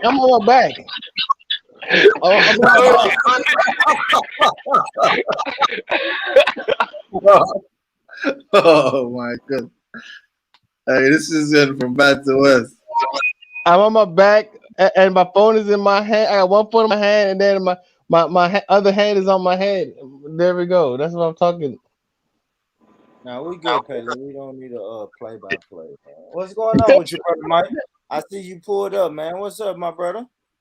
Man, not shit, man. What's going on? Same old shit, man. Grand Rising. Same old shit. Trying to keep women in line, brother Mike. What about polygamy, Lady D? You can answer the question about polygamy. Would you be in a polygamy relationship?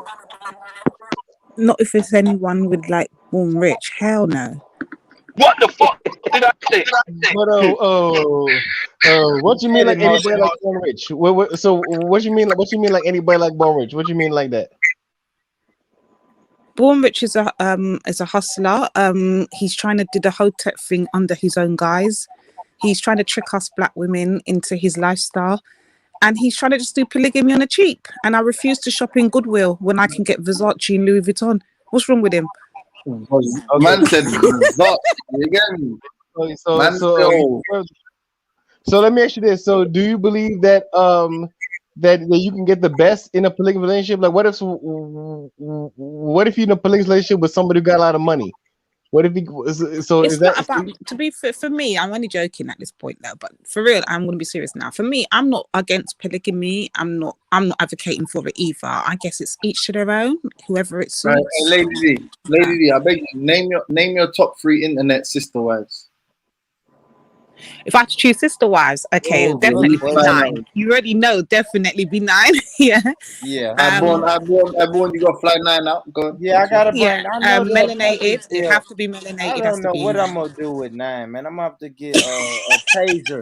a taser or something. You just got to tase 9 every now and then. I guess. Leave my sister wife the alone. fuck up. Leave my sister wife alone. Shut the fuck up.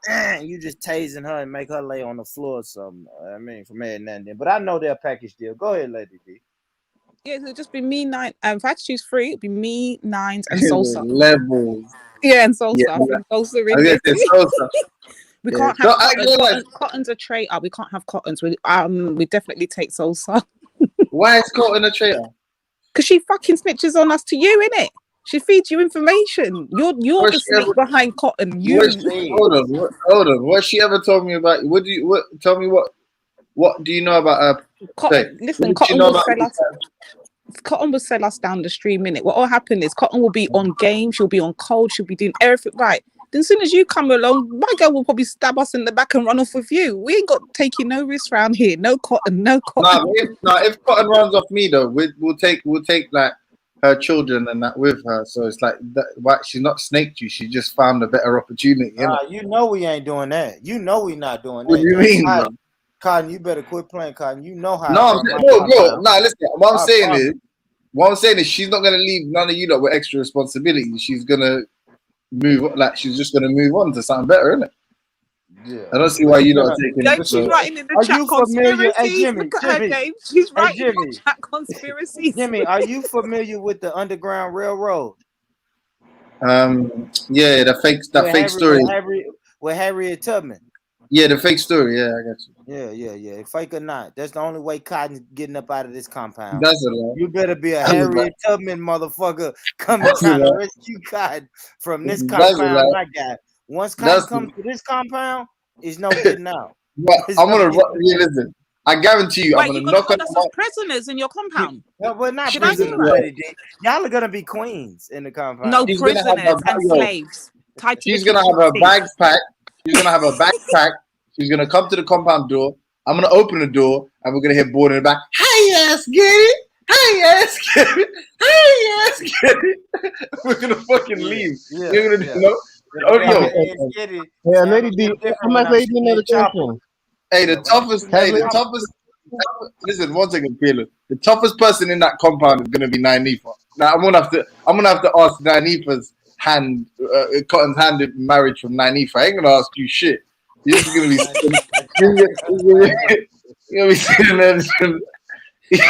chewing on some corn or something, tending to the chickens, bro. I ain't gonna say you can't leave here, Bob. You know it's you know me not going. Bob. Yeah, can't lie though. Big up, boy.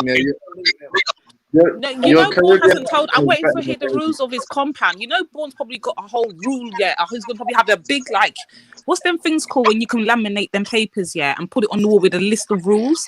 He's probably gonna have one of those laminated big things on the wall saying you can't do this, you can't do that, you can't wear this, you can't wear that, you can't go here, you can't. His compound's gonna be like a prison. I'm telling you. Okay, let me ask you a question. Lady, are you part of the Hebrew Israelite community? I'm not a part of it, but I do advocate for them when I see they're going to war. No, your bloodline, your nationality. Yeah, apparently, yes. I'm born into Hebrew Israelites. She's a Benjamite. Benjamite, right? Okay, let me ask you this. Let me ask you this then, Lady D. Can I ask you a question? So is being part of that identity? Are you only allowed to marry people within that identity? Like you're only allowed to marry another Hebrew Israelite or something like that? Is that how it works? Yeah, in Hebrew, if you're Hebrew Israelite, you are supposed to take up a Hebrew Israelite partner. So, but you can't. Women. This is to be clear. Women cannot just walk around talking to men. As a Hebrew Israelite woman, I can't. I have to be escorted. I have to have a chauffeur. I can't go on a date on my own. I have to get permission. I cannot wear trousers. I have to wear modest clothes at all times. Like a lady. Yeah. I'll just say modest. Yeah, I have to be modest at all times. My hair has to be covered. Yeah. Okay, so who you get permission from? Do you get permission from your father? Is your father has to give permission? No, it'll be the elders or the people that are in. It depends on what set you're in it, how it works. But I think if you're I don't know. It depends on what set of Hebrew Israelites you are in, and depends on how they do their thing. But normally, you have to be. Say, for instance, I wanted to go on a date with Bourne, or Bourne wanted to go on a date with me. I would then he'll have to seek permission first, get it ordained, basically, and then somebody, one of the head boys or men, will then escort me on this date. We will never be left unattended until he takes my hand in marriage. Okay, It's basically done the right way, basically, as far as they're concerned. So the last time you were with somebody, that's what happened. The last time you were with somebody, that's how you got with the person. Yeah, no, I'm not yeah, yes, it is. She don't really want to get too personal, Pelu, but yes, that was what happened. Pelu, explain to us how is courtship in the Islamic tradition? I mean, I don't really know because I've been knocking out these hood rats, so I don't know. I'm still knocking out hood rats every day. Oh, that's haram. Is that haram or is it halal? Hey, I don't know what it is. Wait, hold on, Palu. Do you think I'm a Hebrew Israelite? No, because you always call yourself a Benjamite, so I thought you was part of the Hebrew Israelite community. You know what? I confuse a lot of people on the. You can't follow me online, you know. I will mad you. Man, Today I'll be a Hebrew Israelite 1 hour. The next hour I will be DOS. The next hour I will be Muslim. The next hour I'll be a Christian. It depends on whoever I'm arguing. I don't know. It just depends whether I'm whose side I'm against. Whose side I'm Hold on, on. I'm the same person. Yeah, I will confuse you. You consider yourself one of these DOSers? DOSers, yeah, man. I'm CDOS all damn day. Are you a DOSer, yeah? No, not Tosser, James. DOSer. Yeah, you're a DOSer. Say no more. Yeah, James. I'm not a DOSer as in on doing nothing in my life. I mean, DOSer as in idiot. You little pagan. I caught that, you know. I caught it. Now, the reason I thought you were Hebrew Israelite because you always use Benjamite, so I thought that you were part of that ideological community or something like that. That's why I was wondering. No. Oh, okay. No. Okay, so you're not part of just that. don't follow me on that. I'm telling you crazy, Pilu. It just depends on whoever the argument is, whatever the debate is, depend on what side I'm taking at the time. I'll be that for that hour or 2 or 3. Oh, I don't know. Yeah. But she's not a part of the Muslim community either. So I don't know if you. Well, sometimes I am. It depends who they're going up. I don't know what you was about to do though, Pelu. Like, are you shitting on the Hebrew Israelite culture and bigging up the Islamic culture? I didn't say anything about Islamic culture. I was asking her about her mating, if she can mate outside of the Hebrew Israelite. I thought she was Hebrew Israelite, so I was trying to see if she can mate with an African. That's all. Not a Hamite. Hell no. What are you talking about? Okay, so you cannot mate. So no. But she said so nobody. So, but are you part of the Hebrew Israelite community, Born? My nationality and my bloodline says yes. I don't know. You're not part of it. So, are you part? Do you identify with the Hebrew Israelite philosophy or whatever? Do you identify? I don't know their philosophy. I just know when the brothers, when they broke down what the lineage is, then and the nationality. They said. If I am Judah, listen, Jimmy. If I am part of the 12 tribes and the tribe of Judah is the so-called Negro, then I am from the tribe of Judah. How can you take? Says the charts. Says the charts. The 12. Yeah, but for example, Jimmy, let me just quick. Hey, Jimmy, you I was holding on for you. You hold on for me today. Hold on for me for a second. Okay. Like I have people in America who from America who like ancestors were slaves in America for a long time, right? And they don't identify with the Hebrew Israelite. They won't tell you they're from a Hebrew Israelite. So just because you're from America or you're from a foundational Black America or however you want to say it, right? It doesn't mean that you're going to identify with the Hebrew Israelite religion or these tribal things. So for you to say it means you're identifying with their way of thinking, because not everybody identifies with their way of thinking. Hold on. Let me set you straight. No, lady. No, but it's true what he's saying though. Spawn. Yeah, it is true what he's saying. Because listen, I can say right now that I'm CDOS, meaning that I am a descendant of slavery. Yeah, that doesn't mean that every single person from the island's gonna say they're CDOS. Same with like people in America can say, well, we are the Judah, we are the tribe of Judah, but not every black person in America is gonna subscribe to that. So he has got a point in what he's saying. Yeah, but It's you're just your looking mindset. you're bullshitting because there's fucking DNA evidence to suggest whether or not your ancestry traces back to Israel or whether or not your ancestry traces back to whomever you consider to be the people of like the true Jews. And if the majority of, in quotes, true Jews are these fucking European yids and you're not fucking related to them, and get that shit out of your head, bro. Fucking No, but James, you're conflating Jews with Hebrew Israelites. That's where you're making the mistake. Don't do that, James. You're just looking at some pretend chart where it's some fucking. What? Who told you it's pretend? All right, No. James. What evidence do you have? All right, James. I'm a Hebrew Israelite now, James. I got to defend the thing. Who told you this was pretend? Who told you it's serious? No, the Bible. Who told you? How? Go on, how? The scripture, the scripture shows you. Show me what proves Judah. Hold on. Show me what proves Benjamin is from the West Indies. Go on. Let me get some proof. I'm gonna come back. Yeah, cool, bro. Take your time. Take your time, Lady D. We probably gonna wrap this up. Take your time. Yeah, you know, bro. Don't be out here being a culture vulture, bro. And that's what I hate about your people. You don't always be culture vulture. I ain't tripping, man. You know, go back and look at my channel. You can see the Hebrew Israelites brothers tell me, look me in my face and say, brother, you Judah. You from the tribe of Judah. You just don't know it yet. And that's what they tell me. No, they're saying. I had the Nation of Islam brothers say, you're a Muslim. Right? No. Then you know what I mean? You misheard them. They said you Jew-ish, as in your cheek. As in your cheek. They weren't talking about your lineage, bro. They were talking about your spending. My people know who I am, and I know who my people are. You said you're a Jew, bro. You Jew, bro. You a Jew, bro. Yeah, I noticed what they say to you. You know what I mean? When you in the UK, you're a Hamite, but you cool with me.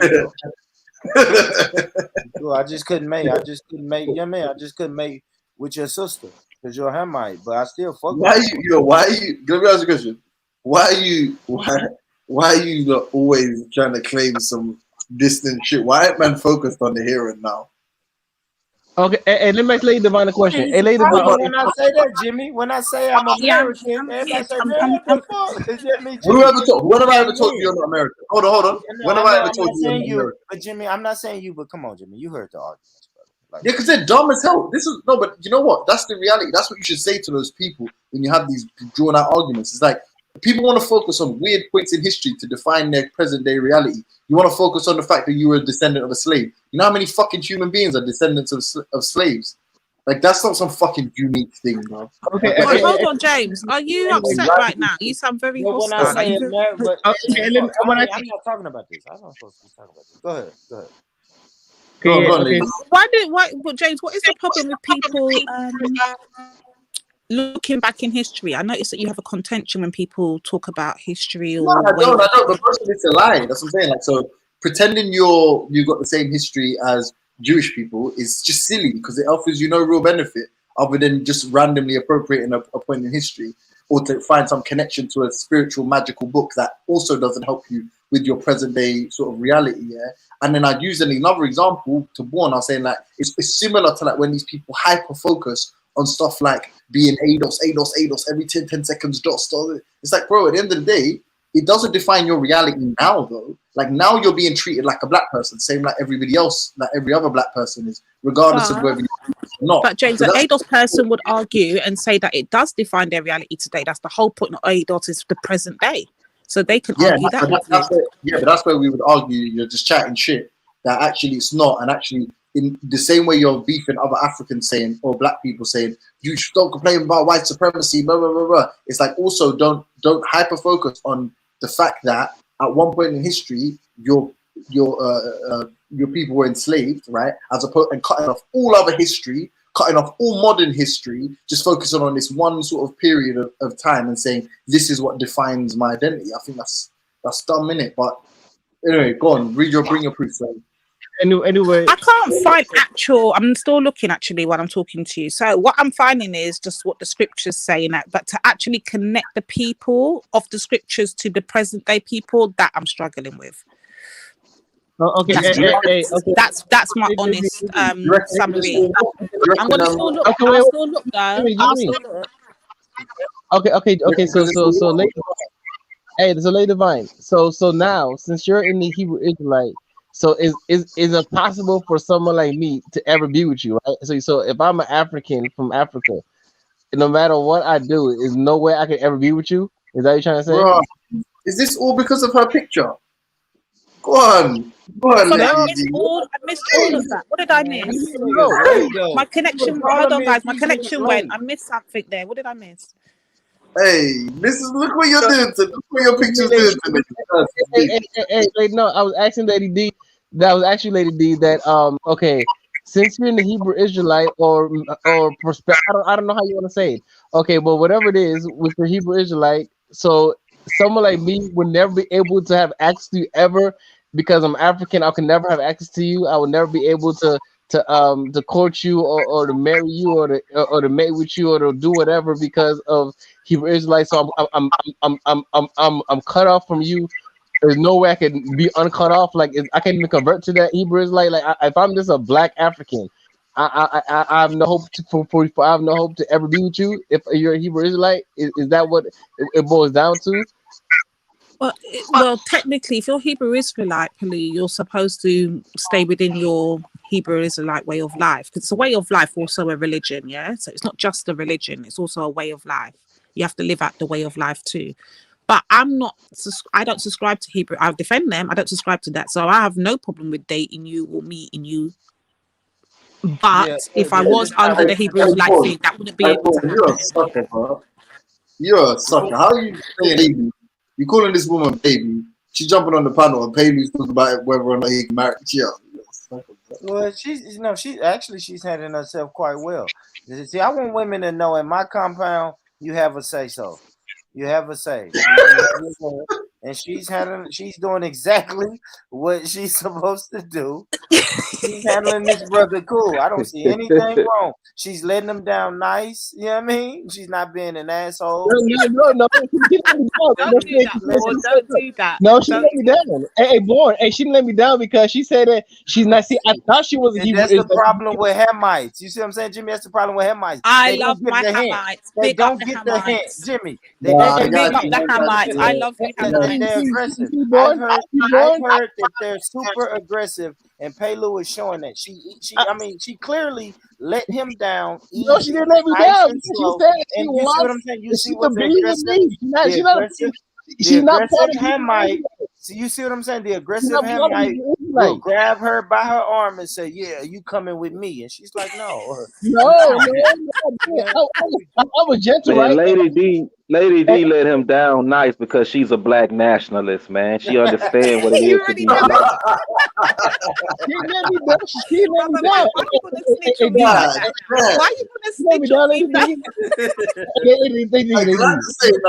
Hold on. We got Lady D. You showed that new display picture for like 30 seconds. Now you got this one claiming you're in his compound. Next one, black nationalist. Paylou, God knows what the fuck he's trying to do. I'm sticking to my emoji so Afghan can clown me in it. I'm staying with my I ain't gonna lie. Hey, Jimmy, don't let Paylou trick you. He's trying to get her to Islam. He's just doing it the slick way. He's hating on us. He's hating on the Do you know the wickedest right? thing, though? You know what the wickedest thing, yeah? Here's the wickedest thing, though. You see, when us women, like, when our sisters hear, like, a brother like Paylou talking about Islam and that, we don't have a problem with it. We can relate to it. We understand it better and whatever. I don't know if we're being biased or if it's just the way that our brains work from here in the UK or from across on the islands or whatever. But normally when I hear, like, I don't know, the Arabs or the Somalis or the Algerians or whichever, the Pakistanis, and then speak about Islam, it's very militant, and it's off-putting. And you'll hear me say time and time again, Islam's not for me. And the reason why I say that, because the impression and the way that it's presented to us, that will never be my atmosphere. I would never accept Islam, especially the way I see them behave. But when I hear like brothers like Palu come through and then they talk about Islam, it's like, rah, he don't make it seem like it's that bad or it's anything to run from. I don't know. We just got different impressions on the way we view Islam. So she didn't let me down. She's not letting me down. Okay, I just want on the record. I was not let down by Lady D. I just want on the record. Everybody. You're definitely not Palu. I love you, Palu. Oh my I God! love my See? Hamites. Aggressive, just goddamn aggressive. Born Rich, Look, how another are you? Hamite. Good morning, brother witness. Shalom, shalom. I wanted to ask you a couple of questions, Born Rich. Morning, Lady Divine. Wanted to ask you a couple of questions. Are 5%ers, is that Hotep Babel? I really don't even know what Hotep. It is. Can you give me a definition of Hotep Babel? Well, according to what's his name, Bo Diddley, what I've noticed is what he tends to call Hotep Babel is something that involves a lot of black people, that has a certain rhetoric of blackness, promotion of blackness. He tends to regard those type of things as Hotep Babel. So I was curious if 5%ers would fall into that. Yeah, because they say a lot of pro-black stuff. I don't subscribe to the whole Hotep Babel narrative. You know what I mean? I thought them 5%ers was Islam. So Nation of Islam, then, are they Hotep Babel, or are they got a Islam? philosophy. The 5%ers say that that the man is God, the man is God, and then the women are the earth. That's why they call themselves the nation of the gods in the earth. That's what they say. They say the men are God, the black man is God, and the black woman is the earth, and the nation of the God in the earth. That's what they call it. So the black man is God. So then the Nation of Islam, are they Hotep Babel? I don't need, like I said, I don't really know what Hotep. What he defines as Hotep Babel. You have to get Bo, because if you're asking a question about what Bo says, you would actually have to ask Bo about that question. I would think. The problem is when Bo says it amongst you guys, I don't see you guys disagreeing, so that's why I assumed you agreed with it. To a certain extent, yeah, because it's a lot of Hotep. Okay, to a certain extent, I understand what you're saying, but particularly you would have to ask Bo. But I would say the reason why I agree, because it's just a phenomenon of just babble, because you have to understand it's like there's a lot of people who make their money off. It's like a hustle over here. It's like Hotep is kind of like a hustle. Some people got like, you have your of course your most famous modern day Hotep hustler is Tariq Nasheed, and then you have I'm gonna throw Umar Johnson under the bus too. I know a lot of people probably don't want to hear that, but he's been talking about the school for 20,000 years and haven't and I don't see any progress in the school they supposedly beginning, and he's been saying this for the last 20 years. He's raising money for the school. He asked about. Man, I just seen Umar Johnson on Instagram painting a gymnasium in his school. Man, he got the school. No, y'all, I don't want to get fucking mixed up with Umar and whatever other name Pelu said. Ellery asked about the Nation of Islam. I don't know what Hotep Babel. Let me tell you this. Hold on, Pelu. If these brothers are talking about getting out of your current situation and progressing into a better situation, then that's Hotep. I guess that's Hotep Babel, but I subscribe to it. And when I watch these brothers boots on the ground go in these neighborhoods in the projects and really do shit and help these families in the projects, if you guys call that Hotep Babel, then yeah, I subscribe to that too. So I don't really know what the question or the dispute is. So because you subscribe to it, since you subscribe to it, you don't have a problem. But then I guess it would be a case of, because what Bo says actually isn't unique to Bo, because I have seen on some social media where Black Americans have said, "Oh, this is just Hotep and she Hotepping." And all is that in a lot? Is that in a mass number? Because I know you probably watch a lot of social media. Like, is that do you watch or is that just a loud minority? Do you watch there's this show called a Black Lady Comedy Sketch Show? Do you watch that? It's like never watched it. Let me see. It's quite a good yeah, Is a it on black YouTube? ladies, a Like, is black it black ladies. produced? Is it black produced and black owned? Underground? I don't really watch mainstream. No, it's propaganda. mainstream. It's mainstream. It's called A Black Lady Sketch Show. Yeah, you got to call me out on that, Ellery. We know what that is, right? And there's this one sketch they do, comedy sketch, where there's this woman who dresses up, and she's always talking black, and all this black stuff, which I guess is good, but sometimes some people make fun of her, say, and I heard one of them call her a hotep and stuff. I was like, oh, so this hotep thing is quite mainstream. Because the original hoteps I knew were people like Young Pharaoh with his doctrine and Did stuff. he call himself a hotep, or like somebody gave him that? I swear he must have, because they were like all into that Egyptian stuff and associating it 100% with blackness and talking about the motherland And that makes you hotep. That makes well, that's what I noticed certain people were saying. It's like Ain't nothing wrong with it, man. I really don't. I don't know, Hotep man. is I like don't want to demon. get through this. Shout out to you though, Witness, man. I hope you're going down to Speaker's Corner next Sunday, because like I said, the God, Dagger Squad, Garfield, he was at Speaker's Corner this Sunday. People had all these hotep questions and all of these questions, and they wasn't down there at Speaker's Corner. So that, like I said, man, the God is in the UK. He's gonna be down there to answer all your questions, man. Any questions you ever had for a hotepper, any type of American, you can go down there. Cause shout out to my brother Garfield. He was down there putting in that work. Like Is he a hotep? Earlier, light work. I don't Big know what you up call my him. brother I don't know what you Garfield. call him, but Garfield, you see that Lady D? Look what he had. I thought he was I an was in his Israelite. chats the other. I was in his chats the other day, cussing him. Yeah, and he was cussing me back when we was busting jokes in there the other day. I'm in I there all thought the Dagger time. Squad were Israelites, though. I thought they were Israelites. No. They go against the Israelites all damn day. they battle. They have good debates. Witness. We done explaining. If you got any questions, I'm gonna say direct your questions to Black Ice TV. Shout out to Terry and Richie, but bring Garfield outside. He's already taken over the UK. He only been there for 2 days, and he's taking over the UK. So y'all need to reach out to Black Ice TV and tell them Garfield need to come outside.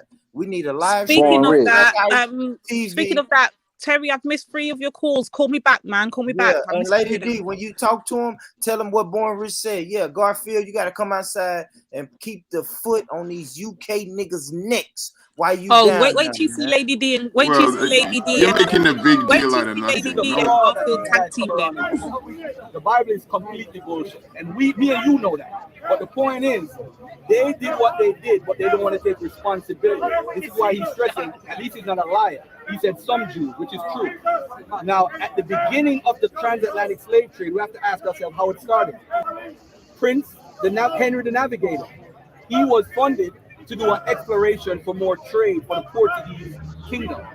Now, on his way, he met a guy and captured a guy named Adahu the Moor. Adahu the Moor said, if you release me, I will flood the shores with Africans. That was the beginning.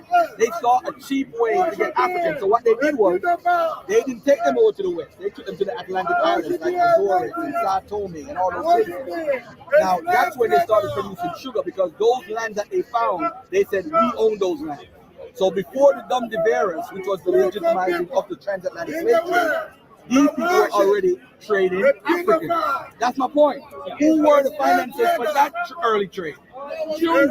So we can't deny that. At the beginning, it was Jews. Now watch this now. The reason why Africans now were taking over, because the Native Americans could not survive the European viruses that came out. So the viruses killed them out, and that's when they said, oh, we got some Africans over here in the Atlantic Islands who can bring sugar. We could bring them over. I'm sorry. So when they brought them over, the diseases that were killing the natives weren't killing Africans. So they said, yo, let's bring these superhuman guys over that could do all this work for cheap. And that's how it started. But at the onset of Brazil, you're talking about Recife in Brazil, is the Jews that brought them in. Okay. So that's the beginning. So how you go? Sorry, what's uncomfortable? Hold on, what's real quick, Witness. Make them boys uncomfortable when we start talking about the Jews' role in the transatlantic slave trade.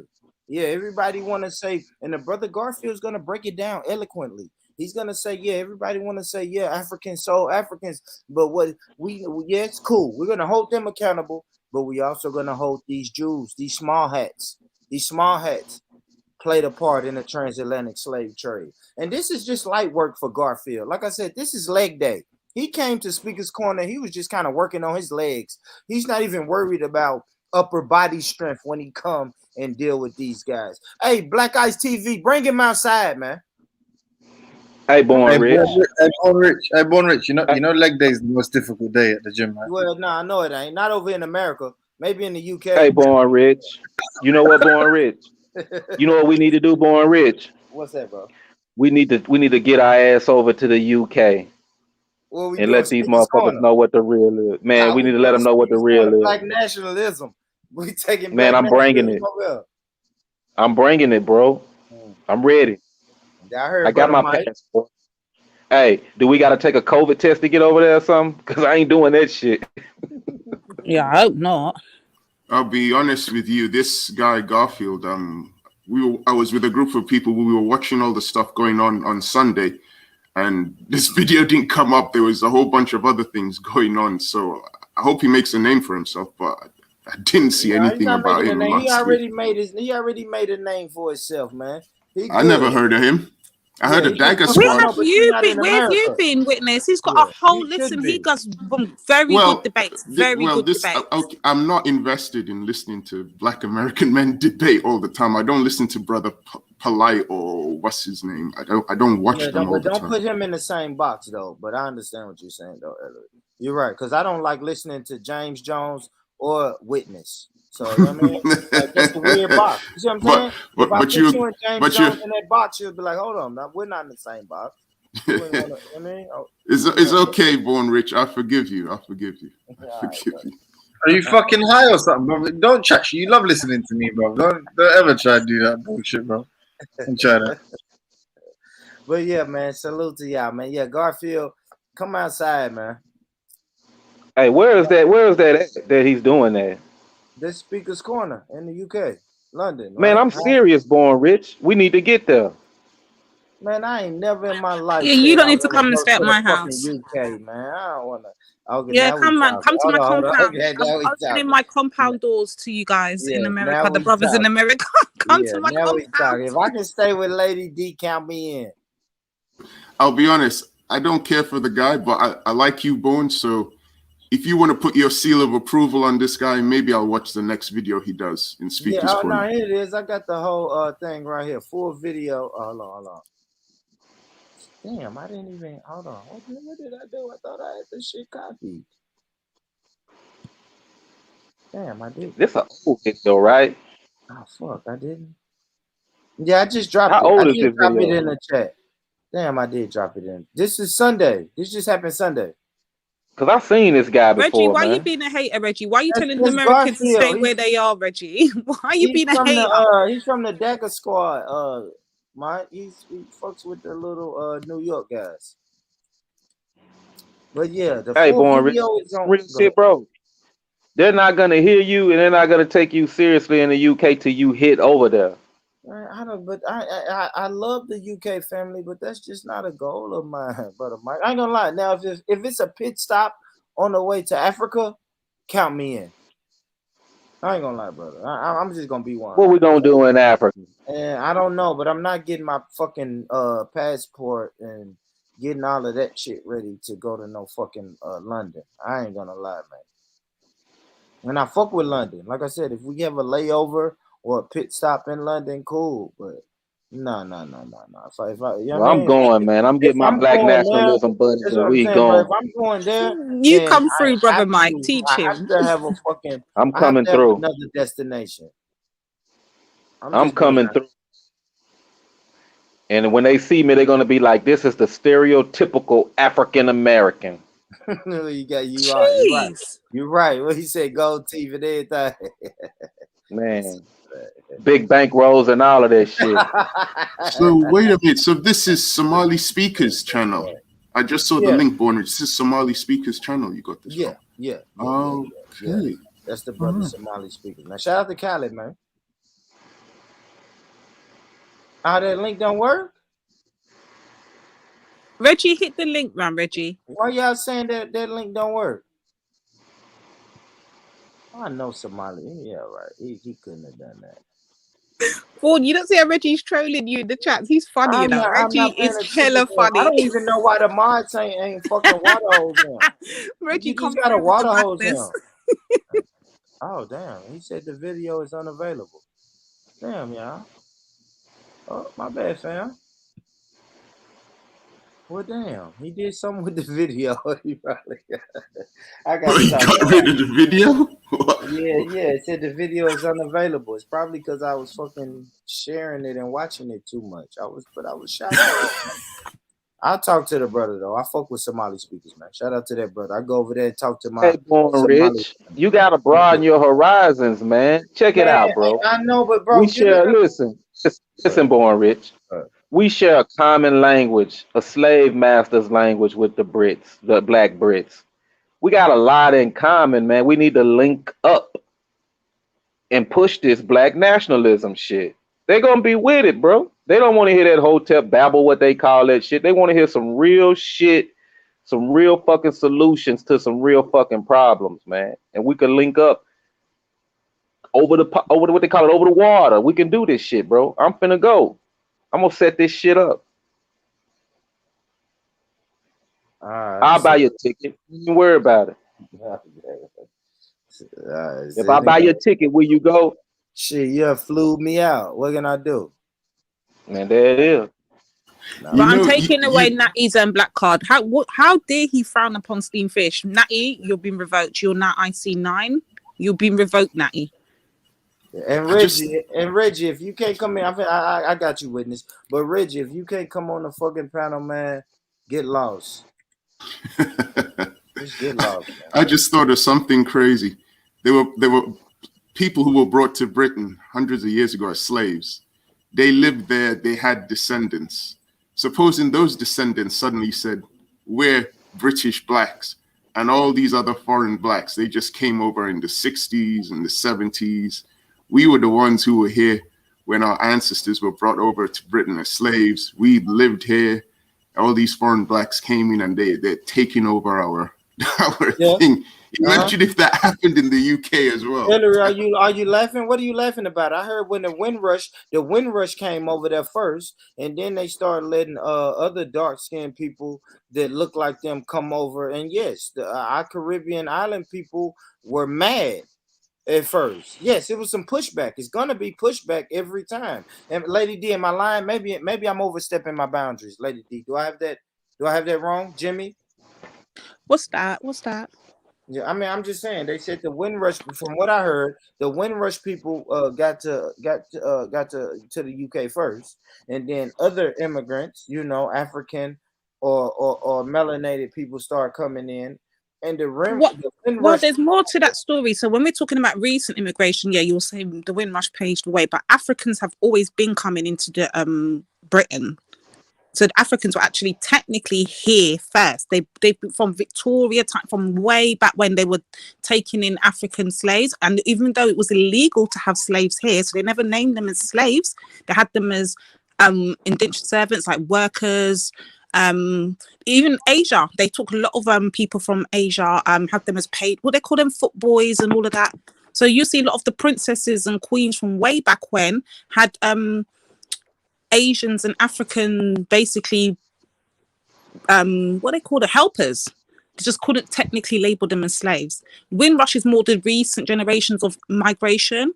But even if you go, England's basically a whole melting pot like America. If you go back in history of England, there is no real English. There is no such thing, because if you think about it, the Romans came, created what we call now today, and we call it Westminster and all these places. Like you have certain parts they established. Was it the city of London?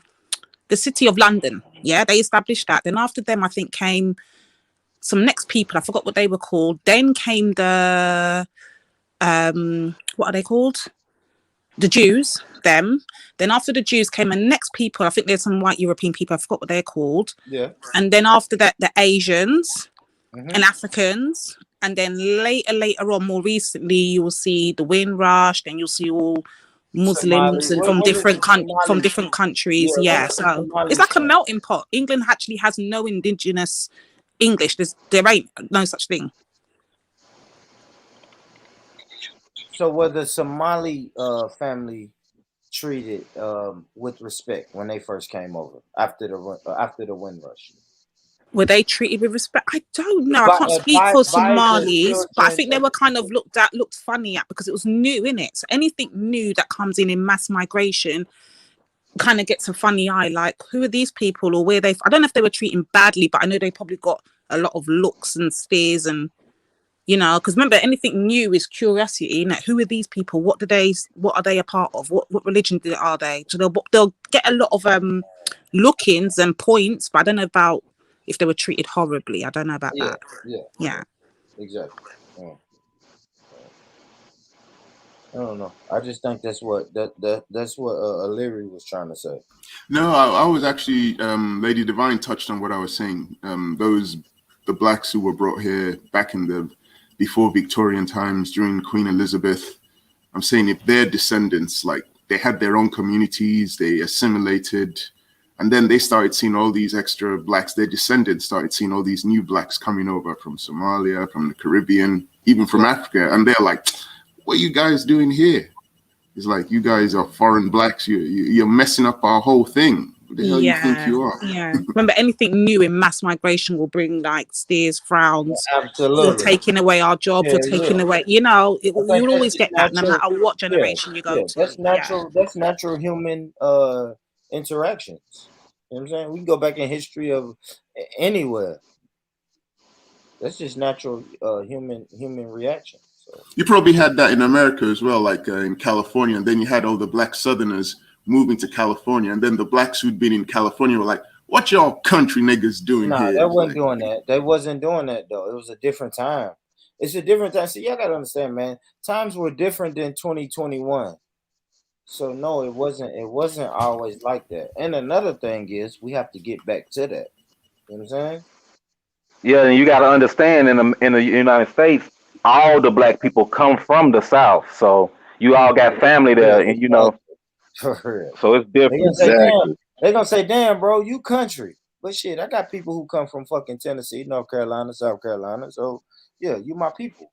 You my people. Shit, everybody's gonna have a great great grandmother or a great grandmother that came from the South. It's just how this. Yeah, true. But you know how ignorance breeds in. So you'll get one group of people who've been in the North for a long time.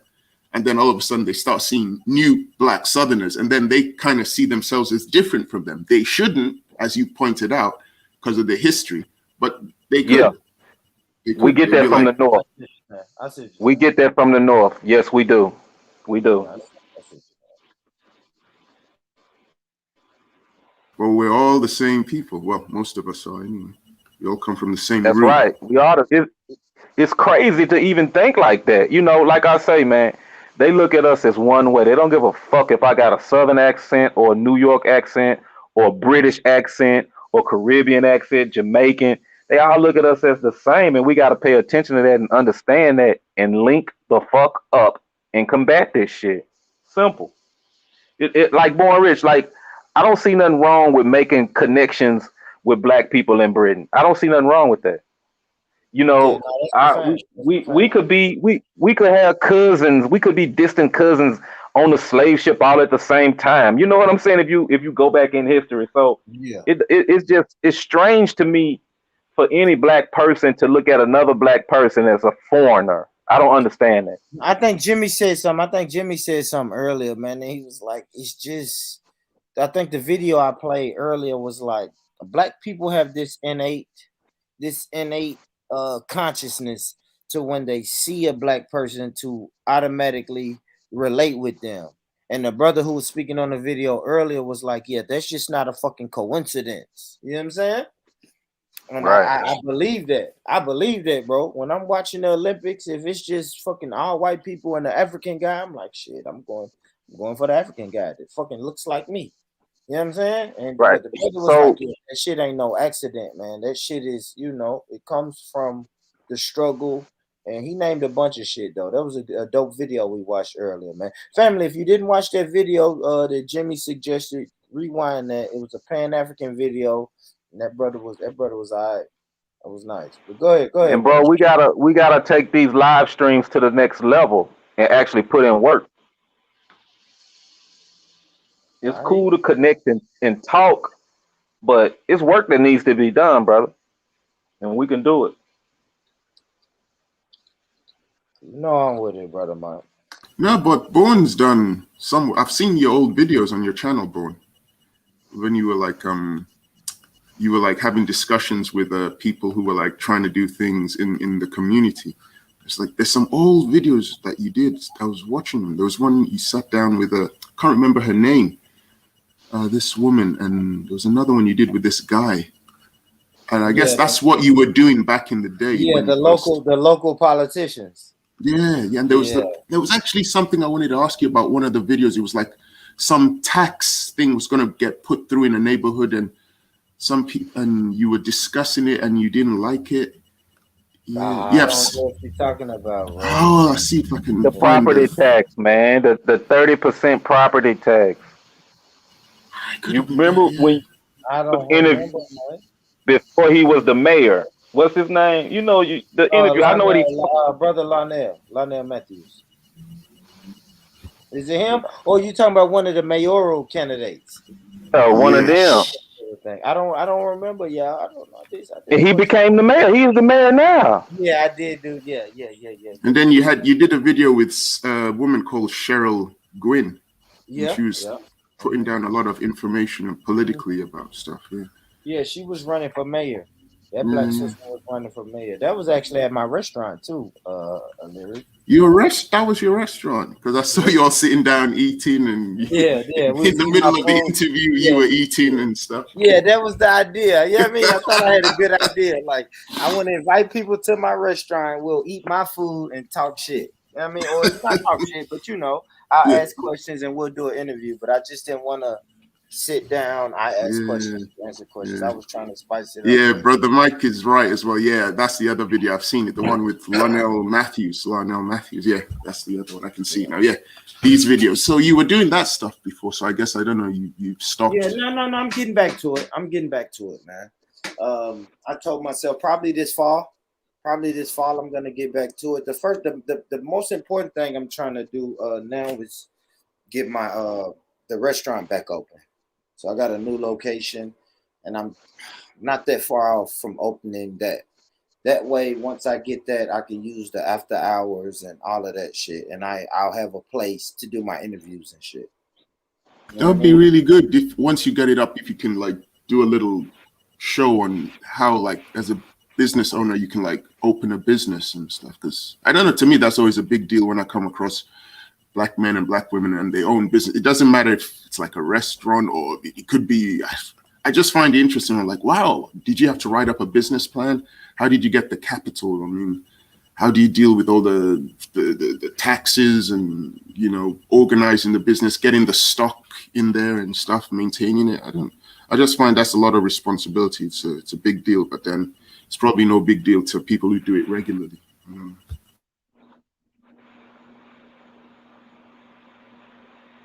I would say it's not a big deal to people who are just willing to take the risk. That's it. And you have to be not willing. I don't want to say willing to fail, but in a sense, you have to be willing to fail. And you can't be afraid to fail. Yeah, that's it. There you go, brother Mike. That was the main thing with me. Like, I wasn't going to be afraid to fail. I don't know. Hey, and I'm gonna tell you something about Born Rich, man. He had some fucking good food in there too. Yeah. He had the fried fish. I brought my mom down there, man. They was like, "What the fuck? This shit is good." He had the hot chicken. I'm telling you, man. Listen. In the interview, whilst he was eating, he started smacking when he was eating the food. Super boo. It's like I'm interested in what the black Brits are doing in Britain. Are they like doing what we trying to do, be self-sufficient and shit like that? What's going on? Well, we got this common language. If you wanted to ask someone, I guess that maybe Lady Divine, I don't know. You ain't gonna get that info from me. Maybe she would have the info. She's closer. Look, she's got her ears closer to that. In the black diaspora, we're more connected with the people that speak the same language that we speak. And we need to be connecting with these people. Instead of sitting around talking negative. You know, like I don't subscribe to the FBA and ADOS. I understand what they're saying, but at the end of the day, we're more than that. We're global people. Now, we gotta fix shit in our country, of course. We gotta fix it and we gotta unite. But at the end of the day, man, it's all about a global thing. And we gotta understand that, man. It's like Born Rich. You got the restaurant. You connecting with people across the water, you know, and you making moves. You got to continue to do that. You don't have this live stream. You gotta basically take advantage of what these white people done invented, the internet and YouTube and all of that shit. No, you got to take advantage of it. No, I always say this, like this internet shit opens the door to the world. And I ain't gonna lie, shout out to these fucking UK panels. It lets me know that, okay, this internet shit can open the door to the world. You know, what are we doing? What are we building? Are we doing business? Or, you know what I'm saying? Are we building? Are we doing business? Or are we just talking shit? It's cool. It's fine with me either way. It's fine with me either way. We need to hit the Caribbeans. We need to hit the Caribbean. And then eventually hit the UK. That's the goal. And then, you know, we can move on toward Africa after that. But we don't speak the same language. You know, we got to go where we can be understood first of all and build like that.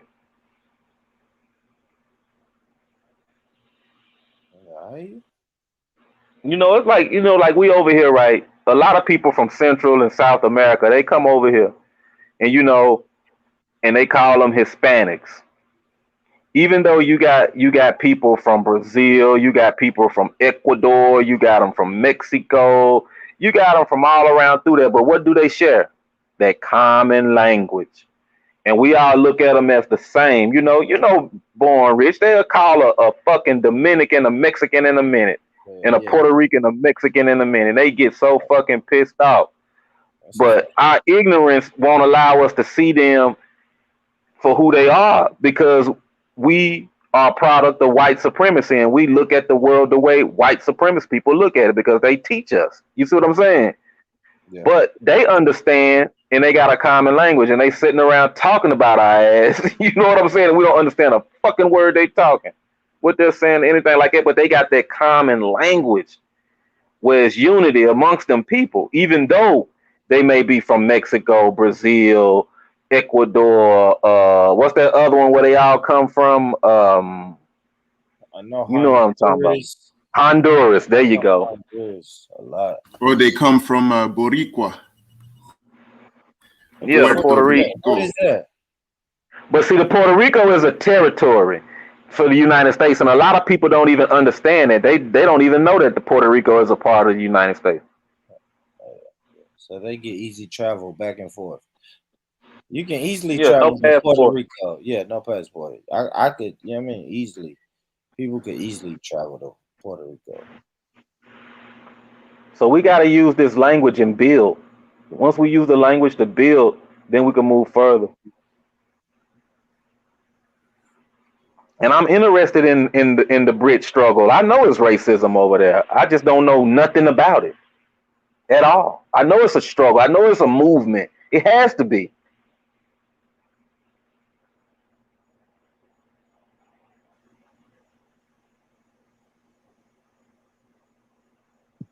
I don't think it's, I mean, it's there, but it's nowhere near as bad as what you guys catch over in North America. Your stuff is a hell of a lot worse, more explicit in America, what you have to deal with the racism.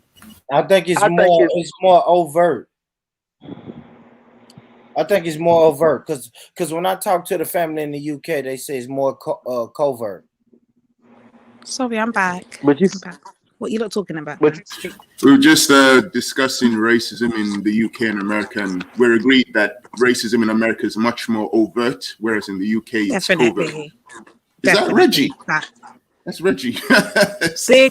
Big up my Niger brother Reggie. You pagan. Salute, Reg. What's that? Surah 9, Ayah 29. What are you up to now, Reggie? You on mute, Reggie. And quit smiling, man. Put your fucking teeth up. It's a panel full of men. You can't. What are you on about? Put your teeth up, man. Well, Rich, how's it going, though, man? I'm good, brother. We found you, man. You need to switch it up, man. Don't copy these Zaveda Lions Den, man. Headshotting people all the time. You come with the foolishness, Reggie. Terrible. Every time I'm coming, I'm timed out. It's a mad thing. Yeah, but that's because you talk shit, man. But you can get on the panel. That's it. You can't follow Reggie. Reggie talks shit online. Reggie? Reggie be talking shit online, but differently, he be sending me emails talking about he wants to bring me back to Niger and all these things. Don't let Reggie fool you lot. Don't let Reggie fool you lot, yeah? Say nothing. I can tell though, man. But yeah, Reggie, no, you know what? You get timed out because you're gonna come on the panel. You can come on the panel and say that shit with your chest, man. You know that, Reggie. Where you at, brother Reggie? I'm in London. Well, I'm in Surrey. There you go. No, another one. Yeah. He's that's the Nigerian brother, man. We got a nice panel up here today, man. Nice panel. Ethiopian, Jamaican. Well, not Jamaican. I think she's Lady D is from where Rihanna's there from. You go, claiming another place that you're not from, bro. You ain't from Ethiopia. Okay. Look, everybody. You gotta chill out, bro. No, hey, but you know what, I'm born. I'm not from where Rihanna's from. Everybody unmuted. Hey, brother Mike, you see how motherfuckers unmuted. Jimmy been quiet for the last 45 minutes. I didn't say nobody's name, brother Mike. You didn't know who I was talking about. I said we have an Ethiopian on the panel. You too. I know you ain't talking about that. Yo. Firstly, my brother Mike's a black national. He already told you. He ain't claiming that hotel bullshit. He ain't saying he's an Israelite. None of that shit. Lady D been told you she's from I don't even know somewhere in Manchester, somewhere in England. Never said that, you liar. Everyone else is from Nigeria. So who's claiming it from you? Obviously, now you want to be the Lion of Judah. You went from being in the tribe of Judah, now you're the Lion of Judah. Bro, you need to stop. I'm just saying, you're Ethiopian for what I know. But yeah, now it's a diverse panel, brother Mike. Shout out to the Nigerian family. Yes. Let's ask Reggie. So brother Mike wants to come to the UK, and we pushing our black nationalist movement. Reggie, do you think it will be received? Of course. Red, black, and green all damn day. Of course. Reggie's a pagan. You can't ask Reggie. Yeah. How are you claiming? How are you claiming RBG? How are you claiming RBG? But you're talking about you're not African or a Pan-African lady. You gotta stop. All you guys gotta stop with all this. No. Hold on. See, James, don't do that. Now, see, there we go. Hold on, Lady D. This is why shit get mixed up.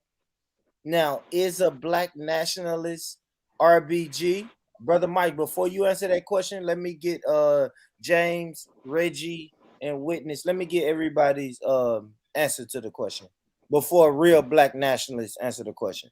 So, Jimmy, do you think black nationalism is RBG? Same thing. It's the same thing as RBG.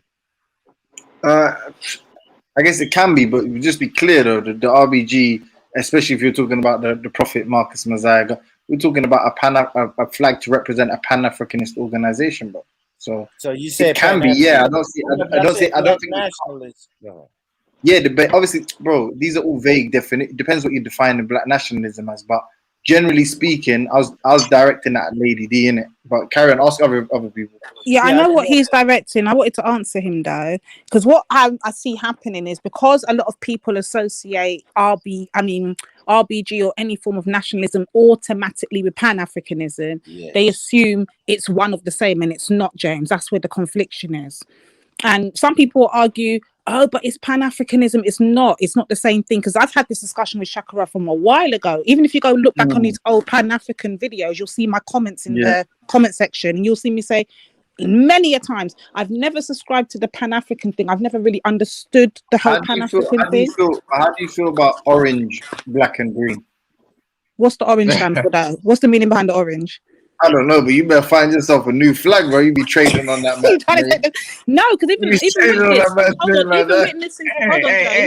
even witnesses here, and witness even broke down the flag and the definition and how it has a different sentiments in Africa. Remember that witness? I think you. All right, Lady D. We all know you don't know what the fuck you're talking about. Lady D. Hold on, James. Go on, Reggie.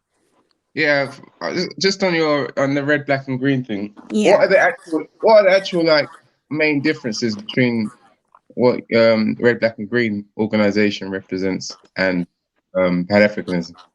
Right, that's the difference, exactly. So therefore, when it comes to Pan-African, for me personally, is more of a movement where it's under the guise of one Africans across the diaspora and on the continent coming together and working together and building bridges. I think that's what their thing is. It's more about international exchange. Yo, it says this. It says what does it say? Red. It says red, the blood that unites all people of African ancestry and the blood that they've shed for liberation. Black, for the people whose existence as a nation, though not a nation state, is affirmed by the existence of the flag. And green, the abundant and vibrant natural wealth of Africa, the motherland. Right. So they're more focused on Black people uniting as a nation and coming together, and even if that means going back to Africa. I say when I subscribe to I'm more under, I'm not even gonna lie, this is where they come and call me racist now, yeah. I'm under the master teacher, my master teacher, Khalid Muhammad. That's my nationalism, right? Yeah, that's what I'm on, that nationalism. That's why I don't subscribe to the Pan-African thing. You know what? Sorry, but I was gonna say, you know what?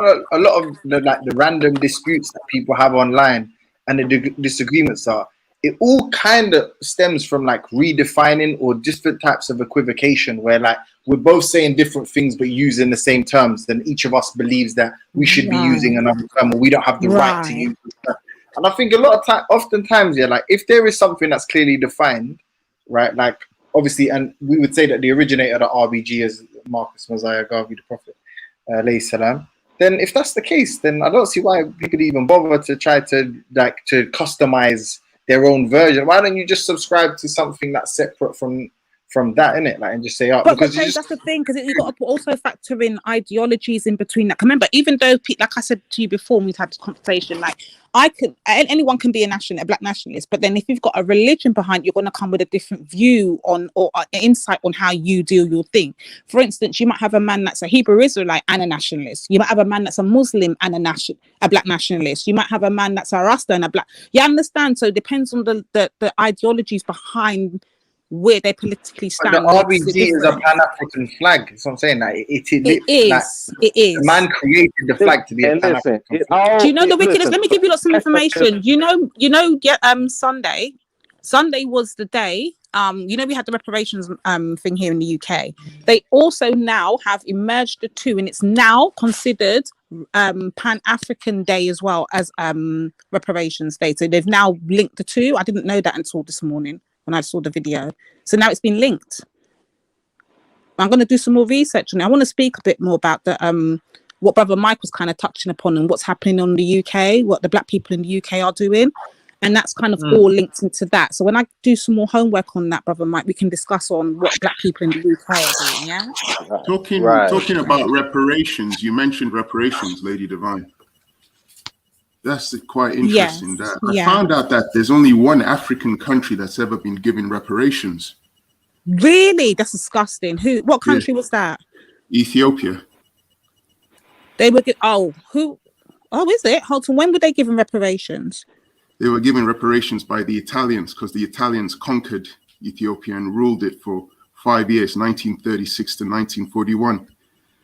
Then the Italians got kicked out by the Allies during the Second World War. So then the Italians had to sign a treaty.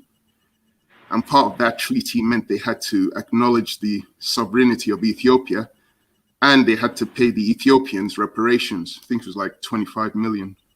What? See, I didn't know none of this. And this So is they're the the only good only- thing about the League of internet, Nations- learning new information. I didn't have a clue about any of that. So they're the only African country to have received reparations from like a European invader. Right. If the League of Nations would have acted on Italy invading Ethiopia, you probably would have never had World War II. No, but the thing was the Italians ignored the League of Nations. Hey, let's talk about. Italians Listen, ignored them. have y'all ever heard of Martin Delaney? No. Yeah, the Black Martin American, Delaney- Frederick Douglass's guy. Martin Delaney is actually considered the father of Black nationalism. Marcus Garvey got the quote "Africa for Africans" from him. So you gotta understand where it all started. Marcus Garvey just came through and put it all together, put the flag together and all of that. But the Black nationalism actually started with Martin Delaney. He actually fought in the Civil War and all of that. He was a doctor. He was a journalist. He was a whole lot of wrapped in one. But I started knowing about Black nationalism through Marcus Garvey, of course.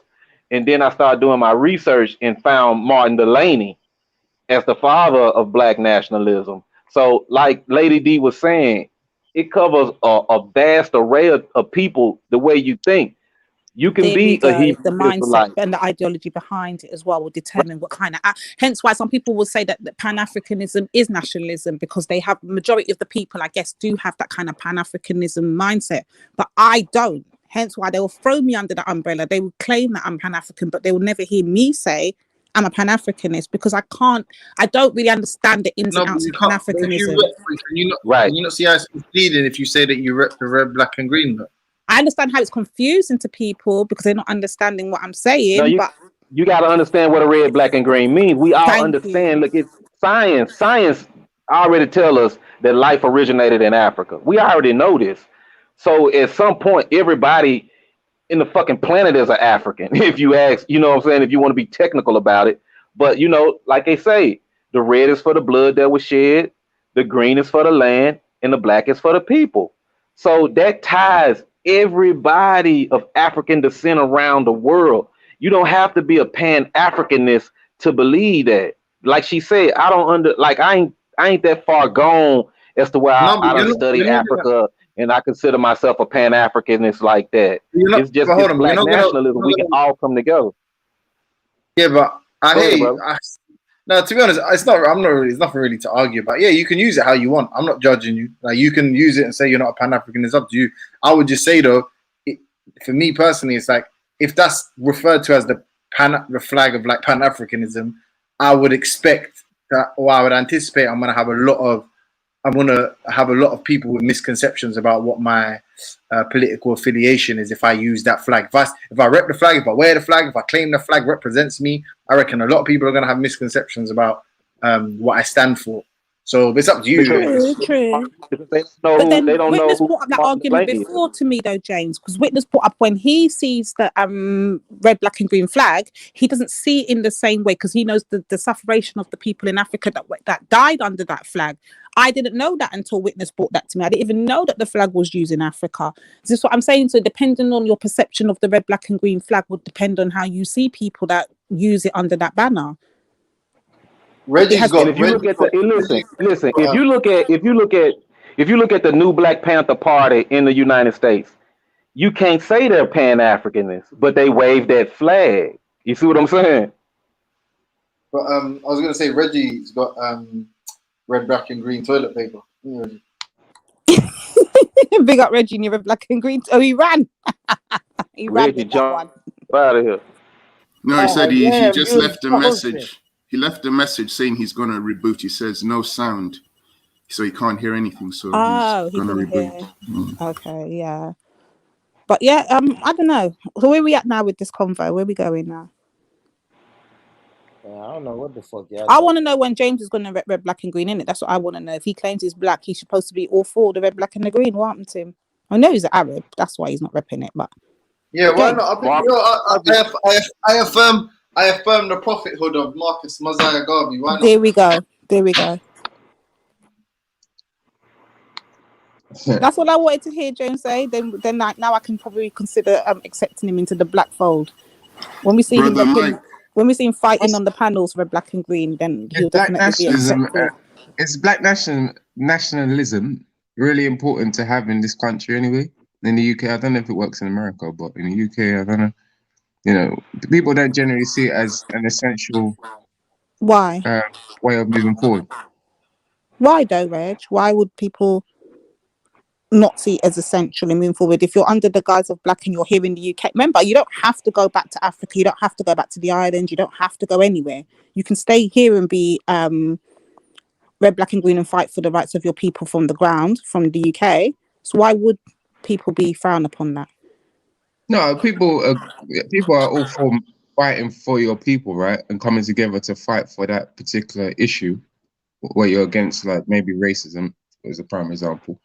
But in terms of like black nationalism, like all us black people working together, like the Pan-Africanists, essentially that's their mantra, that we should all come together and work together, blah, blah, blah.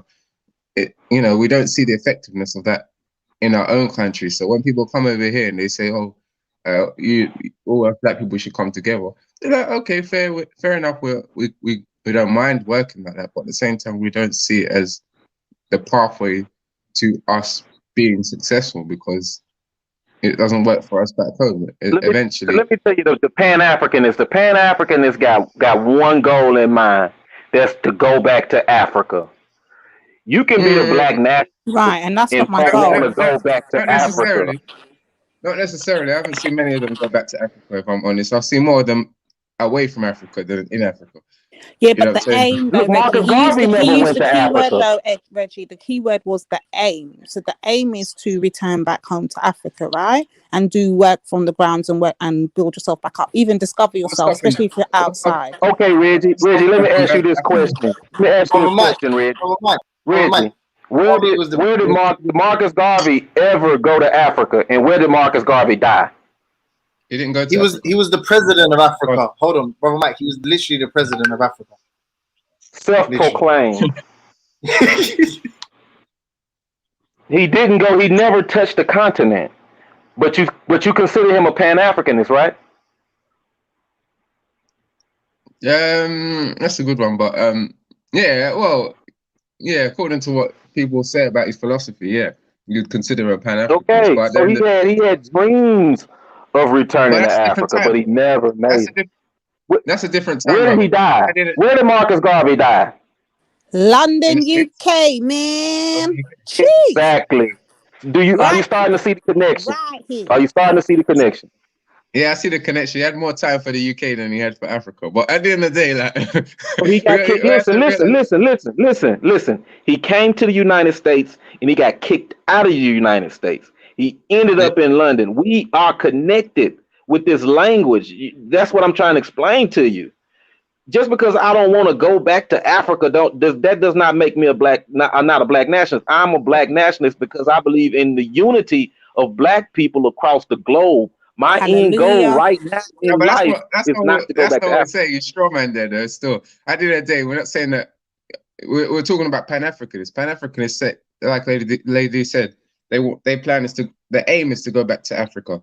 And what we tend to see is that a lot of them contradict themselves because they find more time to travel outside of Africa or to stay outside of Africa than they do coming back to Africa.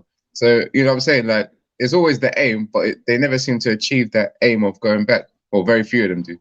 I'm saying so. That's why I got enough sense to say I'm not a Pan-Africanist. Right, and that's why I would say I'm not a Pan-Africanist. Yeah, so you're different. That's not my goal. That's not my aim. Do you see what I'm saying? Mm. So that right there just takes me out of the fold of being without me even saying anything. That already throws me out of the Pan-Africanist movement because that's not my goal or aim. Mm. But there are loads of there's loads of criteria to being a Pan-Africanist. But Reggie, let me ask you a question. Now, you being your family is from Africa, right? Yeah. Which country? Nigeria. Well, we know y'all. We know in Africa they go by tribes. Which tribe is it, my brother? Which tribe? River State. I'm from River State and Yoruba. Okay. All right. Speaking of that, I want to say something. You know, to like us Africans in the diaspora that's outside of the continent, born outside. Apparently, I was talking to my sister Nine about this yesterday, day before, and I was saying to her that I've discovered now that apparently there is a DNA test that can trace your actual tribe, and I want to know how that works. And it's called I think it's called AfricanHeritage.com. I'm going to go look it up now, but apparently it can trace people like myself who, descendants of slavery. It apparently can trace back to your actual tribe. I don't know if it's worked. I don't know how true it is. I don't know if it's scientifically proven. I don't know any of the information yet. I'm still trying to get to the details. But if anyone knows anything about African heritage, or that site, or that or the scientists behind it, can someone let me know? Yeah, cool. Yeah, y'all let Lady D know. Let me ask you this though, Reggie. So, is your ultimate goal to go back to your homeland, or just build a family in the UK? Well, I don't subscribe to Pan-Africanism. I don't subscribe to black I'm not nationalism. saying subscribe. Yeah, I understand. I didn't ask you what you subscribe to. I'm saying your ultimate goal. What's your fucking 35-year goal? Is it to have your family, your kids, maybe some grandkids in the UK, or go back home to where your people are from? In all honesty, I'm probably gonna end up working a lot outside of Africa. So it could be I could even end up in your town. Oh, okay. But, but my profession allows me to go to different countries. So I don't think you'll be rewarded enough if you were to live in Africa under my profession, unless you decided to maybe go into business or something. But otherwise, if Monrich ever sees Reggie in Tennessee, he's about to get audited. Reggie in Tennessee, right? Yeah, otherwise Africa, you have to be a bit more tactile. You have to be innovative and find a business to be able to work or to make things work in Africa. You know what I'm saying? It's a hustler's playground. Well, my home is anyway.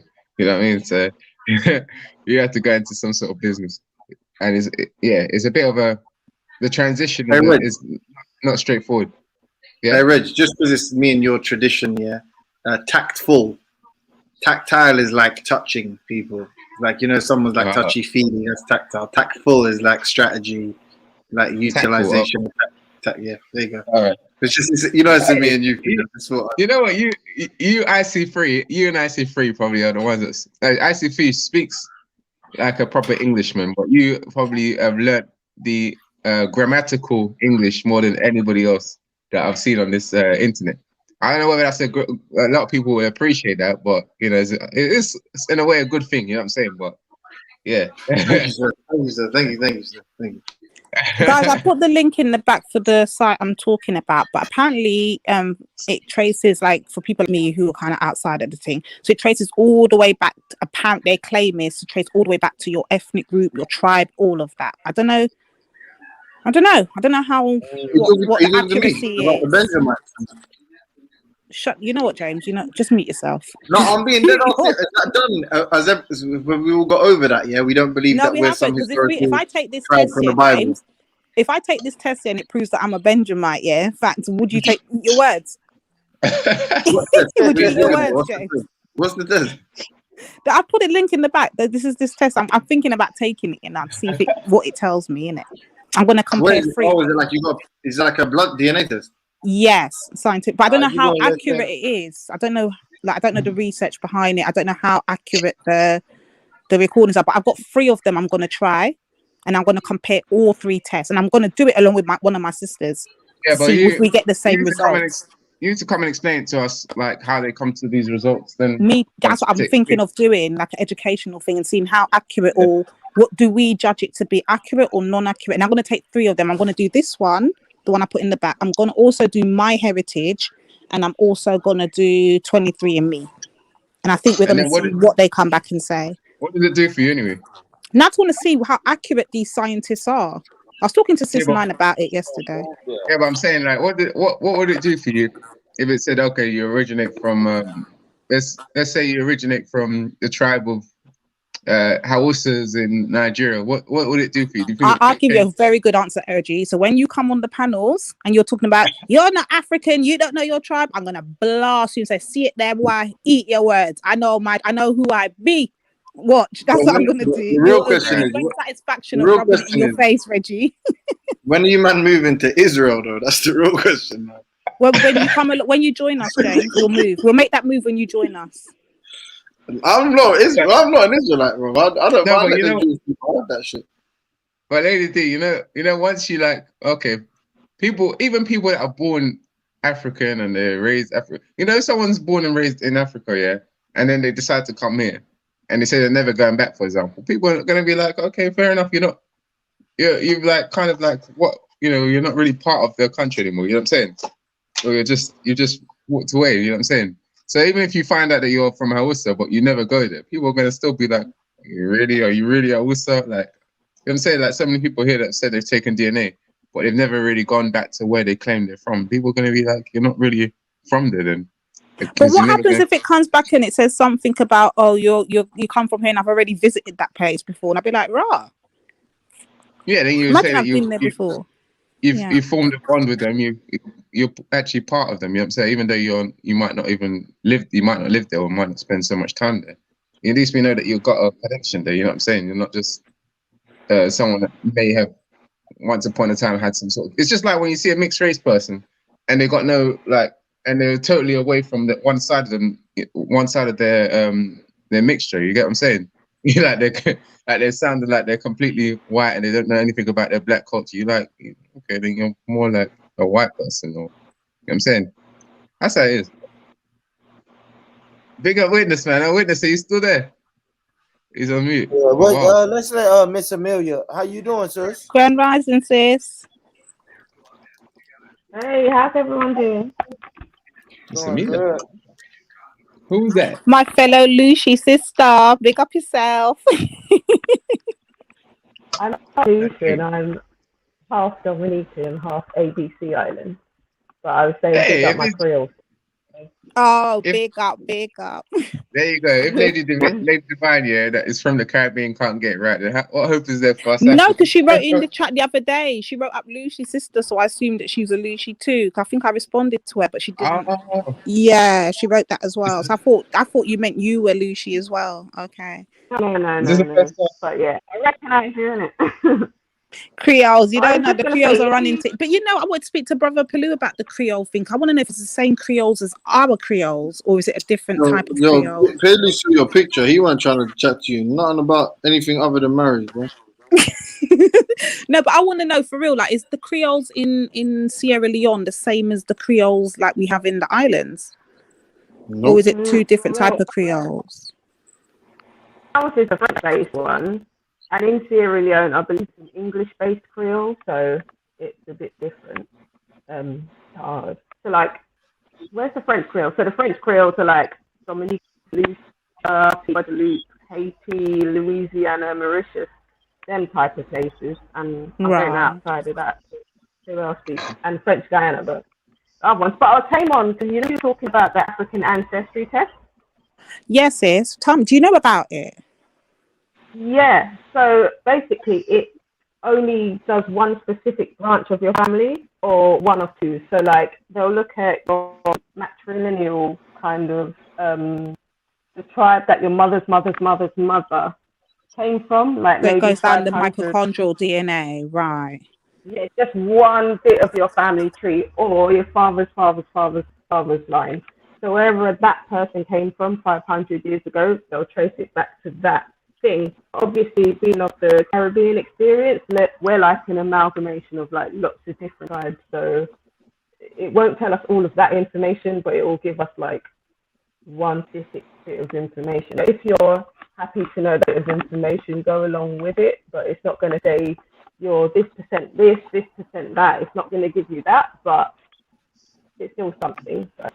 Right. So it's got like the biggest database of like African tribes compared to the other DNA kind of companies. And the other DNA companies, they store your DNA, whereas this company, after they find out, they destroy your DNA. So, or that's the well, that's what happened because what it was, my god sister was outside of well, how she heard about, I thought she heard about it online, but she's like, no, she went to, what's that place called, to buy her, she was just doing shopping, and there was some black women stood up outside Costco. They went to go and do some big shopping, and they were stood up outside of Costco's, isn't it? And they were like, listen, this is a new company, we don't store your DNA. And that's what got her intrigued, and she took hers, and she came back with them. Hers came back about a month later with a whole lot of stuff that she didn't know and she did know. And then apparently she's saying that she also gets messages, so it connects you, so it will connect you to the direct family, so she'll get pings and whatever through people that is connected her to biologically be connected to, and then they can talk and interact and work out how they're related. Like, are they 5 cousins removed, 2 cousins removed, you know? Yeah, it goes that fast. You can actually instant message members of your family around the world that you are directly connected to and stuff. And she found out that a couple of them that she did connect with, they had like the same great grandfather or something like that. So I don't know how accurate it is, but she claims it's good. I don't know. I just want to know if anybody else knew. Okay. Yeah. I don't know that bit, but yeah.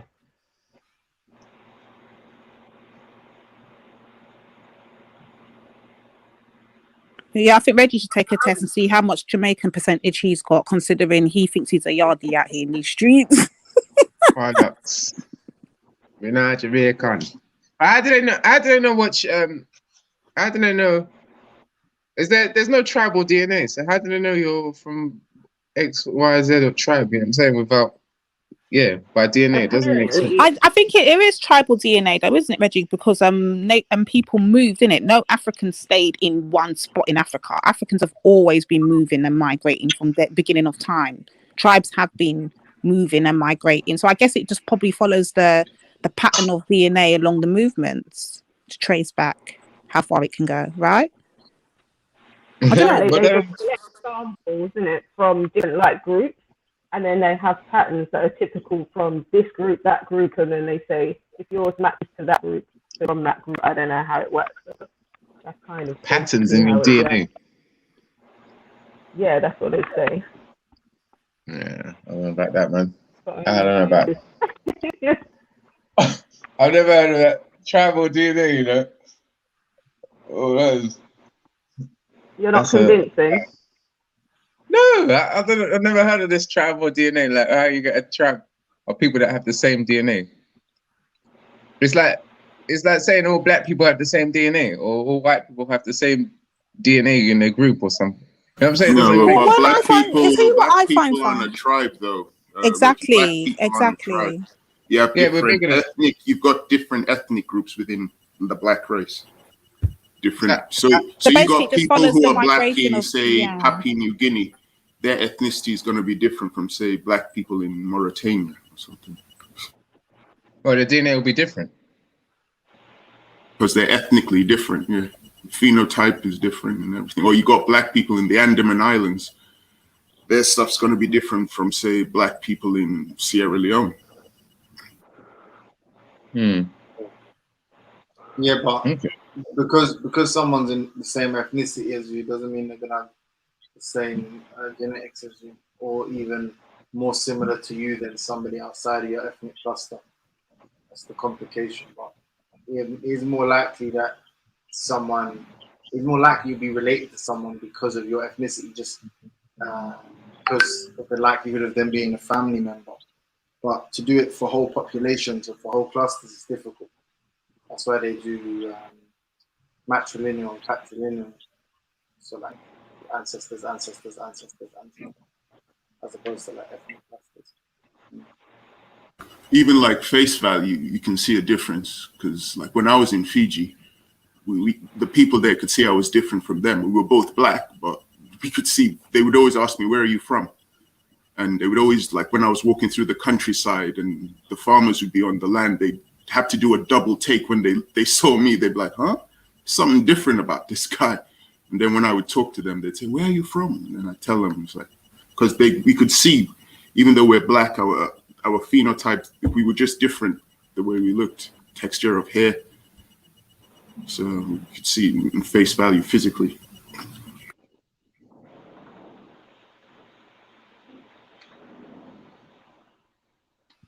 ADD, you play too much, innit? You're from London, bro. I don't know why this thing is. Yeah, I'm from the same tribe as Reggie. What are you talking about? Reggie, what's your tribe again? Reggie, what's your tribe again, Reggie? Rivers, Yoruba. I'm Yoruba. Nah, I'm Yoruba, bro. Shut your mouth. You from the Thames River State. That's I'm from the Yoruba state, man. Shut up, man. don't try to take me down. Yo, you from the same place I'm from, baby. No, I'm not, mate. No, I'm not. James, no one knows where you're from. That's the problem. From the same places. I grew up in Stonebridge. Did you? Oh, mate, you wish you did. I know. Nah, no, I'm joking. I definitely didn't wish I did. I was definitely terrified. We are loving people in Stonebridge, man. James, you're welcome any day. I'll protect you, James. Yeah, no, I've been on the you can come from the Stonebridge Estate tribe, man. The thing I don't understand, Lady Divine, is like when the Pan-Africanists were talking about reparations, you had all these people coming at them. But when I know, because I'll see people on other channels, all these groups of people, like they're supporting ADOS, right? These are the same people who are coming for Pan-Africanists, but ADOS want reparations as well. So and no one's not really saying anything, and I just think it's a bit weird because it's like it's a hate. Oh, you can't get reparations. You can't get that. You're never gonna get it. It's never gonna happen. We hear it all damn day, every day when we talk about it. But then when ADOS comes around, it's big up ADOS and they're doing boots on the ground movement and they're doing work. And I'm like, the contradictory is a joke. And ADOS also believe in their official documentation believes in systemic racism. But when the Pan-Africanists talk about systemic racism, they hate the Pan-Africanists and they insult them. But ADOS come on, big up ADOS. I'll tell you, Bon. I'll say Elron, I'll say Ralph, I'll say all these people. They all come out there and talk about, you lot are never getting reparations. We've had it a million times on the block, innit? How much times even James has gone toe to toe with them saying, but don't you think they're deserving of whether he's against us or not? He will stand up and say, don't you think they're deserving of at least some correction of some reparations? Even though I don't agree with it, don't you think that they're entitled to at least fight for it? Elron will argue him down and say, no, it's not happening. No reparations. You lot can forget about it. Blah, blah, blah. But then they're making their name and they want to be aided, they want to be a separate group. Then very sad people are cheering them on. Very sad people. Lady D, I do believe black people in America, ADOS people, and people on the continent deserve some form of reparations. I just don't. The emphasis being on some form. I agree with people. I agree with the detractors that say, or the opposition that say, it shouldn't be in the form of a check to individuals. So it shouldn't be, oh, your ancestor was a slave. Here's $15,000 or whatever it's going to be. I think that's silly. I don't think that. And I don't think that's silly. I'm not saying they shouldn't get it. I'm saying I don't think that's beneficial. I would say it should be an institutional level. So institutions. It's not going to make any sense. And it wouldn't make. Listen, there's not enough money in the world for that to even happen if you think about it with your brain. There's that, and that's why when I speak of reparations, I always speak on building back the countries or putting infrastructure back in the countries. I don't talk about individual payments. Never. Oh, sorry. Okay, sorry. There's never enough money in the world. I understand. I think they should do both. ADOS want both. That's in their documentation. Both large cash payments to individuals and dealing with the institution as well. So they document both. The Jews, didn't they get both? Didn't individuals get money? I know in America now. I think they did. Yeah, I know in America look at the numbers now. What is the numbers of Jews that got reparations compared to the numbers of? Can I tell you why that's different? Yeah. When you're talking about slavery, so go on, what we saying? No, go ahead. I want you to explain why it's different. The reason, it's not that one shouldn't be the case. I'm just saying the reason that it's difficult to compare is one, Nazi Germany was condemned by the international community, but it was viewed as a state action. So it was a state action against the Jews versus slavery ultimately was legal in the Americas, and it was individuals that owned slaves, right? So it's individuals and organizations and groups and collectives that own these slaves. So now it's a little bit more difficult to piece together who owes what precisely, as opposed to being a state. Also, We're talking about generations, successive generations that have lived impoverished or whatever. So it's the cumulative sort of effect of the wealth that was generated from that time and the deleterious effect on the individuals who experienced it, who were oppressed, whatever. Versus with the Jews, we're literally talking about one generation removed. We're also talking about, when we talk about individual payments, actual what's the word? A monetary loss, right? Paintings, artwork, their homes, their businesses. So there's clear financial, the clear damages that can be assessed and appraised because of individuals that have lost money, and maximum we're talking about one generation removed. So all of that aggregates to like being a lot sort of more difficult to make it like a like for like solution. You know what I mean? Like there's a lot of differences in the first, namely being it was condemned by the international community as a state action against the group, versus we're talking about an institution that was actually legal in America. So you're saying now like what you did was bad. So you're making a moral argument, versus when you're making a moral argument to individuals who are operating within the law. Now you're making a moral argument against a nation that was practicing something that was in contravention of not necessarily international law at the time, but everybody that was fighting for their reparations agreed that what the Germans did was bad. Versus a lot of people in the world, barring the British, agreed with slavery at the time. So there's a lot. It's a little bit different, to be honest. I'll just say this. I'll say this in Evanston, Illinois, they're giving reparations, and they've started doing it with money to individuals who've been able to trace their ancestry, and they're looking at doing it from an institutional perspective. And in Asheville, in North Carolina, hold on. In Asheville, in North Carolina, the state of North Carolina, they're going through the process of giving out reparations as well. So that's two states in America doing it now. One's the state of Illinois, and the other one's the state of North Carolina. And they pushed through a bill in the state of California, but they haven't actually started doing the reparations yet in California, but they pushed a bill through. That is very vague. You could give more information as to what they're actually giving, because you know. You want the information on Evanston? Huh? Because I can give you that one. Is it the information on Evanston? Yeah, let's see what Evanston. What did they give? What did they actually give? Like, is it something so significant for us to like, in comparison? Not really.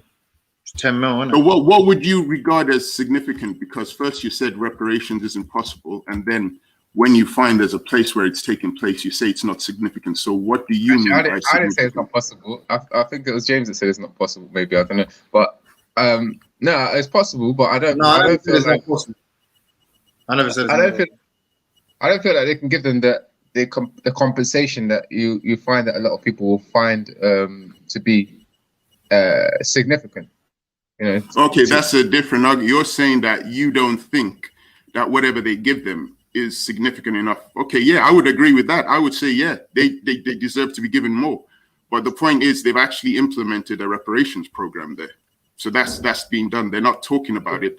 If you were to ask all the people here who thought that they're due reparations, how much they would accept monetarily, they'd probably all give you a different figure, and they'd all probably, never be satisfied with how much would be given. So, that sounds like fun. That sounds like fun. All right, go on, Born, Lady D, anyone who feels it's not even that. I'm gonna tell you my answer straight up. I will leave it to the experts, right?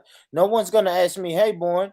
You're the experts. But listen to me. So no one's gonna say, "Hey, Born, what do you think America's spending budget should be for year 2022?" I wouldn't have no clue. And Jimmy, if I asked you the same thing about the UK, you wouldn't have any clue. Like, come on, bro. Like, what are we talking about, man? I would leave that up to the experts. We would say, you know what? It's people whose job it is to deal with that. Let them deal with that, if I'm honest. And the important part that I mentioned is to say that it's not an impossibility. It's taking place now. So it could grow on to other parts of America. Because ADOS, which is a separate organization, they're pushing their own agenda for reparations, which they've documented. But apart from them, there are Black Americans outside of ADOS who are getting it as we speak. Yeah, I mean, those people that get it.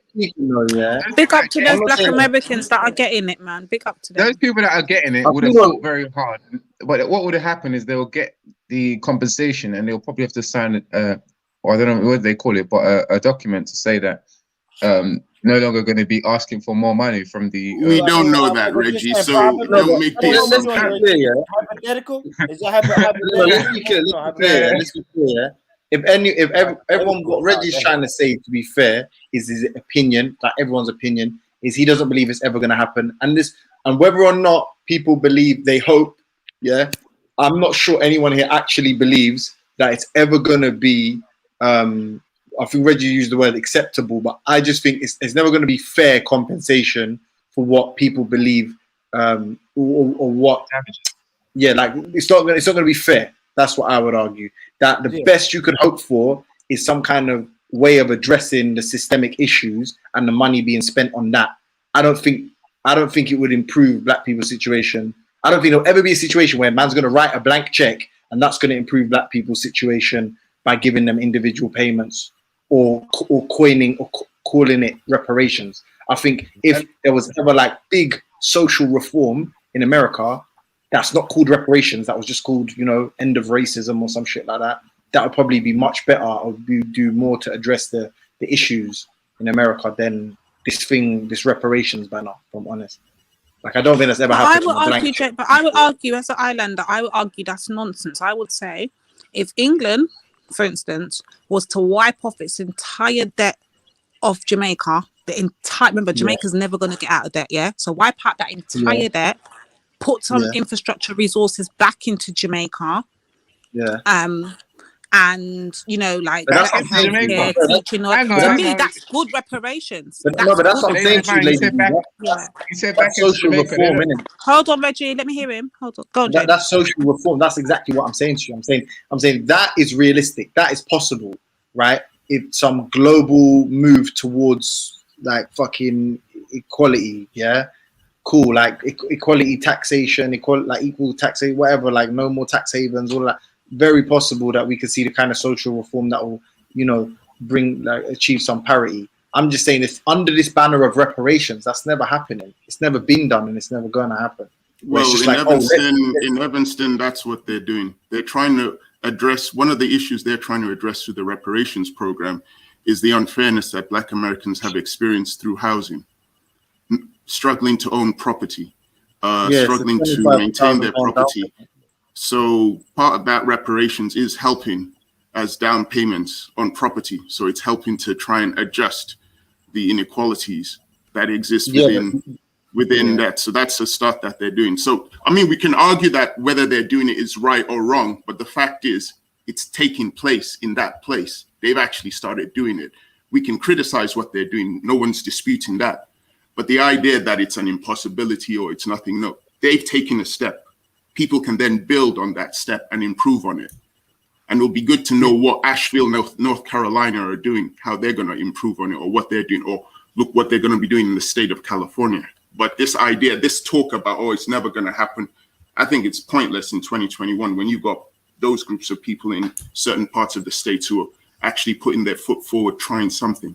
But those states are autonomous. That's the whole thing. They've got governors and whatever that are autonomous. Like, if you think about it logically, it's super counterintuitive. It's like, let's take a portion of this nation's wealth to bring a minority group within this nation up to speed, almost adversarially. Like, they are against us because we haven't done this. So let's take that to bring them up to speed, whilst the nation itself is obviously going to incur heavy debt as a result of it, or in itself is going to lose. What's the word? It's going to sacrifice. It's going to sacrifice something, right? That's just counterintuitive. You can say that. You can say it's counterintuitive, but the process that they've done is nothing new. I mean, Japanese Americans, they also received reparations for the way they were treated during the that generation, the ones that were interned. That was actually them. It's like we put you into account. People in Tuskegee also received reparations for what was done to their ancestors in the syphilis scandal. But so those descendants also received, their descendants received reparations for that as well. So you can say it's counterintuitive. That's a whole new argument that you're now Yeah, creating. and, let me say this. The Let original me say argument this. was that it was not possible. I pointed out that it is possible and it's Yeah. existing. So that part is done. If you want to create a new argument, you can do facts. that And, with but someone no, else. hell no, no more new arguments, y'all. I'm going to bed, guys. God damn. I gotta say, take care, Born. I've got to go to work. So Big up, this is witness. great. Big up. Take care, Thank lady. you, witness, man. Thank Big you, up. Jimmy, Reggie, Lady D, Miss Amelia. Who else came on here? Paylu, Perry, Brother Mike. Oh yeah, Black sorry, Dude. brother. Sorry, brother. I don't mean to interrupt you. Is that Tash? Is that Tash? No, that's Miss Amelia. Definitely not. Okay. Yeah, shout out Tash to Sounds never exactly come like on Tash, though, no? She sounds tough like Tash should Tash, no? never come on here. Why? She'll What? never come on. Bro, what are you talking about, man? Bro, I'm out, man. That nigga's tripping. So shout out to everybody.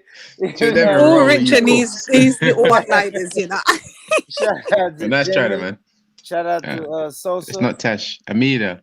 Shout out to everybody, man. What's Shout out up, to the people? You people in lot the still chat, there? man. The haters, Yo, you be the looking hella lovers. creepy, though. Time. Reggie, what's wrong with you, bro? Yeah, I know, man. You look mad creepy. What's wrong with him? That's Reggie, man.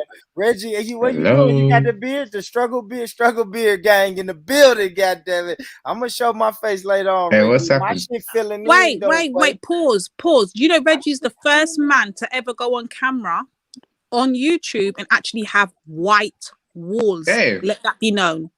is y'all still Let there? that be known. Clean white Why the walls. fuck are you Hey, watching Lady another D. man? Hey, Because Lady the D. man them come on camera. No, don't worry about it. Don't worry about it. Don't worry about it. Don't worry about it. So I was shout out gonna, to I was Lady gonna, D. We haven't I was Shout out gonna to tell Lady Lady D. Nah, she done gave too many compliments tonight. She's complimenting the man's walls and motion is the most aggressive man on the panel and fire emojis for Brother Mike. And you just doing too much, Lady D. Sit That's, your ass you know we what? down That's offline. not fair. Born. And Paylu want a wifer. She done showed a picture, showed her ass today. What are you doing, Lady D, man? She should Come be on. showing. She should be showing you her walls. You You know lot what are I'm just saying? haters, man. Just because you ain't got white walls, you got off orange kind of looking And walls. it's You lot are just haters with I- yellow walls. Hey, Lady D. anyway, Lady I D. got good. white walls in my living room. Yeah, you're not the only. You're not the only one on this panel who loves white Big walls. up the Trust me. listeners. Big up the panelists. Yeah, I know you love the whiteness All gems. right, I know you Reggie, do. man. Salute, Reggie. Yeah, man. Born Rich As loves Jada always, big Francis up the walls. kuffar. We run things. Oh, yeah. I'm out. Yeah, Reggie. You dead, man. Yeah, big up, Born, my brother. Big up, Lady Big up. Divine. He's And gonna call me Amelia. Lady Pan-African now. Now he's on because I defend them. James, No. why do you hate when I defend the Pan-Africans? Like what? Go on. No, I don't, bro. So why are you Do you trying know to what, say, Lady oh, D? no, Hey, like tell can I us this rate you? line? Oh, Can I Lady rate you D's so fighting much? for Pan-Africans. Why shouldn't Can I rate you so much? Today is one of the first days. I'm gonna be honest. I didn't get the vibe that you were in love with me. So that Oh means my it. days. No, big James, up you know, yourself. I'm going to bed. I can't take no more. I'm going back to Big bed. up yourself for that, man. Listen, you're doing All well. right. Hey, peace out, y'all. Family. Just Bless up. remember, man, I'm gonna play this. Y'all know I've got to play my outro. And then I'm definitely gonna leave y'all with a beautiful video. Don't forget, man, karaoke night. Fuck, do I want to say tomorrow? Do not Just say sing on coming character. soon. Please, I'm gonna Born. say Please. coming soon. Our ears can't take them with the pressure. No, Like, I think the either best one so tomorrow far, night. Brother Pulu and his Sanchez remix. Oh, mate, Brother Pulu, you are a worldwide superstar now. Just let it be known. You are up there. And you're Yeah, I in think that's Blackwood. comment. Not That's Hollywood. probably He's in comment. Blackwood. Yeah, that's comment number 54 that you gave I love Brother another Pulu. nigga tonight, man. What are we doing, man? I love him, man. I love him. He's funny. But good shit. But yeah, karaoke. I'm gonna say it this way. I don't know if I'm gonna do it tomorrow or am I going to do it the next day. But the next time I go live, it'll be karaoke night. Put it that way. So Big y'all up, make Paul. sure You you have a blessed day subscribe. ahead, yeah? Thanks, sis. Yeah, man. Make sure y'all subscribe if you're not subscribed. Miss Amelia. Okay, there we go. Make sure y'all subscribe if y'all not subscribed. Play the brick by brick. Y'all know who built this shit, brick by brick. And I'm gonna play a little snippet of last week's karaoke. Like I said, the next time you see me or hear from me, it'll be on karaoke night. Make sure you got your singing voice ready, man. You don't come up here playing. You can do bars, you can rap, you can sing. You know what I mean? I need to see you in the place. If you got that same energy to come up here and debate and ask 50 fucking questions, you should have that same energy to at least be able to spit a fucking Nas bar or a fucking Bob Marley song if you need to. Well, yeah, man. Salute to y'all. Peace, peace, peace, peace, peace, peace. I built this shit. Me. Brick by brick. And I'll be damned if I let you tear it down just because you don't like the way another nigga talk.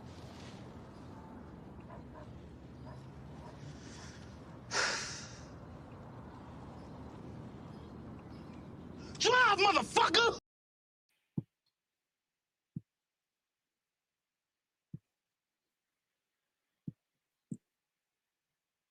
Hey, yo, bro, if you want, if you... Let me get this real quick. Oh man, he killed it. He killed it. It's over. Let me mute my mic. It's for my sister in the chat, man.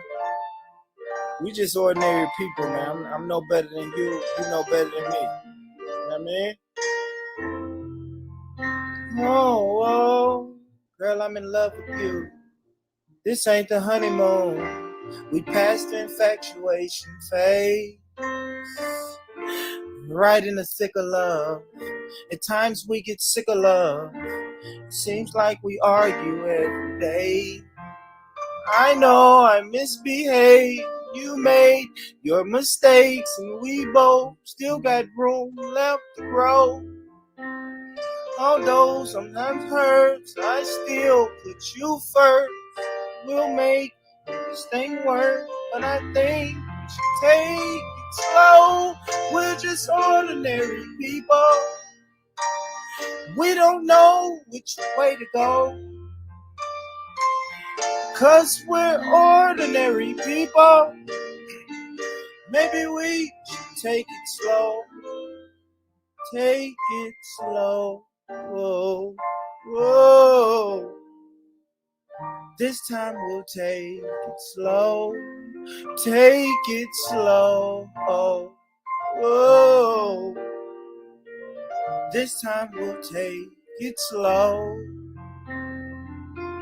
This ain't a movie, love. No fairy tale conclusion, y'all. It gets more confusing every day. Sometimes it's heaven sent. Right back to hell again. And we argue and we make up every day. I hang up, you call, we rise, we fall, and we feel like just walking away. Our love in advances, we take second chances, though it's not a fantasy. I still want you to stay. We're just ordinary people. We don't know which way to go, 'cause we're ordinary people. Maybe we should take it slow. Take it slow. Whoa, whoa. This time we'll take it slow. Take it slow. Whoa, whoa. This time we'll take it slow. Take it slow. Maybe we'll live and learn, and maybe we'll crash and burn, and maybe you'll stay, maybe you'll leave, maybe you'll return. Maybe another fight, maybe we won't survive, but maybe we'll grow, you and I. We're just ordinary people. We don't know which way to go, 'cause we're ordinary people. Maybe we should take it slow. Take it slow. We're just ordinary people. We don't know which way to go, 'cause we're ordinary people. Maybe we should take it slow. Take it slow. Oh, whoa. This time we'll take it slow.